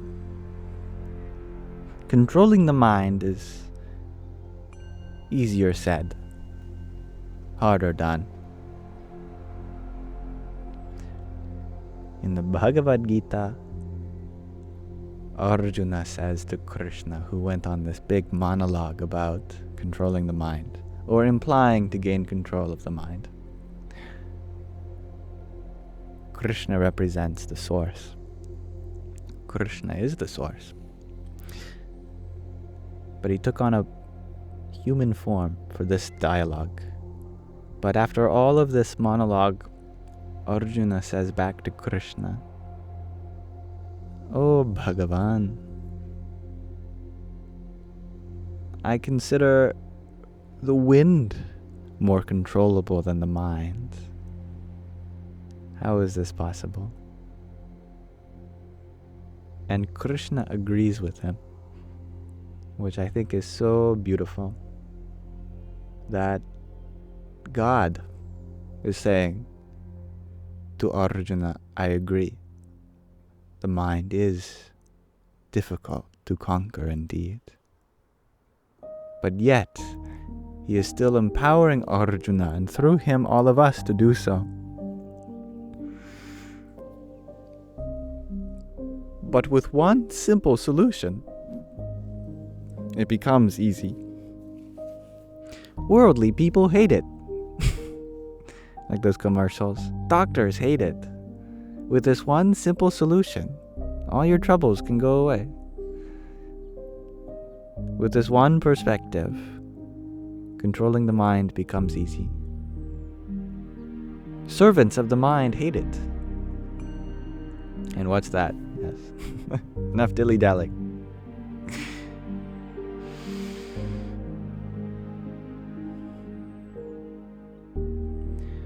We have to recognize that there are intermedia between the mind and yourself. First, we recognize that the mind is distinct from the self. Then we recognize that in between the mind and the self is something called the Buddhi. Now, you may have heard of the Buddha, and that he reached enlightenment under the Bodhi tree. All these words have a very, very common origin. And that has to do with the root word, the Sanskrit root word, Buddha, which becomes words like Buddha, Bodhi, Buddhi, and verbs like Bodhati, he or she wakes up to, understands. The Buddhi is our faculty that wakes up the mind. It is sometimes translated to the intellect. Sri Krishna recommends to Arjuna something called Buddhi-Yoga. This is the yoga of the intellect. See, many of us, we've heard of the yoga of the body, Hatha Yoga. Maybe we've heard of the yoga of the breath, Pranayama Yoga. But the yoga which Krishna speaks the highest of in the whole of the Bhagavad Gita is something called Buddhi-Yoga. This is the yoga of the intellect. See, the fundamental problem in controlling the mind is that our mind is not taking instructions from the intellect. Our intellect knows what the right path forward is, but we have not empowered it to do so. Right now, the mind is like a spoiled kid in that it refuses to take instruction from the higher up. It's like that kid in class that says, I could teach this. But the teacher is so merciful that the teacher agrees with this challenge and says, okay, child, come up to the front of the class, you try. And then 9 times out of 10, the child makes a fool out of themselves and then sheepishly admits that the teacher knows what's best. The relationship between our intellect and our mind is very similar. And it mirrors the relationship that we have with the Source. If we are taking instruction from the Source, then our mind takes instruction from our intellect. What does that mean? It means that we have to have faith in where we have come from. We have to have faith in that which permeates all of our existence. We have to see ourselves as servants to the universe. And then our mind becomes a servant to our intellect. In this context, the intellect represents the higher self. Maybe not the highest self, but a higher self. The intellect is the Father, the mind is the Son, and your consciousness is the Holy Spirit. And that relationship mirrors the relationship we have with our Divine Father, the source of all existence.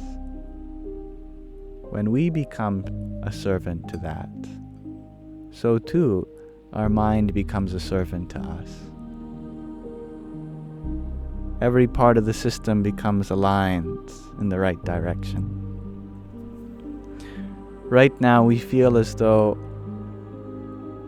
we should be in charge of life, that we should be one who gets to decide what circumstances happen.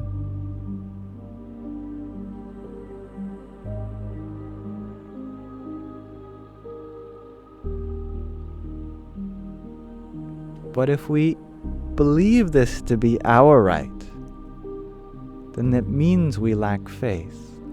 Why? Because what if all circumstances that arise in our life are actually meant for our benefit?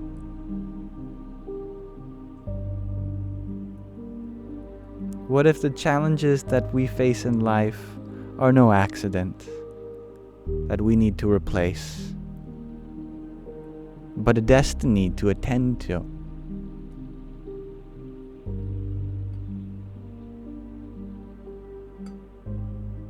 If we look at life with an attitude of servitude, with a kind of reverence to attend to all problems, rather than a kind of vengeance to get rid of all problems, then this whole human system becomes directed towards peace. Hi, Sandy. Hi. Hello, buddy. She's not happy. We have a special guest. He's hungry. He's hungry? Are you hungry? Hi.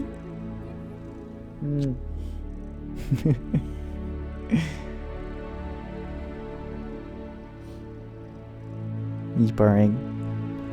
Yeah, a little cold, hungry? Well, let's get you some food, huh? Yeah.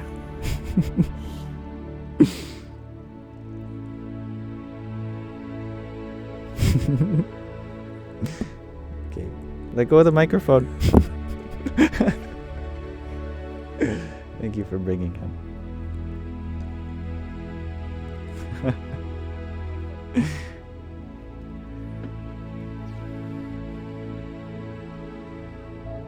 Marcy, thank you for that ice cream cone, and Rose, you sent a minute ago.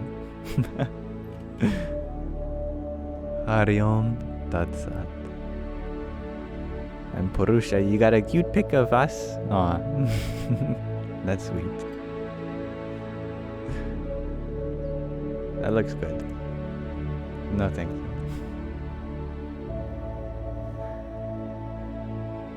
And Carla, thank you for your pair of community fasts. Radhe or Radhe. And thank you, Kelsey, for your pair of team bracelets. Jai Shri Krishna. And Marcy, thank you for your community fast too.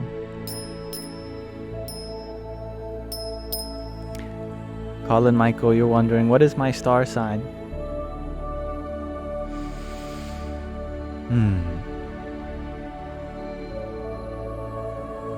I don't know my Vedic astrological sign, but I do know this, that in Vedic astrology, which is the oldest form of astrology, it is said that no star, no planet, no moon, no sun can decide your future. We are born with a certain set of karma called our prarabdha karma. This is that which is unfolding in our lives, and there's nothing we can do about that. Like the kind of body we have, the kind of parents, where we are born. This is determined by birth, and there's nothing we can do about that. But in each moment, our destiny is decided by us. Astrology is for those who do not know how to take charge of their life. But for one who is fully conscious, you are just as much a Libra as you are a Leo or a Sagittarius or an Aquarius or a Taurus or a whatever. You are not born in order for your destiny to be set in stone. You are born to acquire all star signs, so that you get to choose what you want to be in each moment. That today I want the energy of a Leo, tomorrow I may want the energy of a Libra, and on the next a Taurus, depending on the moment. You get to decide how you identify as. And nobody, no thing can dictate your future.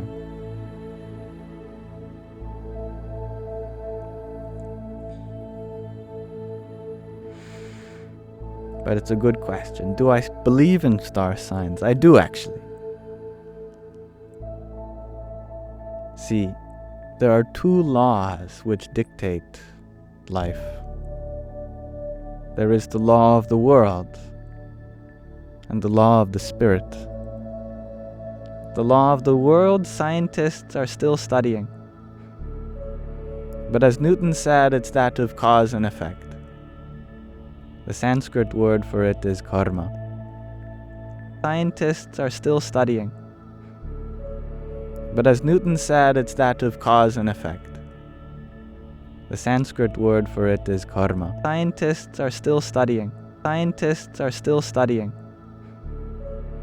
But as Newton said, it's that of cause and effect.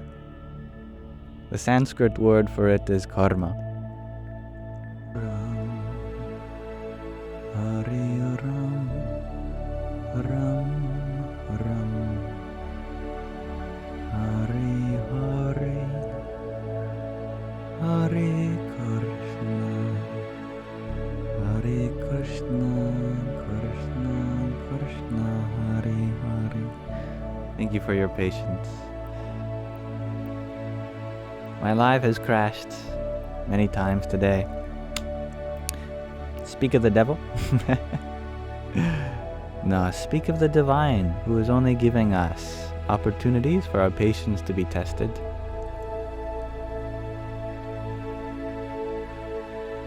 I am grateful for this moment, and I'm grateful for all of your patience as we navigate these technical difficulties.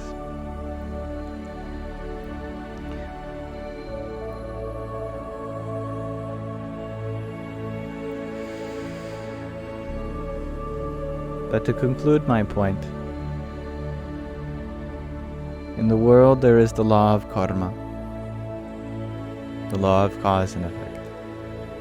In spirit there is the law of sharanagati, of total surrender. As long as one is worldly, then they are defined by what the world has to say about them, by what tarot card you flip up, by what astrological sign, by what MBTI category, by what your occupation is, by what your nationality is, by what your religion, by what your emotion says. For as long as we are worldly, then we are defined by karma, by this limited notion of cause and effect. But on the spiritual path, we transcend all boundaries, all labels. One cannot even be said to have any sort of limited label of identity. Through sharanagati, the higher power of spirit, total surrender, you transcend all these things. You see yourself not as a citizen of this country, but a citizen of the world. You see yourself not as having one gender, but having something that flows hither and thither. You see yourself not as being occupied in one way, but a servant of all. And you see yourself not as being described by the stars in this way, but a child of them all. So, through sharanagati, all karmas are transcended. So although I believe in various forms of astrology or divination, there is a higher calling to transcend even that, when you become not just one thing, but an expression of everything.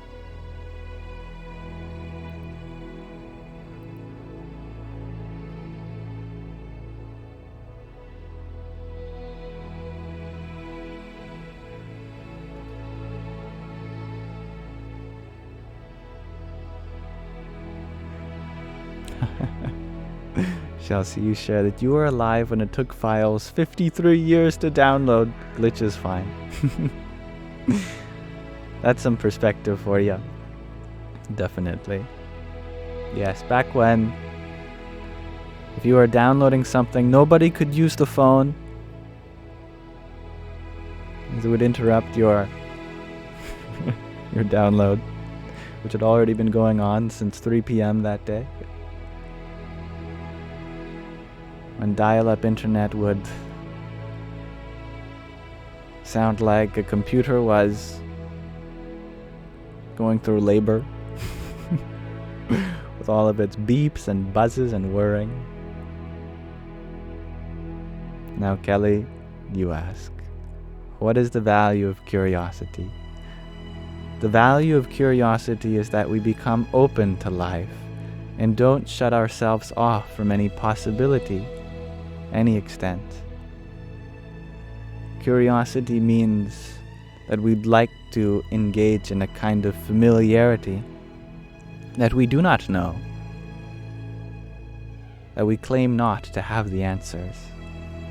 Through humility and surrender, we find ourselves curious to life itself, just as we looked at the world when we were but small peas through the eyes of a baby.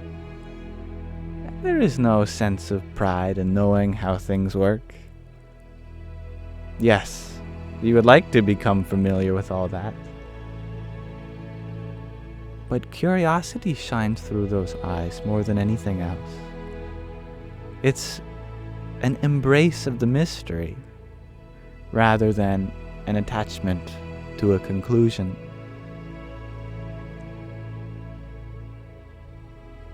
See, oh my goodness, this is amazing.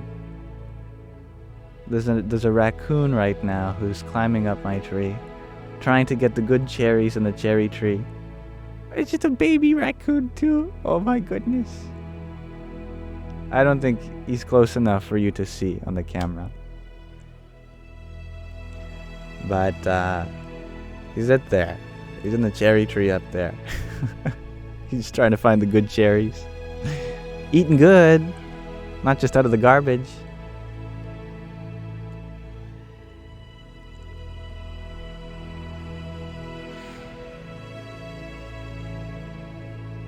There's a lot of cherries on that tree though.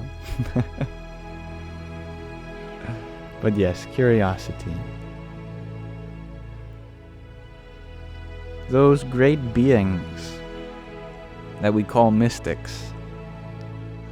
We call them such because they're always mystified. They aren't trying to get to the bottom of life. They just float right here at the top. They know how deep it goes. Just as the Tao Te Ching reads, whether one sees passionately to the core of life or passionately the surface, wonder names them both. To be a mystic just means that you are constantly mystified. And what a way to live. And thank you, Timothy, for your heart me. Hare Krishna. Now, I would like to begin wrapping this live stream up for tonight, but there are 3 things I'd like to do with you all as always. I'd like to ask you all a question, and then I'd like to read from a short section of this book, and then I would like to do a meditation with you all. We're going to meditate on a mantra, and we're going to try to chant the mantra together. It'll be exciting.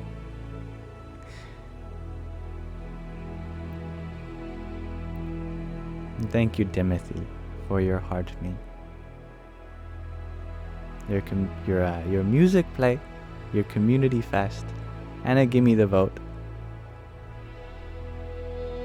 Hare Krishna. And Cassie, thank you for your heart me.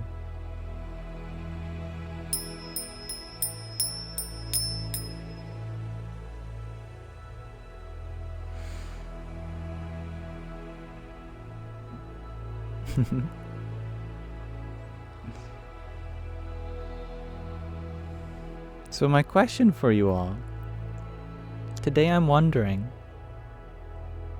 if I can find my question of the day. Where has it gone? I'm so confused.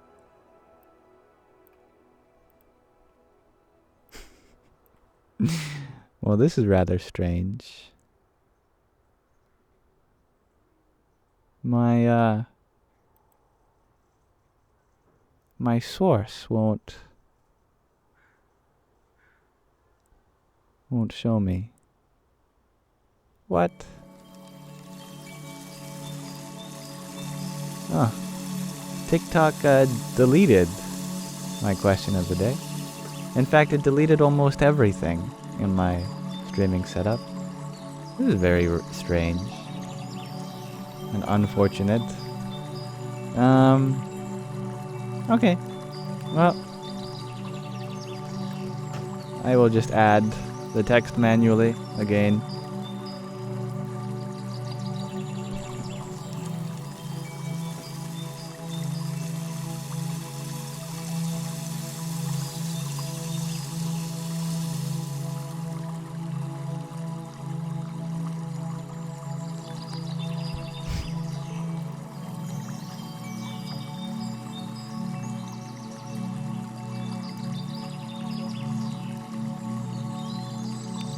There.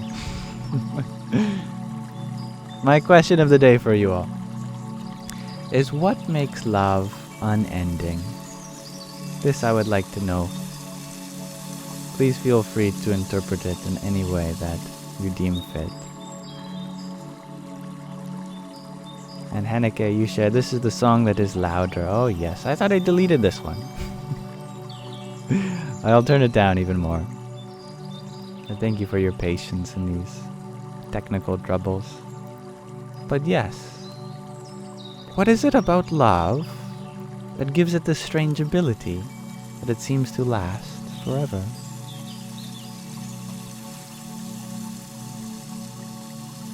Brad, you share its eternal nature.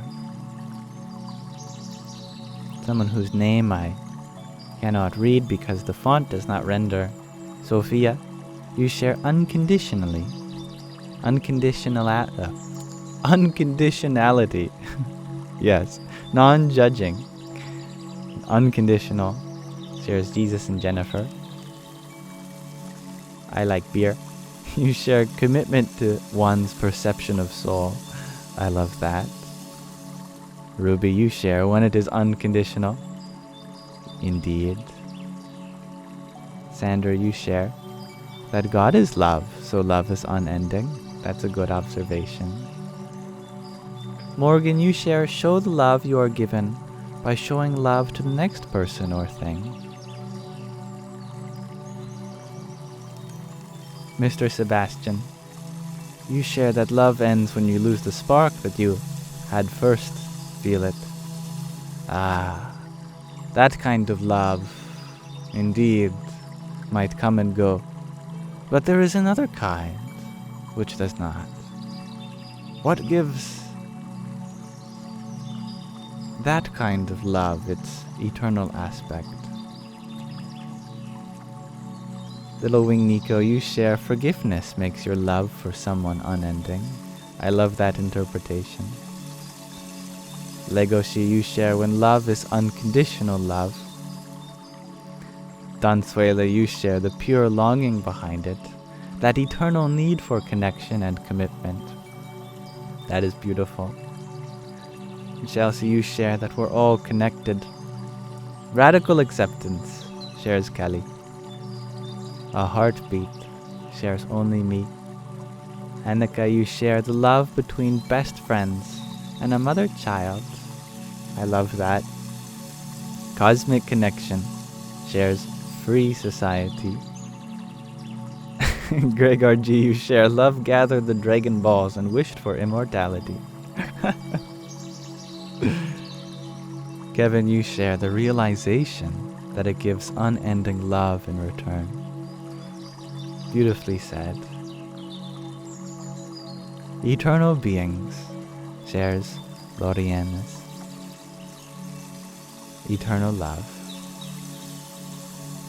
Jen, you share that love always exists in the moment it was created, even if it seems to quote-unquote end. Rightly said. Teddy, you share that we are made up of love. I like that. And Jen, you share the meaning of life is to love. Marcy, you share the nuances in its permeable nature and the extraordinary ability it has to nurture. That's beautiful. Unconditional, shares Pauline. Ruby, you share when you wish to meet them again in another life. Ah, that is a kind of eternal love, isn't it? Jackie, you share that grief is love. If there's lots of grief, there's lots of love. There is an intimate connection between love and grief, indeed. And Pauline, you share that love does hurt. Love is universal, adds Jen. And no more expectations, you share it is the source that powers everything that is. That's wonderful. And HHHHH, you share that if it is not unending, it wasn't love to begin with. I love the way you put that.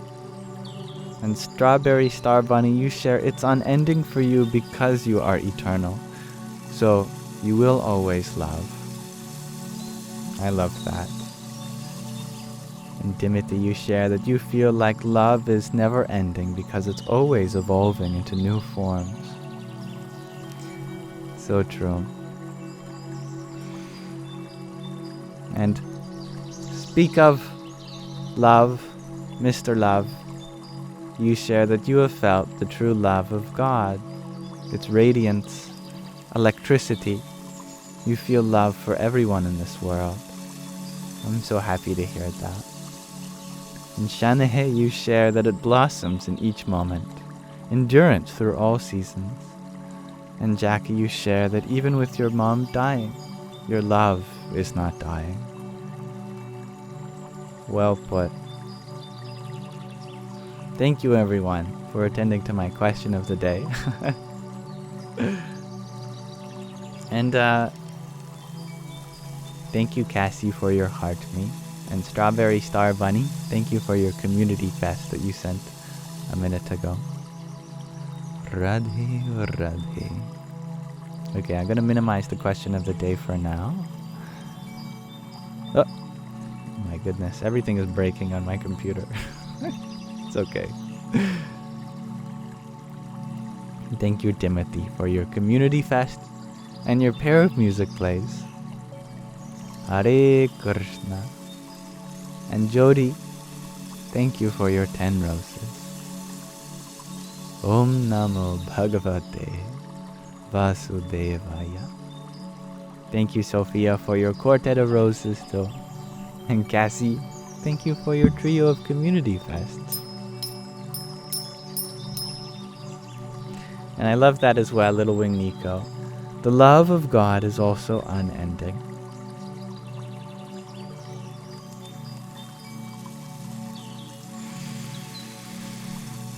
So, I'd like to read to you all from a short section of our book.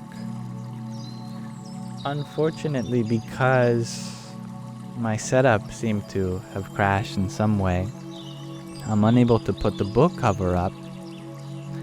But that's okay. If anyone asks what we're reading is In Love at Ease, Everyday Spirituality with Pramukh Swami Maharaj.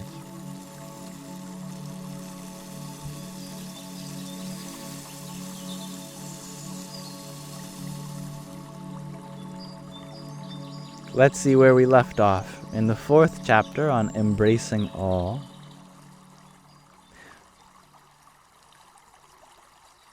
Swamishri did not temper his interactions based on a person's perceived societal value and utility.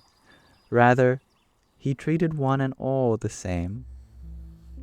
Swamishri had just arrived in Sankri, a small village in southern Gujarat. Though Swamishri did not think much of it, the community is fond of this tiny town, for it was here that Swamishri built his first, albeit small, traditional stone mandir after becoming guru in 1971. Swamishri had a hectic day planned with hundreds of bhaktas, devotees, visiting him from the nearby city of Surat and the smaller farming villages around Sankri. Despite the crowd of well-wishers, Lalu was on Swamishri's mind. Lalu was a former house attendant at a bhakta's home in the village.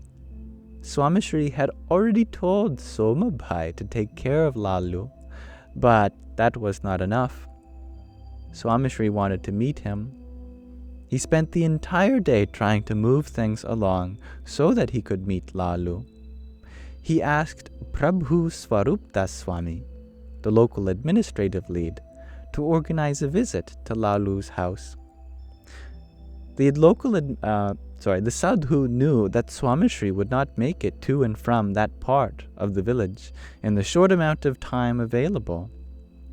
He reached out to Somabhai and organized to have Lalu brought to his home. Right before the evening sabha assembly, the Guru stole away to Somabhai's house to meet this tribal devotee. Lalu had never worked for the mandir, nor contributed in any meaningful way to the mandir's activities or initiatives. That was not of consequence, though, at least in Swamishri's mind. He knew that it would be more valuable if he gave the bhakta, the devotee, darshan, a witnessing presence, one last time. Swamishri caressed Lalu's forehead and reassured him in a soothing voice. I am here, Lalu. You are going to be okay. You are true bhakta of Bhagwan Swaminarayan. Stay strong and remember him. Chant the Swaminarayan mantra when you are in pain or agony. He will take good care of you and provide you with the strength to face this physical pain. Lalu's body was emaciated and his sight had deteriorated, but Swamishri's pacifying voice and touch were familiar.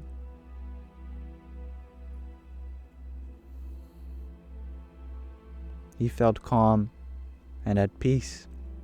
He could barely speak and bring his hands together to say Jai Swaminarayan to Swamishri. As he was leaving Somabhai's house, Swamishri turned to the lead sadhu and said, We are all he has. Please take care of him as you would serve me. Feed him, order his medication, and spend time with him. Comfort him. He is a great bhakta. Swamishri was available and accessible to bhaktas from all social backgrounds. Swamishri was celebrating the Dev Diwali festival in Bochasan. The festival ended with a puja ritual that ran on well into the afternoon and was followed by a lengthy line of a few thousand bhaktas wanting to personally meet Swamishri. By the time Swamishri reached his room for lunch and a short nap, it was 2:30 p.m. The personal attendants switched the lights off and were able to close the doors when a group of Dalit bhaktas from a neighboring village came to meet Swamishri with a humble garland. The sadhus were not keen to trouble him for it.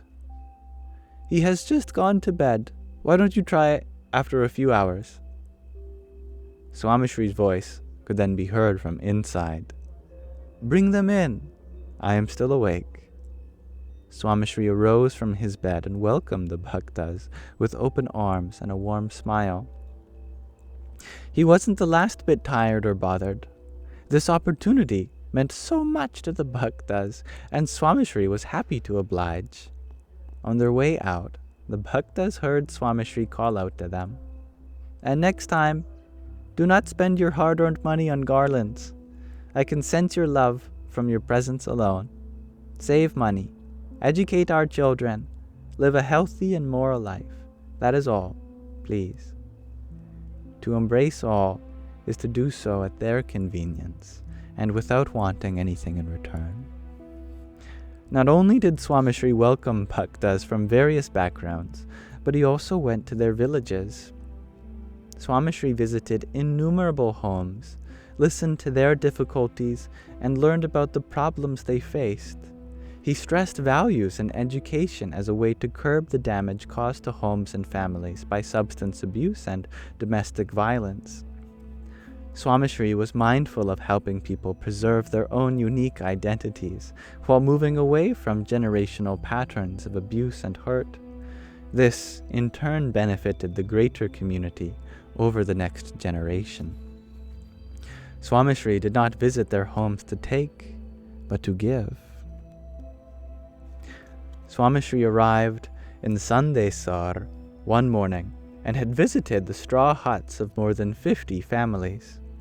He sat on the floor or on a small stool while encouraging children to pursue an education.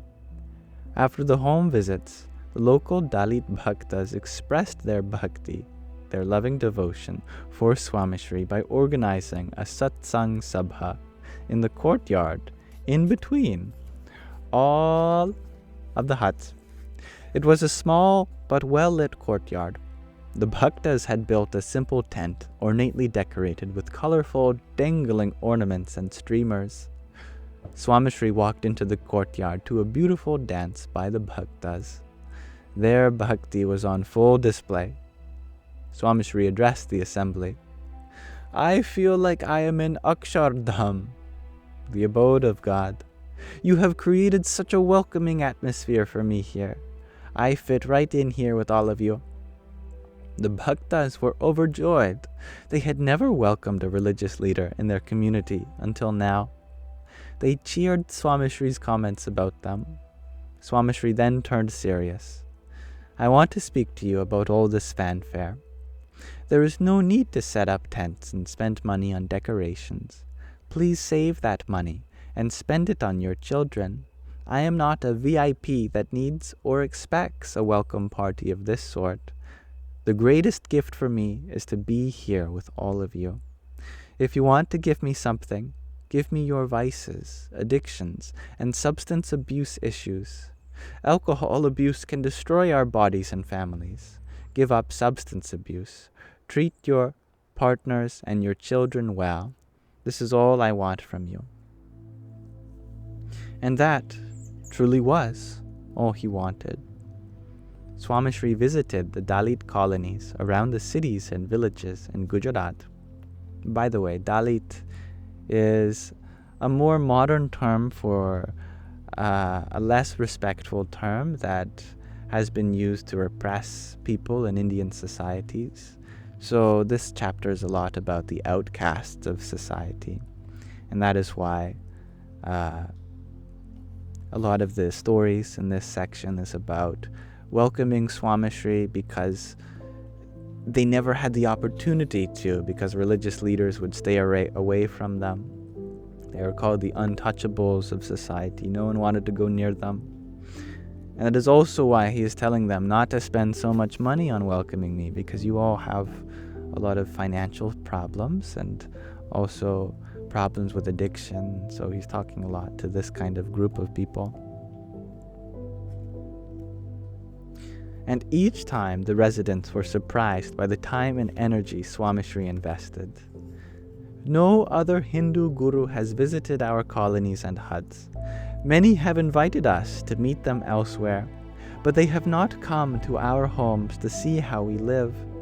Pramukh Swami Maharaj came to us. He graced our homes, he sat with us, accepted our offerings, and made us feel like we were part of his family," said a leader of the tribal community in the village of Poshina. By the way, this village of Poshina, where a lot of tribal communities live, all the proceeds of this book go towards that. Swamishri was unassuming. He sat on old tin barrels or on straw mats in the cowshed on his visits, and when necessary even waded through mud puddles.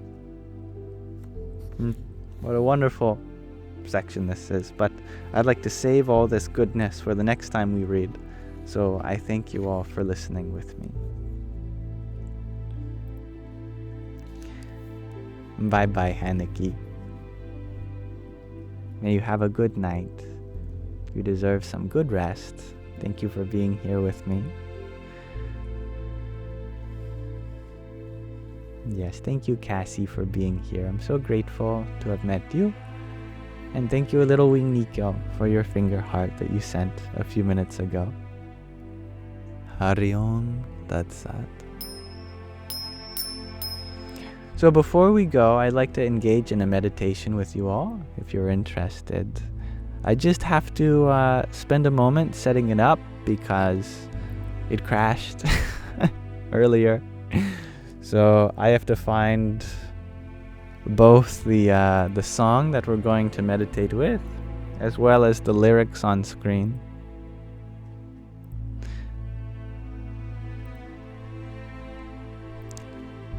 Abadabadabada. La-da-dee, la-da-doo, la-da-dum.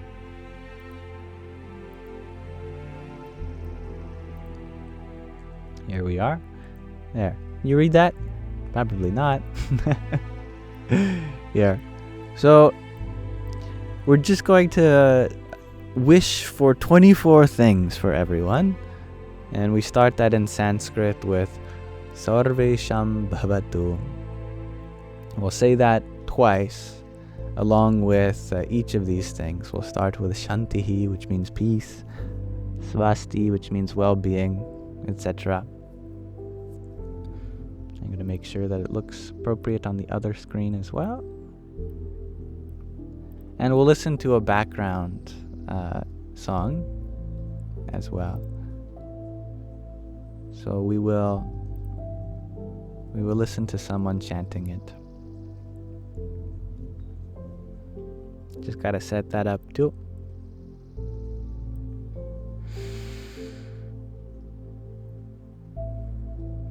Okay, almost ready for you all.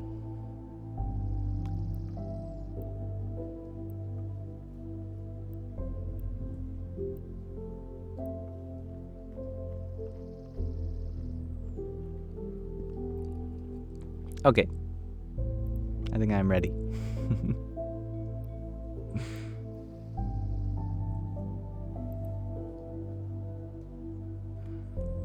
Alright, we're going to chant this together, and allow me to turn off the background music.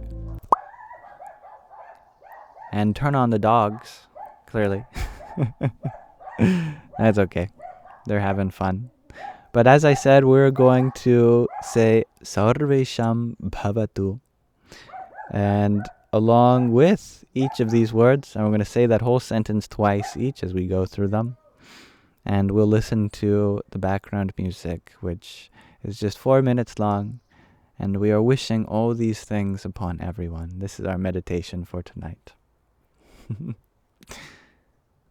Thank you.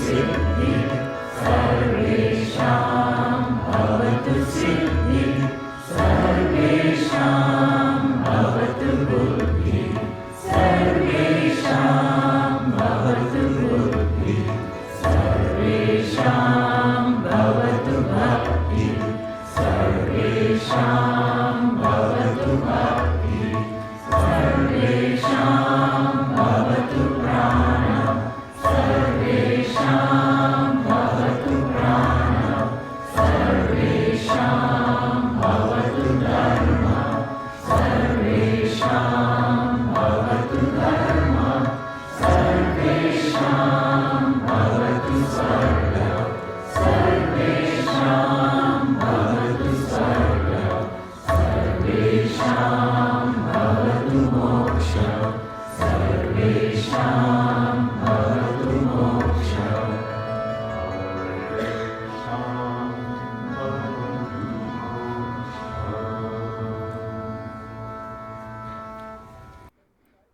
There, that was fun. That was lovely. That was from an old satsang of Swami Taratmananda Ji's. And that was nice. So thank you, everyone. Sarvesham bhavate moksha. And with that, we are coming to the end of our Sangha today. Those are some very ancient Sanskrit words we wish upon everyone. So I appreciate this journey that we have gone through together today. I hope to be back tomorrow. And I'd like to be live a little earlier tomorrow as well for the sake of those who are joining in the middle of the night. You need your beauty rest. Not because you need beauty, but because rest is beautiful.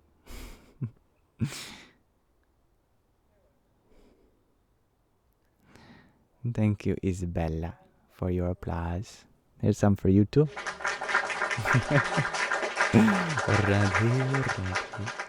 And yeah, this is a great opportunity to learn so many Sanskrit words. Very true, Dansuela. And hello, Alice. You are currently on your balcony at 5:44 in the morning, getting the fresh morning air. That's beautiful. Yes, fresh air. In the morning, Brahma Muhurti. The first light is very sacred, wherever you are in the world.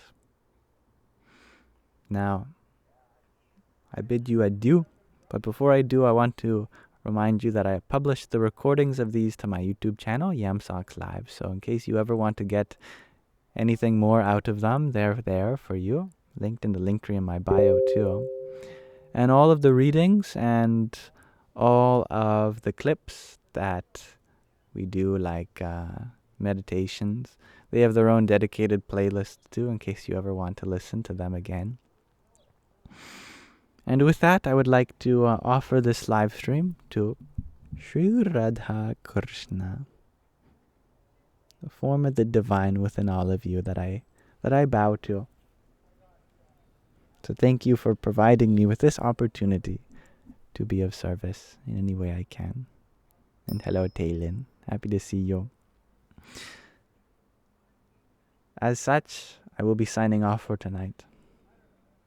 Radhe Krishna, Radhe Krishna, Krishna Krishna, Radhe Radhe, Radhe Shyam, Radhe Shyam, Shyam Shyam, Radhe Radhe.